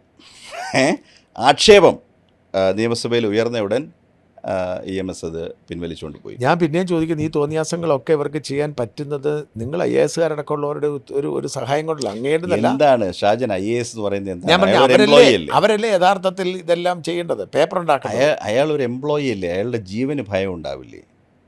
അല്ല, B അശോകിന് അത് പറ്റുന്നുണ്ടല്ലോ, പ്രശാന്തിന് പറ്റുന്നെന്ന് വെച്ചാൽ ഞാൻ വിചാരിക്കുന്നത് ഈ സ്റ്റേജിൽ 28 വർഷം സ്റ്റേറ്റിനെ സേവിച്ച 2 യൂണിവേഴ്സിറ്റികളുടെ വൈസ് ചാൻസലറായിരുന്ന, കേന്ദ്രത്തിൽ മന്ത്രിക്ക് തൊട്ട് താഴെ കാര്യങ്ങൾ നിയന്ത്രിക്കുന്ന ഒരു ബ്രോഡ് ക്യാൻവാസിൽ വർക്ക് ചെയ്ത എനിക്ക് കേരളത്തിൽ ഇനി ഒരു പ്രൊമോഷനും കൂടെ കിട്ടാനുള്ളൂ. എനിക്ക് 7 വർഷം കൂടെ ഒന്നുകിൽ ഫയൽ എഴുതാം, നിശബ്ദമായിട്ട് എല്ലാ ഇൻസൾട്ട് സഹിച്ച് കാണുന്ന എല്ലാ തിന്മകളും കണ്ണടച്ചിറക്കി അവിടെ ഇരുന്ന് ഫയൽ എഴുതാം. എനിക്ക് വലിയൊരു ടൈറ്റിൽ തരും, ബോർഡൊക്കെ ഉള്ള ഒരു ഫ്ലാഗുള്ള കാറ് തരും, 4-5 പരിചാരകന്മാരെ തരും, ഇതൊക്കെ എനിക്ക് തരും. സാമാന്യം നല്ല വരുമാനം ഉണ്ടായിരിക്കും. പക്ഷേ എന്നെ അത് തൃപ്തിപ്പെടുത്തിക്കൊള്ളണമെന്നില്ല. എനിക്ക് സത്യസന്ധമായി സ്വതന്ത്രമായി എനിക്ക് എൻ്റെ അഭിപ്രായം ഗവൺമെൻറ്റിന് കൊടുക്കാൻ പറ്റുന്ന ഒരു സാഹചര്യത്തിലേ ഞാൻ വർക്ക് ചെയ്യുള്ളൂ. അപ്പോൾ അതുകൊണ്ട് ഈ പറയുന്നത് ഞാൻ വ്യക്തമായി പറയുന്നു. നിങ്ങൾ ഈ ചില മാധ്യമങ്ങളിലെ ചില ശിശുക്കൾ എന്നോട് ചോദിക്കാൻ, അയ്യോ ചട്ടം ലംഘിച്ചില്ലേ? ഞാൻ പറഞ്ഞു, അതുകൊണ്ട് എൻ്റെ തലയും വെട്ടിക്കളയോ നിങ്ങൾ? പരമാവധി നിങ്ങൾക്ക് എൻ്റെ നിന്ന് എടുക്കാൻ പറ്റുന്നത് എൻ്റെ ജോലിയാണ്. സ്മൃതി വരുത്തിക്കാണോ അത്രയും പറയണ്ടായിരുന്നു. ഞാൻ പറഞ്ഞു, നിങ്ങൾ തല വെട്ടിക്കളെ. അവരെന്തോന്ന് ഹെഡ് മിസ്ട്രസിൻ്റെ കൂട്ട് എൻ്റെ അടുത്ത്, നിങ്ങൾ ചട്ടം ലംഘിച്ചു, നിങ്ങൾ മൂക്കി പിടിച്ചുകളെ, ചെവിക്ക് ഞാൻ പിടിച്ചുകളെ. എന്തോ ഇയാൾ ചെവിക്കല്ല പിടിക്കണം, എൻ്റെ തല വെട്ടെന്ന്. See, I am very well without this job. I can cease to be an employee. തോന്നുന്നുണ്ടോ ഞാൻ പരാജയമായി പോകുന്നു? തീർച്ചയായിട്ടും. എനിക്ക് തൊഴിലവസരങ്ങൾ എത്രയുണ്ടെന്നാണ് ഷാജൻ വിചാരിക്കുന്നത്? ഇന്നത്തെ ദിവസം ഇന്ത്യയിലെ 3 പ്രമുഖ യൂണിവേഴ്സിറ്റികൾ എന്നെ ബന്ധപ്പെട്ടിട്ട് അവരുടെ അക്കാഡമിക് വൈസ് ചാൻസലറായിട്ട് ചെല്ലാൻ പറ്റുമോ എന്ന് ചോദിച്ചു. ഈ സസ്പെൻഷൻ അറിഞ്ഞിട്ട് ഈ വാർത്ത അറിഞ്ഞിട്ട് എന്നെ ദേശീയ തലത്തിലുള്ള ഒരു കമേഴ്ഷ്യൽ ബോർഡിൻ്റെ ചെയർമാനായിട്ട് പദവി സ്വീകരിക്കുമോ എന്ന് ചോദിച്ചുകൊണ്ട് all the way from south of Delhi, സ്ഥലത്തിൻ്റെ പേര് ഞാൻ പറയുന്നില്ല, എന്നെ വിളിച്ചു ചോദിച്ചു. എൻ്റെ തന്നെ ബാച്ച്മേറ്റ്സ് ഇപ്പോൾ ഇന്ത്യയിൽ മിനിസ്റ്റേഴ്സുണ്ട്. നീ പുറത്താകുകയാണെങ്കിൽ ഒന്ന് വിളിക്കണേ എന്ന് പറഞ്ഞ് വിളിച്ചവരുണ്ട്. എനിക്കൊരാളെ വേണം, പബ്ലിക് സർവീസ് കമ്മീഷൻ ചെയർമാനായിട്ട് വേണം. You just let us know if you are looking for a job. If your government is troubling you, send a WhatsApp. The job is yours. അതുകൊണ്ട് നിങ്ങൾ ധരിക്കുന്നുണ്ടോ ഈ സെക്രട്ടേറിയറ്റിൽ ഒരു കുടിസ് മുറിയിൽ ഇരുന്നുകൊണ്ട് അവിടെ യാങ്കും പൊങ്കും ഇല്ലാത്തവൻ്റെ കയ്യിൽ ഫയൽ എഴുതി കൊടുക്കുന്നതാണ് എൻ്റെ ജീവിത ലക്ഷ്യം നിങ്ങൾ വിചാരിക്കുന്നുണ്ട്? അതൊക്കെ ഇവിടുത്തെ ചെറിയ ജീവികളുടെ പ്രശ്നങ്ങളാണ്. ഇനി ഇതെല്ലാം വിട്ടേക്ക്, വീട്ടിലിരുന്നിട്ട് എനിക്കിഷ്ടമുള്ള വിഷയങ്ങളെക്കുറിച്ച്, എനിക്ക് നല്ലൊരു പുസ്തക ശേഖരമുണ്ട്, ആ വിഷയങ്ങളെക്കുറിച്ച് ഞാൻ സംസാരിക്കുകയും പഠിക്കുകയും ഞാൻ അധ്യയനം ആരംഭിക്കുകയും ചെയ്താൽ കേൾക്കാൻ ആളില്ലാതെയാവുമെന്ന് തോന്നുന്നു. തീർച്ചയായിട്ടും ഇല്ല, നിസ്സാരമല്ലേ? ഇനി ഒരു പൊളിറ്റിക്കൽ ഫോർമേഷനിലോ സോഷ്യൽ ഫോർമേഷനിലോ പ്രവർത്തിക്കണമെങ്കിൽ എനിക്കൊരു അംഗത്വത്തിന് കുഴപ്പമുണ്ടോ? ഞാൻ സത്യസന്ധമായിട്ട് നിങ്ങളത് പറയാം, ഒരു അഹങ്കാരം ഇല്ലാതെ ഞാൻ പറയാം. ഈ തെരഞ്ഞെടുപ്പിലേക്ക് നീങ്ങിയപ്പോൾ കേരളത്തിലെ മത്സരിക്കുന്നതായിട്ടുള്ള പ്രമുഖമായിട്ടുള്ള 2 കക്ഷികളുടെയും മാനിഫെസ്റ്റോ ഫോം ചെയ്യുന്ന സമയത്ത് അതിൻ്റെ കരടുകൾ എനിക്ക് അയച്ചു തന്നിട്ട് എൻ്റെ അഭിപ്രായം എഴുതി വാങ്ങിച്ചു. അതെന്തുകൊണ്ടാണ്? ഞാനതിൽ കോൺട്രിബ്യൂട്ട് ചെയ്തേക്കുമെന്ന് വിചാരിച്ചിട്ടാണ്, വേറെ ഒന്നുമല്ല. ഈ സബ്സിഡി സ്കീമുകൾ എങ്ങനെയാണ് ഓഫർ ചെയ്യാൻ പറ്റുക, പൊതുഭരണം നന്നാക്കാനുള്ള നിർദ്ദേശങ്ങൾ എന്തൊക്കെയാണ് സംസാരിച്ചു. അത് പറഞ്ഞു കൊടുക്കാൻ പറ്റുമെങ്കിൽ ഒരു പൊളിറ്റിക്കൽ ഫോർമേഷനിൽ ജോലി ചെയ്യാൻ എനിക്ക് എന്തെങ്കിലും പ്രയാസമുണ്ടോ? അപ്പോൾ ഞാൻ പറഞ്ഞു, ഓപ്ഷൻസ് ആർ എ പ്ലെൻറ്റി. പക്ഷേ ഞാനതൊന്നുമല്ല ചെയ്യാൻ പോകുന്നത്. ഞാൻ ചെയ്യാൻ പോകുന്നത് കേരള ഗവൺമെൻറ്റിനെ മെച്ചപ്പെടുത്താൻ പറ്റുമോ എന്ന് ഞാൻ പരിശ്രമിക്കാനാണ് പോകുന്നത്. അതിൽ ഈ സസ്പെൻഷനൊന്നും യാതൊരു പ്രശ്നമൊന്നുമില്ല. പുതിയ സർക്കാർ ഈ അവസരം തരുമെന്ന് പ്രതീക്ഷിക്കുന്നുണ്ടോ? എപ്പോഴും പ്രതീക്ഷിക്കുന്നുണ്ട്. കാരണം ഈ നടപടി എന്ന് പറയുന്നത് വ്യക്തമായിട്ട് ഞാൻ പറയാം, കേരളത്തിൽ ഭരണമാറ്റം ഉറപ്പാണ്. അങ്ങനെ മാറുന്ന ഭരണത്തിൽ ഞാനിപ്പോൾ ഇവിടെ പങ്കുവെച്ച വിവരങ്ങൾ പുതിയതായിട്ട് വരുന്ന ഒരു ഗവൺമെൻറ്റിന് ഡേ 1 കിട്ടിയാലുള്ള അപകടം എന്താണെന്ന് നിങ്ങൾക്ക് മനസ്സിലാകുന്നുണ്ടോ? നിങ്ങൾക്ക് മനസ്സിലായില്ലെങ്കിൽ KM എബ്രാഹിമിന് മനസ്സിലാവും. അതുകൊണ്ട് ഇവനെ മാറ്റി നിർത്തിയേക്ക്, നമ്മൾ തൊലഞ്ഞു പോകും എന്ന് അവിടെ ആളുണ്ട്. എനിക്ക് ഇപ്പോൾ പുതിയതായിട്ട് ഗവൺമെൻറ്റിലേക്ക് വരുന്ന ആളുകൾക്ക് തിരുത്തണമെന്ന് വെച്ചോ. അപ്പോൾ ഇതിൽ സംഭവിച്ചിരിക്കുന്ന അപാകതകൾ മനസ്സിലാക്കാനായിട്ട് ഇപ്പോൾ നമ്മളൊരു ക്രൈം സീനിൽ ഒരു സ്നിഫർ ഡോഗിനെ ഇൻട്രൊഡ്യൂസ് ചെയ്തെന്ന് വെച്ചോ. ഈ ഡോബർമാൻ കളവ് നടത്തി പോയിരിക്കുന്ന ആളുടെ ദിശയിലേക്ക് മണത്തിട്ട് ഈ പട്ടി ഓടിക്കയറുമല്ലോ. അപ്പോൾ ഈ ഡോബർമാന് കുറച്ച് വിഷം കലക്കി കൊടുത്ത് സൈഡിലോട്ട് മാറ്റിയിട്ട് കഴിഞ്ഞാൽ നമുക്ക് കുറച്ചുകൂടെ ദൂരം ഓടിപ്പോകാമല്ലോ. അത്രേ കാണുന്നുള്ളൂ. അവിടെ ഞാൻ അവരോട് ഞങ്ങളുടെ മാധ്യമത്തിലൂടെ പറയാൻ ശ്രമിക്കുകയാണ്, ഇതുകൊണ്ടൊന്നും ഒരു ചുക്കുമില്ല, പിടിക്കാനുള്ളവനെ മുഴുവൻ പിടിക്കും. അത് എൻ്റെ മിടുക്കൊണ്ടൊന്നുമല്ല. കാലം എന്ന് പറയുന്നൊരു സംഗതിയുണ്ട്. എല്ലാ കാലത്തും എല്ലാവരെയും പറ്റിക്കാൻ പറ്റില്ല. 21 പറ്റിക്കാൻ പറ്റും. ഇനി 26 പറ്റിച്ചു എന്ന് വെച്ചോളൂ, പിന്നെ എന്ത് സംഭവിക്കും? താൽക്കാലികമായിട്ട് മുന്നോട്ട് ഓടിയെന്ന് വെച്ചോളൂ. ഒരു കാര്യം മനസ്സിലാക്കിക്കോളൂ, കേരള ഗവൺമെൻറ് സ്റ്റാൻഡ് സ്റ്റില്ലാണ്. ഇപ്പോഴത്തെ റവന്യൂ ഡെഫിസിറ്റ് എന്ന് പറയുന്നത് 40,000 കോടിയാണ്. അടുത്ത മാസം ശമ്പളം കിട്ടിയാലായി, അത്രയേ ഉള്ളൂ. അത്ര ഗുരുതരമായ ധനപ്രതിസന്ധിയിലാണ്. പുതുതായിട്ട് വരുന്ന ഗവൺമെൻറ്റിന് കേരളത്തിൻ്റെ ഗവൺമെൻറ്റിൻ്റെ ഘടനയും അതിൻ്റെ പ്രവർത്തന രീതിയും അപ്പാടെ മാറ്റേണ്ടി വരും. ഇവിടെ തൊഴിലില്ല, വിലക്കയറ്റമാണ്, LPGയിൽ ഉയർന്ന വർധന വരാൻ പോകുന്നു, പെട്രോളിയം ഡീസൽ വിലകൾ അന്താരാഷ്ട്ര സാഹചര്യം കൊണ്ട് വർദ്ധിക്കാൻ പോകുന്നു. നിങ്ങളത് കവർ ചെയ്തുകൊണ്ടിരിക്കുകയാണ്. അത്യന്തം ദുഷ്കരമായിട്ടുള്ള സാഹചര്യമാണ്. കാലാവസ്ഥ മാറ്റം. ഇപ്പോഴത്തെ സമ്മർ എന്തായിരുന്നു? എൻ്റെ കപ്പ ഒക്കെ പോവുക, മഴയില്ല, വാഴയെല്ലാം പോയി, കൃഷി നഷ്ടപ്പെടുകയാണ്, വന്യമൃഗശല്യം. ഞാൻ പലപ്പോഴും അതിശയിക്കാറുണ്ട്. ഭരണമാറ്റം ഉണ്ടാവില്ല, എന്നേക്കും ഞങ്ങൾ തന്നെ ഭരിക്കും എന്ന് ധരിക്കും, എന്നേക്കും. ഞാൻ ഈ തെരഞ്ഞെടുപ്പിൻ്റെ കാര്യത്തിൽ പറഞ്ഞു, ഇത്രയും വിഡ്ഢികളെ ഈ ലോകത്ത് എവിടെയെങ്കിലും കിട്ടുമോ? കേരളത്തിൽ മനുഷ്യന് വല്ല രക്ഷയുണ്ടോ? ഗ്രാമമേഖലയിൽ പോയാൽ തെരുവ് നായ ഓടിച്ചിട്ട് കടിക്കുകയാണ്. ഇത്രയും വീട്ടമ്മമാർ രാവിലെ പ്രതികാര വാഞ്ചയോടുകൂടി വോട്ട് ചെയ്യാനായിട്ട് ഓടി വന്നത് എന്തുകൊണ്ടാണെന്ന് മനസ്സിലായോ? അവരെ കുട്ടികളെ സ്കൂളിൽ അയക്കാൻ നിവർത്തിയില്ല, സ്കൂൾ ഫീസ് കൊടുക്കാൻ ബുദ്ധിമുട്ടുണ്ട്, തൊഴിൽ രാഹിത്യമുണ്ട്. ഇനിയിപ്പോൾ ഗൾഫിൽ നിന്ന് ആളുകൾ എക്സോഡസ് ആയിട്ട് ഇങ്ങോട്ട് വന്നാൽ സിറ്റുവേഷൻ അൺബെയറബിളായിട്ട് മാറും. ഇനി നിങ്ങൾ ഹൈ റേഞ്ചിലോട്ട് കയറി നോക്കിയോ, എല്ലാ ദിവസവും ആന കുത്തി കൊല്ലുകയല്ലേ, എല്ലാ ദിവസവും കടുവ പിടിക്കുകയല്ലേ, കാട്ടുപന്നി കയറി കൃഷി നശിപ്പിക്കും. 200 പഞ്ചായത്തുകളിൽ കൃഷി സ്തംഭനാവസ്ഥയിലാണ്. അതായത് കുരങ്ങൊക്കെ കയറിയിട്ടേ കയറി തേങ്ങ പറിച്ച് എറിഞ്ഞു കളിക്കുക. അതെ, ഇതിനെ എന്ത് ചെയ്യാനായിട്ട് സാധിക്കും? എന്ത് ചെയ്തു? ഒരു നിയമം കൊണ്ടുവന്നു, അവസാനത്തെ വർഷം കൊണ്ട് ചെന്ന് നിലനിൽപ്പുള്ളതോ അല്ലാത്തതോ ആയ ഒരു നിയമം കൊണ്ടുവച്ചു. പക്ഷേ നിങ്ങൾക്ക് ഓർമ്മയില്ലേ ആ ദിവസങ്ങൾ? അതെ, മുഖ്യമന്ത്രിയുടെ സ്വന്തം ജില്ലയായ കണ്ണൂരിലെ ആറളം ഫാമിൽ ഇപ്പോൾ എത്ര ആദിവാസിയെ ചവിട്ടി കൊന്നതാന? 12 കൂടുതലായി. എനിക്ക് ദുഃഖം തോന്നിയ ഒരു സംഭവമാണത്. സ്വന്തം ജില്ലയിൽ സർക്കാർ നടത്തുന്ന ഒരു ഫാമിൽ പുനരധിവസിപ്പിക്കപ്പെട്ട ആദിവാസികളിൽ 12 പേരെ ആന ചവിട്ടി കൊല്ലുന്നു. ഞാനെന്നും എൻ്റെ പ്രസ് കട്ടിങ്ങിൽ നിന്ന് ഞാൻ മനസ്സിലാക്കുന്നുണ്ട്. മുഖ്യമന്ത്രിയായിട്ടിരിക്കുന്ന ഒരാൾക്ക് ആ ഫാം സന്ദർശിക്കണമെന്ന് തോന്നില്ലേ? ഇതുവരെ പോയിട്ടില്ല, തിരിഞ്ഞ് നോക്കിയിട്ടില്ല. ഞാൻ ഒരു രസകരമായ ഒരു കാര്യം കൂടെ ഞാൻ പറയാം.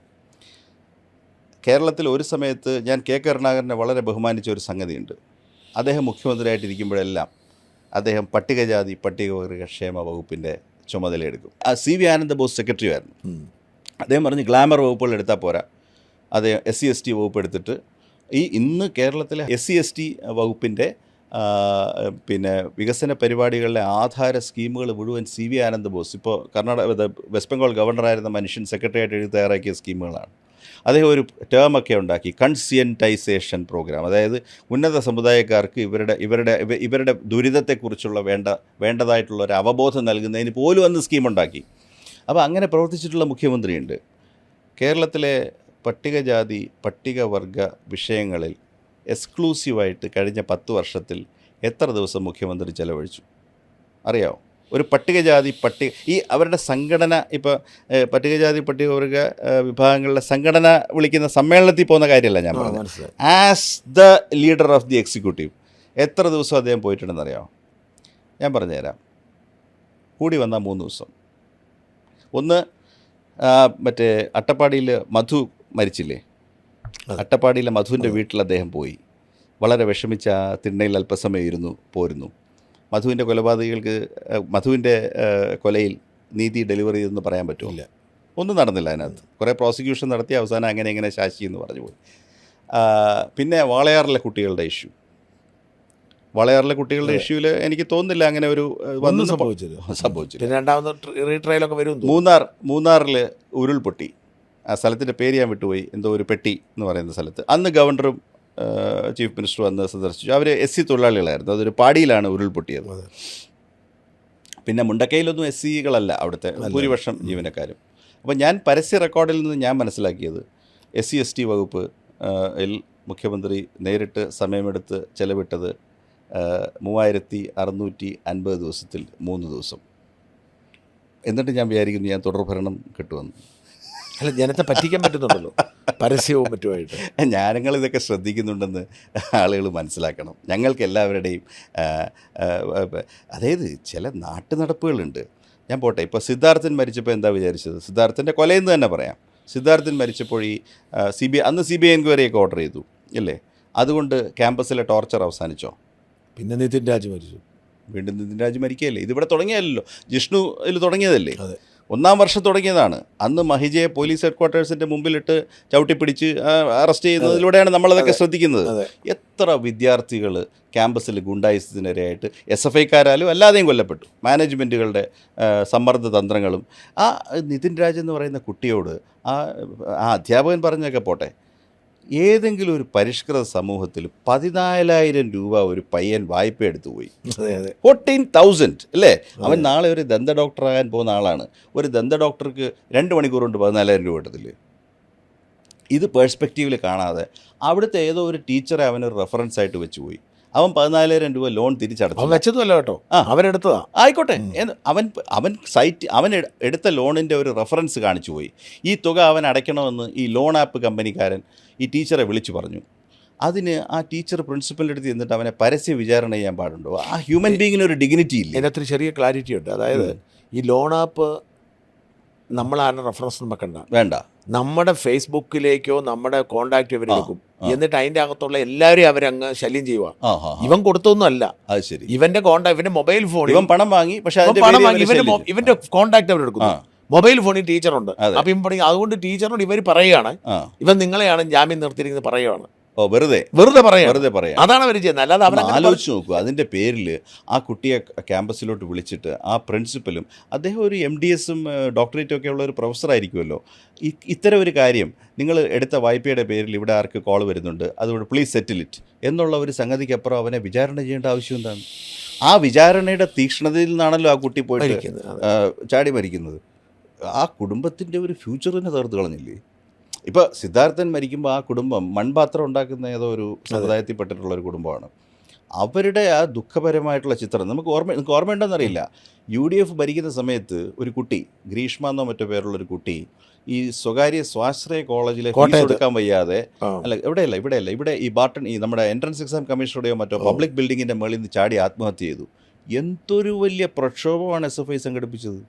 ഈ കുഞ്ഞുങ്ങളുടെ ഒന്നും ജീവൻ ഒരു വിലയില്ലേ? അതാ ഞാൻ പറഞ്ഞേ, യു ലോസ്റ്റ് യുവർ പോളിറ്റിക്സ്. ഈ മുഖം എന്ന് പറഞ്ഞപ്പോഴേ എൻ്റെ മനസ്സിൽ ഈ 10 വർഷത്തെ ഭരണത്തിൽ മറയാതെ നിൽക്കുന്ന ഒരു മുഖം എന്ന് പറയുന്നത് നവീൻ ബാബുവിൻ്റെ ഭാര്യ മഞ്ജുഷയുടെ മുഖമാണ്. മായത്തില്ല അവരുടെ ഒരു ഇല്ലേ?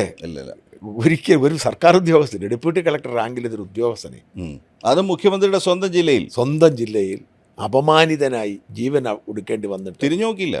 ഭയങ്കരമല്ലേ? അയാൾ ആത്മഹത്യ ചെയ്തു. അയാളുടെ ഡെഡ് ബോഡി പിന്നെ കണ്ണൂരിൽ നിന്നും പിന്നെ അവിടുത്തെ ജില്ലാ സെക്രട്ടറി ഇവിടെ അവരെ എത്തിച്ചു കൊടുത്തു. അത് മറവ് ചെയ്യപ്പെട്ടത് ഇവിടെ അദ്ദേഹത്തിൻ്റെ അടൂരോ ഭാഗത്ത്, പത്തനംതിട്ട ഭാഗത്താണ്. അപ്പോൾ ഇതെന്തായാലും ഇതെല്ലാം പരിഹരിക്കപ്പെടുമെന്നൊരു പ്രതീക്ഷയുണ്ട്. നേരിയ പ്രതീക്ഷകളോട് പുതിയ സർക്കാർ വന്നാൽ. ഞാൻ പറയുന്നത്, ഗവൺമെൻറ്റിനൊരു മോഹൻലാൽ അവിദഗ്ധമായിട്ട് പിന്നെ ചിത്രീകരിക്കാൻ ശ്രമിച്ച ഗവൺമെൻറ്റിൻ്റെ മാനവിക മുഖം തിരികെ കൊണ്ടുവരുന്ന ആരെങ്കിലും ഇതിൻ്റെ ചുമതലയേൽക്കണം. കാരണം ഞാൻ പറയുന്നത് ഈ തെരഞ്ഞെടുപ്പ് ജയിച്ചോ തോറ്റോ എന്നുള്ളതല്ല. പബ്ലിക് ഓഫീസസിനൊരു മാനവിക മുഖമില്ലെങ്കിൽ നമ്മുടെ കളക്റ്റീവ് കോൺഷ്യസ്നെസ്സിന് വലിയ പരിക്കേൽക്കും. ഈ മുഖ്യമന്ത്രിയായിട്ട് വലിയൊരു ശിക്ഷകനെയൊന്നും ഇവിടെ ആവശ്യമില്ല. എല്ലാവരെയും ശിക്ഷിക്കുന്ന ഒരു ദിവ്യൻ. എന്തൊക്കെയാണ് കണ്ടത്? ഞാൻ 2-3 കാര്യങ്ങളോട് പറയാം. ഞാൻ വിതൗട്ട് ഗെറ്റിംഗ് പേഴ്സണൽ. ഇപ്പോൾ ചിലർ എന്നോട് പറഞ്ഞു, നിങ്ങൾ എന്തിനാണ് മുഖ്യമന്ത്രിയെ ആക്രമിക്കുന്നത്? ആക്രമിക്കേണ്ട കാര്യങ്ങളില്ല. ഞാൻ പറയുന്നത് ഈ സ്റ്റേജിൽ വസ്തുതകൾ നിങ്ങൾ അറിയുന്നതിൽ ഒരു തെറ്റും വിചാരിക്കേണ്ട കാര്യമില്ല. കാരണം എന്ത്? പിണറായി വിജയനിൽ മേന്മ കണ്ടപ്പോൾ അത് മേന്മയാണെന്ന് പറഞ്ഞവനാണ് ഞാൻ. പിണറായി വിജയൻ്റെ കൂടെ 10 വർഷം ജോലി ചെയ്തപ്പോൾ 9 വർഷവും എൻ്റെ ഏറ്റവും മികച്ച ഓഫീസർ എന്ന് എൻ്റെ പ്രവർത്തന രേഖയിൽ എഴുതി തരികയും 9 10 9 സ്കോർ എനിക്ക് തരികയും ചെയ്ത ആളാണ് പിണറായി വിജയൻ. ഞാൻ വെറുതെ അല്ല പറയുന്നത്. ഞാനിപ്പോൾ പറയുന്നു, എന്തുകൊണ്ട് ഈ പബ്ലിക് ഓഫീസ് ദുഷ്പേരിൽ അകപ്പെട്ടു? അതിൻ്റെ മാനവിക മുഖം നഷ്ടപ്പെട്ടു. ഞാൻ വളരെ സിമ്പിളായിട്ട് പറയട്ടെ. ചീഫ് മിനിസ്റ്റർ എന്നൊക്കെ പറയുന്നത് കോൺസ്റ്റിറ്റ്യൂഷണൽ ഫങ്ഷണറിയാണ്. എന്ന് പറഞ്ഞാൽ എപ്പോഴും നിങ്ങളൊരു ക്രിയേഷൻ ഓഫ് ലോ ആണ്. നിയമമാണ് നിങ്ങളെ നയിക്കുന്നത്. നിങ്ങൾ എന്തുകൊണ്ടാണ് മുഖ്യമന്ത്രി ആയിരിക്കുന്നത്? ഭരണഘടനയിൽ there shall be a chief minister എന്ന് പറഞ്ഞിരിക്കുന്നതുകൊണ്ടാണ്. ഭരണഘടനയിൽ there shall not chief minister എന്ന് പറയുന്നത് എന്താണെന്ന് പറഞ്ഞിട്ടില്ലെങ്കിൽ നിങ്ങൾ ചീഫ് മിനിസ്റ്റർ അല്ല. നിങ്ങൾ സത്യപ്രതിജ്ഞ ചെയ്യുമ്പോൾ നിങ്ങളുടെ മുന്നിൽ വെച്ച് തന്നിരിക്കുന്ന ഒരു വെള്ളക്കടലാസല്ല, ഞാൻ ഭരണഘടനയോടും നിയമങ്ങളോടും സത്യസന്ധ വിധേയത്വം പുലർത്തും, വിശ്വസ്തത പുലർത്തും. ഇതല്ലേ അതിൻ്റെ കണ്ടന്റ് എന്ന് പറയുന്നത്. Form 1 or form 4 of the constitution. അപ്പോൾ നിങ്ങളൊരു ക്രീച്ചർ ഓഫ് ലോ ആണെന്ന് എപ്പോഴും ബോധ്യം വേണം. അതിനോട് ലൈസൻസ് എടുക്കരുത്, കളിക്കരുത്. എങ്ങനെയാണ് ഞാൻ നിയമത്തോട് കളിച്ചത്? ഞാൻ റോഡിൽ കൂടെ പോവുകയാണ്, ഒരു കാബൽക്കേഡായിട്ട് പോവുകയാണ്.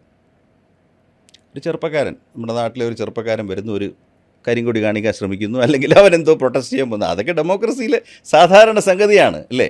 കരിങ്കൊടി കാണിക്കപ്പെട്ടും വന്നവരാണ് നമ്മളൊക്കെ. അയാൾ കൈകാര്യം ചെയ്യപ്പെടുകയാണ്. ആരാൽ? പോലീസാലല്ല, കുറേ വോളണ്ടിയേഴ്സ് അയാളെ കൈകാര്യം ചെയ്യുന്നു. ഭാരമുള്ള സാധനങ്ങളെടുത്ത് അയാൾ തലക്കടിക്കുന്നു. അയാൾ ഗുരുതരമായ പരിക്കേറ്റിട്ട് താലൂക്ക് ആശുപത്രിയിൽ ചികിത്സയിലാണ്. അപ്പോൾ ഇങ്ങനെ സംഭവിച്ചല്ലോ എന്ന് ചോദിക്കുമ്പോൾ, അയാൾ ബസ്സിൻ്റെ മുന്നിൽ ചാടാൻ ശ്രമിച്ചു കഴിഞ്ഞാൽ അത് പിടിച്ചു മാറ്റിയതല്ലേ, അത് രക്ഷാപ്രവർത്തനമല്ലേ എന്ന് പറഞ്ഞാൽ,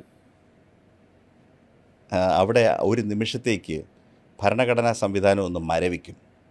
കാരണം ഞാൻ പറഞ്ഞത് കള്ളമാണെന്ന് എനിക്കറിയാം, കേട്ടവർക്കറിയാൻ പറഞ്ഞത് കള്ളമാണെന്ന്. അങ്ങനെയല്ല നമ്മൾ കണ്ടിട്ടുള്ളത്. ഞാനിരിക്കുന്ന സ്ഥാനത്തിന് നിമിഷത്തേക്കെങ്കിലും ഞാൻ അനർഹനായി പോകും. അതാണ് സംഭവിച്ചത്. അങ്ങനെ ഒരു വട്ടമല്ല ജനങ്ങൾ കണ്ടത്, ആവർത്തിച്ച് കണ്ടു. നിയമ സംവിധാനത്തോട് ബഹുമാനമില്ല. ഞാനുണ്ട്, അതുകൊണ്ട് മുഖ്യമന്ത്രി പദവിക്ക് മേന്മയുണ്ടെന്നാണ് വിചാരിക്കുന്നത്. അങ്ങനല്ല, ആ പദവിയിൽ ഇരിക്കുന്നത് കൊണ്ടാണ് നിങ്ങൾക്ക് മേന്മ. ഈ പദവി വിട്ടൊഴിഞ്ഞിട്ട് ഒരു KSRTC ബസ്സിലോ ഒരു സാധാരണ റെയിൽവേ കോച്ചിലോ കയറിയിട്ട് അദ്ദേഹത്തിന് കണ്ണൂർ ജില്ല വരെ യാത്ര ചെയ്യാൻ ധൈര്യമുണ്ടോ? അംഗരക്ഷകരില്ലാതെ ആളുകൾ എന്തൊക്കെയായിരിക്കും അദ്ദേഹത്തോട് ചോദിക്കുക? വിമാനത്തിൽ പോകാൻ ധൈര്യമുണ്ടോ? ചോദിക്കില്ലേ? അംഗരക്ഷകരില്ലാതെ, സുരക്ഷയില്ലാതെ ഞാൻ പറയും, നിങ്ങൾക്ക് വേണ്ടത്ര റെസ്പെക്റ്റ് സമൂഹത്തിലില്ല. കാരണം കേരളത്തിലെ മുൻ മുഖ്യമന്ത്രി ബസ് യാത്ര ചെയ്യുന്ന ഞാൻ കണ്ടിട്ടുണ്ട്. സി അച്യുതമേനോൻ അല്ലേ? സാധിക്കുമോ? റിംഗ് റൗണ്ട് സെക്യൂരിറ്റി ഇല്ലെങ്കിൽ അപരിചിതർ നിങ്ങൾക്ക് തരുന്ന സെക്യൂരിറ്റിയാണ് നിങ്ങളുടെ സമൂഹത്തിലെ സ്ഥാനം. PKV ഞാൻ കണ്ടിട്ടുണ്ട്. എത്രയോ പേര്. കരുണാകരൻ സാറിനെ ഞാൻ കണ്ടിട്ടില്ല, എപ്പോഴും കാറിൽ അകമ്പടിയിലാണ്. പക്ഷേ കേരളത്തിലിരുന്ന 3-4 മുഖ്യമന്ത്രിമാർ ബസ്സിൽ ഓർഡിനറി ടിക്കറ്റ് എടുത്ത് യാത്ര ചെയ്യുന്ന ഞാൻ കണ്ടിട്ടുണ്ട്. ഓട്ടോറിക്ഷയിൽ പോകുന്നത് ഞാൻ കണ്ടിട്ടുണ്ട്. എന്തുകൊണ്ട് അവർക്കത് പോകാൻ പറ്റുന്നു? അവരെ എല്ലാവരും സ്നേഹിക്കുകയുള്ളൂ. അങ്ങനെ ചെയ്യാൻ പറ്റുമോ? സോ അങ്ങനെ ചെയ്യാൻ പറ്റുന്നില്ലെങ്കിൽ എന്തുകൊണ്ട്? അകമ്പടി കൂടാതെ എനിക്ക് നാട്ടിലിറങ്ങി നടക്കാൻ പറ്റില്ലെങ്കിൽ എന്തുകൊണ്ട്? അത് ഞാൻ ചിന്തിക്കണം. അവസാനത്തെ ചോദ്യം, അങ്ങേക്ക് സമയം കഴിഞ്ഞെന്നറിയാം. അവസാനത്തെ ചോദ്യം, ഈ പ്രതീക്ഷകളൊക്കെ പുതിയ സർക്കാരിൽ നിന്ന് കിട്ടിയില്ല, എന്ത് സംഭവിക്കും? പരിശ്രമിച്ചുകൊണ്ടിരിക്കും. അല്ല, ഞാൻ വിചാരിക്കുന്നത്, ഇനി ഞാൻ ഒരു കാര്യം കൂടെ ആഡ് ചെയ്തോട്ടെ. പബ്ലിക് കണ്ടക്റ്റ് വളരെ പ്രധാനമല്ലേ? അപ്പം ഞാൻ ചോദിക്കട്ടെ, നമ്മൾ സദാ ഒരു ദുർവാസാവും എപ്പോൾ പൊട്ടിത്തെറിക്കുമെന്ന് അറിഞ്ഞുകൂടാത്ത ആളുമായിട്ടുള്ള ഒരു വ്യക്തിത്വം നമ്മൾ ആഘോഷിച്ചുകൊണ്ട് നടക്കുക എന്ന് പറഞ്ഞു കഴിഞ്ഞാൽ, ഞാൻ പറയും അത് ഒരു ഒരു ഒരു ഒരു ബോർഡർ ലൈൻ ഡിസോർഡറാണ്. 10 കൊല്ലത്തേക്ക് ഞാനൊരു അധികാരസ്ഥാനം, ഞാൻ പ്രധാനമന്ത്രിമാരെ ധാരാളം കണ്ടിട്ടുണ്ട്, എത്രയോ ഈസി ഗോയിങ് ആണ്. എപ്പോഴെങ്കിലും കണ്ടിട്ടുണ്ടോ ഒരു സാധാരണഗതിയിൽ ഒരു പ്രധാനമന്ത്രി വന്നിട്ട് ചെറിയ ഒരു പബ്ലിക് ഫംഗ്ഷൻ നടന്നുകൊണ്ടിരിക്കുമ്പോൾ ഒരു ചെറിയ സ്ലിപ്പ് പറ്റി ആരടാ പിടിയടാ എന്ന് പറഞ്ഞിട്ട് ബഹളം ഉണ്ടാക്കുന്നത് നിങ്ങൾ കണ്ടിട്ടുണ്ടോ? ഇല്ല. എനിക്ക് തന്നെയും ഞാൻ ശബ്ദമുയർത്തി സംസാരിച്ച എല്ലാ സന്ദർഭങ്ങളെക്കുറിച്ചും പിന്നീട് എനിക്ക് റിഗ്രറ്റ് തോന്നിയിട്ടുണ്ട്. ഞാൻ പറയണ്ടായിരുന്നു, ഞാനൊരു വൈസ് ചാൻസലറായിട്ടിരിക്കുന്ന ആളാണ്, ഞാൻ ഒച്ച എടുക്കണ്ടായിരുന്നു. മനുഷ്യനാകെ കൊണ്ട് ചിലപ്പോൾ പറ്റിപ്പോവും. നമ്മളാരും മുനീശ്വരന്മാരൊന്നും അല്ലല്ലോ, പറ്റിപ്പോവും. പക്ഷേ നിങ്ങൾക്ക് ഞാൻ ശ്രദ്ധിച്ചിട്ടുള്ള അദ്ദേഹത്തിൻ്റെ ഒരു കോണ്ടക്റ്റ് ഉണ്ട്. അദ്ദേഹത്തിന് കടുത്ത അപകർഷതാബോധമാണ്. ഒരു വേദിയിൽ വന്നു കയറുമ്പോൾ അവിടെ പണ്ഡിതന്മാരായിട്ടുള്ള കുറേ ആൾക്കാരിയ്ക്കുന്നു, വളരെ എലീറ്റായിട്ടുള്ളൊരു ഓഡിയൻസ് ഇരിക്കുന്നു. അദ്ദേഹത്തിൻ്റെ രീതി എന്ന് പറയുന്നത് എഴുതി വായിക്കുക എന്നുള്ളത് മാത്രമാണ്. അദ്ദേഹത്തിൻ്റെ is only as good as a speech writer. Prabhavarma എന്താണോ കൈ കൊടുത്തിരിക്കുന്നത് അത് ഡെലിവർ ചെയ്യും. അദ്ദേഹത്തിന് ശേഷിയില്ലാഞ്ഞിട്ടല്ല, but he style is to deliver what is already there. He is a creature of structure തന്നിട്ടുണ്ട്, തയ്യാർ ചെയ്തത് വായിക്കുക, അത്രയേ ഉള്ളൂ, വേറെ ഒന്നും അതിനകത്ത്. അതാണ് ആ ചോദ്യം വന്ന പാടെ തന്നെ ഇറിറ്റേറ്റഡ് ആയത്. എൻ്റെ പ്ലാൻ അപ്സെറ്റ് ആയല്ലോ. നിങ്ങൾ പ്രസംഗിച്ചു, നല്ല പ്രസംഗമായിരുന്നു. വേദി നമ്മൾ ഈ ലോകത്തിൽ ഞാൻ ഇപ്പോൾ ഒരു 10 രാജ്യങ്ങളിലെങ്കിലും പ്രസംഗിക്കാനും സംസാരിക്കാനും പോയിട്ടുണ്ടാവും. നമ്മൾ പ്രസംഗിച്ചിട്ട് അല്ലെങ്കിൽ നമുക്ക് പറയാനുള്ളത് അവിടെയൊക്കെ 10 മിനിറ്റ് പോലും ആൾക്കാർ കേൾക്കത്തില്ല. ഇവിടുത്തെ പോലെ അരമണിക്കൂറൊന്നും പ്രസംഗിക്കാൻ പറ്റത്തില്ല. പറയാനുള്ളത് 5 മിനിറ്റ് കൊണ്ട് തീർക്കുക, അത്രയേ ഉള്ളൂ. നമ്മൾ വേദിയിലേക്ക് നീടുമ്പോൾ എപ്പോഴും ആ കമ്പയർ ചെയ്തുകൊണ്ടിരിക്കുന്ന കുട്ടി പറയും, thank you for your excellent intervention, that was A very nice and informative speech, thank you so much എന്ന് പറയും. ഇത് കേട്ടാൽ ഒരു സാധാരണ മനുഷ്യൻ എന്ത് തോന്നും? ശരിക്കും അത് നമ്മളൊന്നും പറയേണ്ട കാര്യമില്ല. That is taken four granted. നമ്മൾ അവസാനിപ്പിച്ചത് താങ്ക് യു എന്നായിരിക്കും. അപ്പോഴും അവർ താങ്ക് യു എന്ന് അവരും കൂടെ പറയും, അത്രയല്ലേ ഉള്ളൂ. ഞാൻ തിരിച്ച് മൈക്കിൻ്റെ അടുത്തേക്ക് പാഞ്ഞു ചെന്നിട്ട് അമ്മായി കമൻ്റ് ഒന്നും വേണ്ട എന്ന് പറഞ്ഞാൽ അത് ട്രിഗർ ചെയ്ത സൈക്കോളജി എന്തെന്നറിയാമോ? മനസ്സിലായോ അതെന്താ പറഞ്ഞെന്നുള്ളത്? ഒരു ചെറിയ കുട്ടിയാണ്, ഒരു യുവതിയാണ്, അവരെ പരസ്യമായിട്ട് അവമാനിക്കരുതെന്ന് എനിക്കൊരു ബോധം വേണ്ടേ? ഞാനത് ആരോട് പറയണമെന്നറിയാമോ? ഞാൻ വേദിയിൽ ചെന്നിരുന്നിട്ട് അധ്യക്ഷനായിട്ടുള്ള ആളിനോട് പറയും, ഗസ്റ്റ് സംസാരിച്ച് കഴിഞ്ഞിട്ട് കമൻറ്റ് പാസ്സാക്കണ്ടെന്ന് കമ്പയറോട് പറയണം. That is fair enough. അത് ഫെയർ ഇനഫാണ്. അധ്യക്ഷനോട് എനിക്ക് പറയാം. അധ്യക്ഷൻ എന്നെക്കാൾ ജൂനിയറായിട്ടുള്ള ഒരാളാണല്ലോ അവിടെ ഇരിക്കുന്നത്, എനിക്ക് പറയാം. പരസ്യ ശാസന അഡ്മിനിസ്റ്റർ ചെയ്ത് എന്തുകൊണ്ടാണെന്നറിയാമോ? നീ ആരടി എൻ്റെ പ്രസംഗത്തിന് മാർക്കിടാൻ? That is a psychology. കാരണം ആ കുട്ടി പറഞ്ഞെന്തെന്നറിയോ? നല്ല ഒരു പ്രസംഗം കാഴ്ചവെച്ചതിന് അങ്ങേക്ക് നന്ദി. That is her choice of words. ഈ കാഴ്ച വെച്ചു എന്ന് കേട്ടപ്പോൾ എനിക്ക് ട്രിഗറായി. എന്തോന്ന് ഞാൻ കാഴ്ച വെച്ചു? ആരടി എനിക്ക് മാർക്കിടാൻ? How do you rate this? ഇത് അത് ഒരിടത്തല്ലല്ലോ. എവിടെ ഞാൻ ചെന്ന് കഴിഞ്ഞാലും I am a bundle of nerves. അപ്പോൾ ഇങ്ങനെ ഒരാൾ അധ്യക്ഷം വഹിക്കുന്ന ഒരു യോഗത്തിൽ എന്തെങ്കിലും ക്രിയേറ്റീവായിട്ട് നടക്കുമോ? ഞാനതിലൊന്നും ഉണ്ടായിരുന്നില്ല. ഞാൻ സ്ട്രിക്ട്ലി ഔദ്യോഗികമായിട്ട് നമ്മുടെ പ്രസൻസ് നോട്ടീസ് ഇട്ട് സമൺ ചെയ്യുന്ന മീറ്റിങ്ങിനല്ലാതെ ഞാൻ അദ്ദേഹത്തിനോടൊപ്പം ഒരു മുറിയിൽ അകപ്പെടാൻ ആഗ്രഹിക്കുന്നേ ഇല്ല. അത് മറ്റൊന്നും കൊണ്ടല്ല, അതൊരു ഞാൻ ശ്രദ്ധിച്ചിട്ടുണ്ട്. അത് നമ്മൾ പ്ലസൻ്റായിട്ടും നല്ല ബുദ്ധി ഉപയോഗിച്ചുകൊണ്ടും പരിഗണിക്കേണ്ട ഒരു വിഷയം ചർച്ച ചെയ്യാനായിട്ട് അദ്ദേഹം മുറിയിലേക്ക് പ്രവേശിച്ച് കഴിയുമ്പോൾ തന്നെ ആ മുറിയുടെ എനർജി ലെവൽ 0 ആവും, നെഗറ്റീവ് എനർജിയാണ്. കാരണം എല്ലാവരും നിശബ്ദത പാലിക്കാൻ തുടങ്ങും. എല്ലാവർക്കും ഒരു പ്രാർത്ഥനയേ ഉള്ളൂ, എന്നെ ഇന്ന് അവമാനിക്കരുത്. എപ്പോഴാണ് ട്രിഗർ അടിക്കുന്നതെന്ന് പറയാനൊക്കത്തില്ല. ആരാണ് അറിയാൻ പറ്റത്തില്ല. അല്ല, ഞാൻ തന്നെ കണ്ടിട്ടുണ്ട് പലപ്പോഴും. അതായത് ഈ ഓർഡർ ഇൻ ദ മീറ്റിംഗ് എന്ന് പറയുന്നത് ബിസിനസ് ദ മീറ്റിങ്ങിനേക്കാൾ പ്രധാനമാണ്. വളരെ രസമുള്ള ഒരുപാട് സംഭവങ്ങൾ നടന്നിട്ടുണ്ട്. ഒരു ദിവസം 2 പേര് ഒന്നിച്ച് സംസാരിക്കാൻ തുടങ്ങി. ഇച്ചിരി ആൾ കൂടുതലുള്ള മീറ്റിംഗ് ആയിരുന്നു. ഒരു വശത്തു നിന്ന് ഒരാൾ മുമ്പിൽ നിന്ന് സംസാരിച്ചുകൊണ്ടിരിക്കുന്നു. ഉടനെ somebody else stood up and started contradicting. അതെന്തോ ഒരു പൊതുമേഖലാ സ്ഥാപനത്തിലെ യൂണിയൻകാരും മാനേജ്മെൻറ്റും ഒക്കെ ഉള്ള മീറ്റിംഗാണ്. അപ്പോൾ ഒരാൾ പറഞ്ഞുകൊണ്ടിരിക്കുന്നു, പെട്ടെന്ന് അങ്ങനെ ചിലപ്പോൾ സംഭവിക്കും ഗവൺമെൻറ്റിൽ. അപ്പോൾ അധ്യക്ഷൻ ഇങ്ങനെ അയാളെ നോക്കി, അല്ല ഞാൻ പറഞ്ഞു വന്ന് ഒരാൾ സംസാരിച്ചുകൊണ്ടിരിക്കുന്നത് കണ്ടില്ലടോ. മറ്റേ ആൾ സ്റ്റക്കായി. യോഗം മുഴുവൻ അവിടെ ആദ്യത്തെ ആക്കും സംസാരിക്കാൻ വയ്യാതായി കാണും. യോഗം കഴിഞ്ഞു. പിന്നെ ഈ വിഷയം ആരെങ്കിലും അഡ്രസ്സ് ചെയ്യുമോ? ഇത് പ്രശ്നമെന്ന് പറഞ്ഞാൽ ഞാൻ ഭയങ്കരമായ അധികാരം, ഞാനൊരു സാധാരണ ആളല്ല. I can make and destroy lives destroy ചെയ്യാൻ പറ്റുന്ന ഒരു പ്രിൻസിപ്പൽ സെക്രട്ടറിയൊക്കെ സസ്പെൻഡ് ചെയ്യാനും പറഞ്ഞയക്കാനും ഒക്കെ പറ്റുന്ന ഒരാൾ അലറിക്കഴിഞ്ഞു കഴിഞ്ഞാൽ ആ യോഗത്തിൽ പിന്നെ പ്രാണനുള്ള ആരെങ്കിലും പറയും. ഞാൻ വേണം തിരിച്ച് പറയും, പറഞ്ഞിട്ടുമുണ്ട്, എന്നെ കൊണ്ടാവും ഇതൊക്കെ അങ്ങനെയല്ല എന്ന് പറഞ്ഞിട്ടുണ്ട്, അല്ലെങ്കിൽ തിരുത്തി കൊടുക്കാൻ ശ്രമിച്ചിട്ടുണ്ട്. പക്ഷേ അതിന് പരിമിതികളുണ്ട്. കാരണം എല്ലാവരും സെൽഫ് സെൻസർഷിപ്പ് പാലിക്കും. Let's not tread on an angry man's shoes, everything depends on that എന്ന് വിചാരിക്കും. ലേ പെറ്റീഷണേഴ്സ് അവരുടെ അടുത്ത് ഷൗട്ട് ചെയ്യുന്നത് ഞാൻ കണ്ടിട്ടുണ്ട്.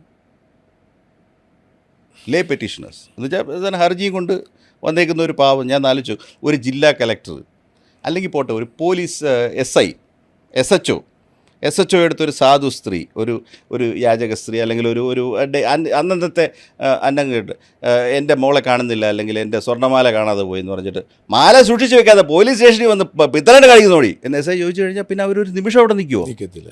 ഇതിലും വേഴ്സായ സിറ്റുവേഷൻസ് ഞാൻ കണ്ടിട്ടുണ്ട്. ഇതും പൊക്കി പിടിച്ചോണ്ട് ഇങ്ങോട്ടാന്നോടി വരുന്നത്. അയ്യോ തീർന്നു പരീക്ഷ. പിന്നെ ആർക്കും ഒരു പരാതിയില്ല. ഇങ്ങനെ എല്ലാ SHOയും തുടങ്ങിക്കഴിഞ്ഞാൽ കേരളത്തിൽ ക്രൈമേ ഇല്ലെന്ന് വരും. ചെല്ലുന്നവനെ അടിച്ചോടിച്ചാൽ മതി. അപ്പം ഞാൻ പറഞ്ഞു വരുന്നത്, ഞാൻ ആകെ ലുക്ക് ചെയ്യുന്നത്, ഇപ്പം ഷാജൻ പറഞ്ഞില്ലേ എന്നെ സർവീസിൽ തിരിച്ചെടുക്കുമെന്ന്. വേണ്ട, എനിക്ക് ഡിസ്മിസൽ ഓർഡർ അടിച്ചു തന്നാൽ മതി. പക്ഷേ restore the open and humane face of administration, അതിനുവേണ്ടി പരിശ്രമിക്കും. എന്നെക്കൊണ്ട് ഗവൺമെൻറ്റിനുള്ളിൽ പറ്റിയില്ലെങ്കിൽ ഞാനിങ്ങനെ പറഞ്ഞു കൊല്ലും. മനസ്സിലായില്ല? കാരണം ഒരു ഡെമോക്രസിയിൽ ഒരു കാര്യം, അത് ഈ ഉദ്യോഗസ്ഥന്മാർക്കൊന്നും മനസ്സിലാകാത്ത ആൾക്കാരാണ്. ഞാൻ അത്യാവശ്യം പൊളിറ്റീഷ്യനും കൂടാ. എന്നുവെച്ചാൽ ഇപ്പോഴല്ല, രാഷ്ട്രീയ പ്രവർത്തനത്തിൽ ഏർപ്പെടുന്നില്ല. ഞാൻ യൂണിവേഴ്സിറ്റിയിൽ പഠിക്കുന്ന സമയത്തെന്ന് പറഞ്ഞാൽ അഗ്രികൾച്ചർ യൂണിവേഴ്സിറ്റിയുടെയും ജനറൽ പൊളിറ്റിക്സിൻ്റെയും ക്ലാസ് മുറിയേക്കാൾ കൂടുതൽ സമരമുഖത്തിരുന്നവനാണ്. അന്ന് SFIയിലായിരുന്നു. ആയിക്കോട്ടെ, പക്ഷേ ഞാനൊരു ഓർഗനൈസറാണ്. ഞാൻ പബ്ലിക് ഒപ്പീനിയൻ വെച്ചാണ് കളിക്കുന്നത്. ഞാൻ ആർക്കും എതിരെയല്ല പ്രവർത്തിക്കുന്നത്. പക്ഷേ സത്യങ്ങൾ ഞാൻ ജനസമക്ഷം വെച്ചിട്ടുണ്ട്. ഇത് ഷാജൻ അറിയാം.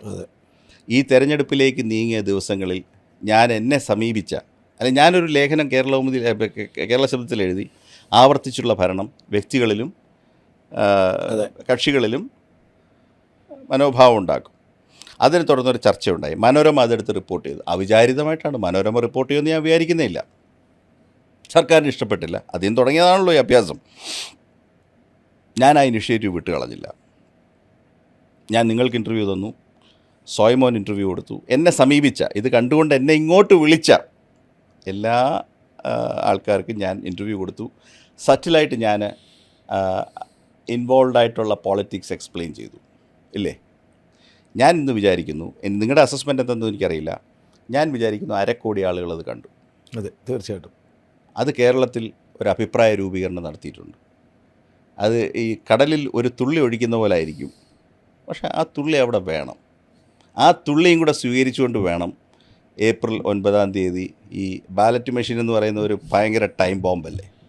ഈ ബാലറ്റ് മെഷീനിലോട്ട് വോട്ട് കുത്താനായിട്ട് വിരൽ പൊന്തിക്കുമ്പം ഈ വോട്ടർ ഇത് മുഴുവൻ റീവിസിറ്റ് ചെയ്യണം.